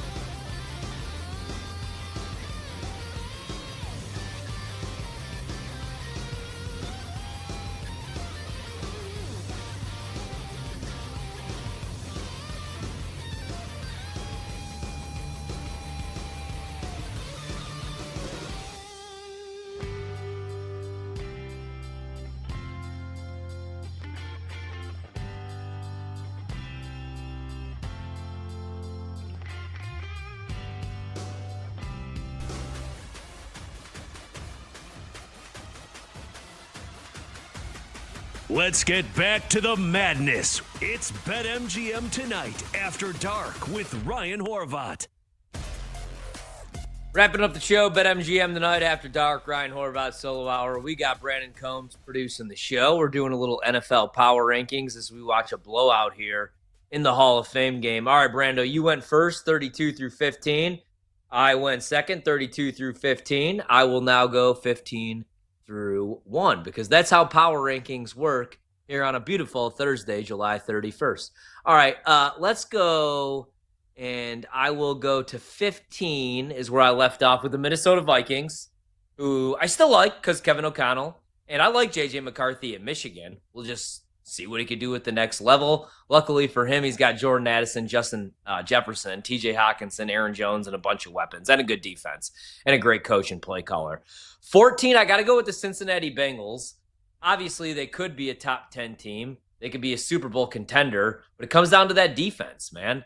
Trey Hendrickson finally shows up to camp, but he's still not practicing. Shamar Stewart, who was their first-round pick, another pass rusher, just showed up. He's got 3 practices under his belt. I do like the Al Golden hire as a Notre Dame fan. And the offensive side of the ball, they're loaded with weapons. Jamar Chase is the best receiver in the league. T. Higgins is also a top 15 receiver in the league. You have good tight ends. You have Chase Brown, who's most likely going to have a breakout year. And then you have Joe Burrow, who every year when he's healthy is a legit MVP candidate. So the Bengals, for me, come in at number 14. They're 20-1 to win the Super Bowl. Not a bad bet if they could fix up the defense. 13, I'll put the Tampa Bay Buccaneers with potential to drop, man. But like the defense is solid, although they're aging. On the offensive side of the ball, they just keep adding weapons for Baker Mayfield. And it turns out Baker's just a good quarterback, because 2 years ago you could have made the case that it was all Dave Canales, but then last year, same situation, Liam Cohen, he balled out. Was a top 5 quarterback in like every single metric. I just worry a little bit that they're aging. They've won the division. They've been a playoff team at least 2 years in a row, so maybe they take a step back, but I still have them top 15. Number 12, I'll put Denver just because of that defense. They might have the best defense in the league. I'm not fully sold that Bo Nix is that guy, meaning like good enough to win a playoff game. But I like Sean Payton. I like their weapons. And Pat Surtain's the best corner in the league. So Denver, number 12. Number 11, I'm going to go San Francisco, but they have potential to be the best team in the league, in my opinion. Right now, I have to have them outside the top 10 because I don't know who's going to show up at the wide receiver position. Juwan Jennings wants a new deal. Now he's hurt. Deebo Samuel's been traded away. We don't know when Brandon Ayuk's coming back. Ricky Pearsall, I think, could have a breakout year 2 out of Florida. But I worry also about the defensive side of the ball, especially that secondary. We'll see if Robert Saleh could get them back on the same level that they were a couple of years ago when they were in the Super Bowl, when they lost in overtime to the Chiefs. Number 10, I got the Texans. Again, that could be one of the better pass rushes in the league, man, with Anderson and Hunter on both ends. Offensive side of the ball, C.J. Stroud, his rookie year, looked like an all-pro. Last year, there was a little bit of a sophomore slump. They just got to stay healthy. They have to protect C.J. Stroud. The offensive line's been a mess, and they traded away their best tackle in Laramie Tunsil. But you still have Nico Collins. I like Jalen Noel. I like both kids, actually, out of Iowa State. So I'll go Texans number 10. I'm going to put the Rams number 9. On paper, the Rams look like they could win a Super Bowl. The defense was better than we all projected last year. They knocked it out of the park with the Jared Verse pick. On the offensive side of the ball, they're loaded with weapons. I only worry that some of them are aging weapons. Stafford's 37 years old. Devontae Adams is 32 years old. But they also have a lot of youth. Kyron Williams is still young. Puka Nacua is going to be one of the better receivers in the league, and he's still under 26 years old. So I'll put the Rams at number 9. And that Sean McVay guy could coach. They're 20-1 to win the Super Bowl, by the way. I'll put the Packers number 8. This isn't me being a homer. I think they're the ultimate boomer bust team in the NFC, man. If Jordan Love could get back to playing like he did 2 years ago, the final 10 games of the season, he's going to be an MVP candidate. They draft Matthew Golden, the first time they select a wide receiver in the first round in like 2 decades. Comes down to, again, the pass rush, the defensive side of the ball. I also have some concerns about that secondary after they say goodbye to Jair Alexander, their best cover corner. Number 7, I got the Chargers, probably higher than most. I think the Chargers are legit contenders, man. I think Harbaugh might be the best coach in the league. I really do. I definitely think he's top 3. He's coached in a Super Bowl. I'm a big Herbert guy. I know he had the 4-pick game in the playoffs. Defense is good. Run game's going to be good. Not the biggest Greg Roman guy as a play caller, but I'm pretty high on the Chargers this year. Number 6, I have the Commanders. Based off of last year, they were in the NFC Championship game, so I can't have them like outside my top 15 in the power ratings. I have to have them at least top 7 after, again, being in the NFC Championship game. I don't love their offseason, though, man. Tunzel's 28 years old. He's still a good tackle. But Debo's the oldest 28, 29-year-old ever, man, just because of the way that they used him in San Francisco as the wide back. I got Washington 6. Detroit, I have 5, but I do think that they take a step back. The offense is going to be really good. I worry about the defense, especially the pass rush. Is Aiden Hutchinson going to be the same player before he broke his leg? Kansas City, I got number 4. The offense should be fully back. I like Mahomes to throw 30 touchdown passes. You could grab that plus 150. Buffalo, I have at number 3. I would love to see the Bills win a Super Bowl. I love Josh Allen, man. Number 2, I'm going to go with the Baltimore Ravens. On paper, could be the best team in the league. Number 1, I'm going to go with the Philadelphia Eagles, defending Super Bowl champs. I know they lost some pieces, but that pass rush is lethal. They beat the living hell out of Mahomes, and they're loaded on the offensive side of the ball. A.J. Brown, Devontae Smith, Jalen Hurts, Saquon Barkley, and the best offensive line in all of football. So my top 5 right now, Eagles number 1, Ravens number 2, Bills number 3, Chiefs number 4, Lions number 5. But at the end of the year, I think the Lions are probably out of my top 5. What do you think about that, Brando? I think that you and I are pretty much spot on when you hear my top 15. I think we've been aligned on a lot of these. We have a couple that are, maybe a couple of different spots away, but we have a lot of things that are similar in our top. Actually, in all of our power rankings. Great minds think alike, right? Anyway, exactly. I got the Tampa Bay Buccaneers at 15. Look, I think they take a step back this year. I know you had them a couple spots higher. I just think they take a step back. I'm high on the Carolina Panthers. We'll see where they end up. Houston Texans, I got at 14.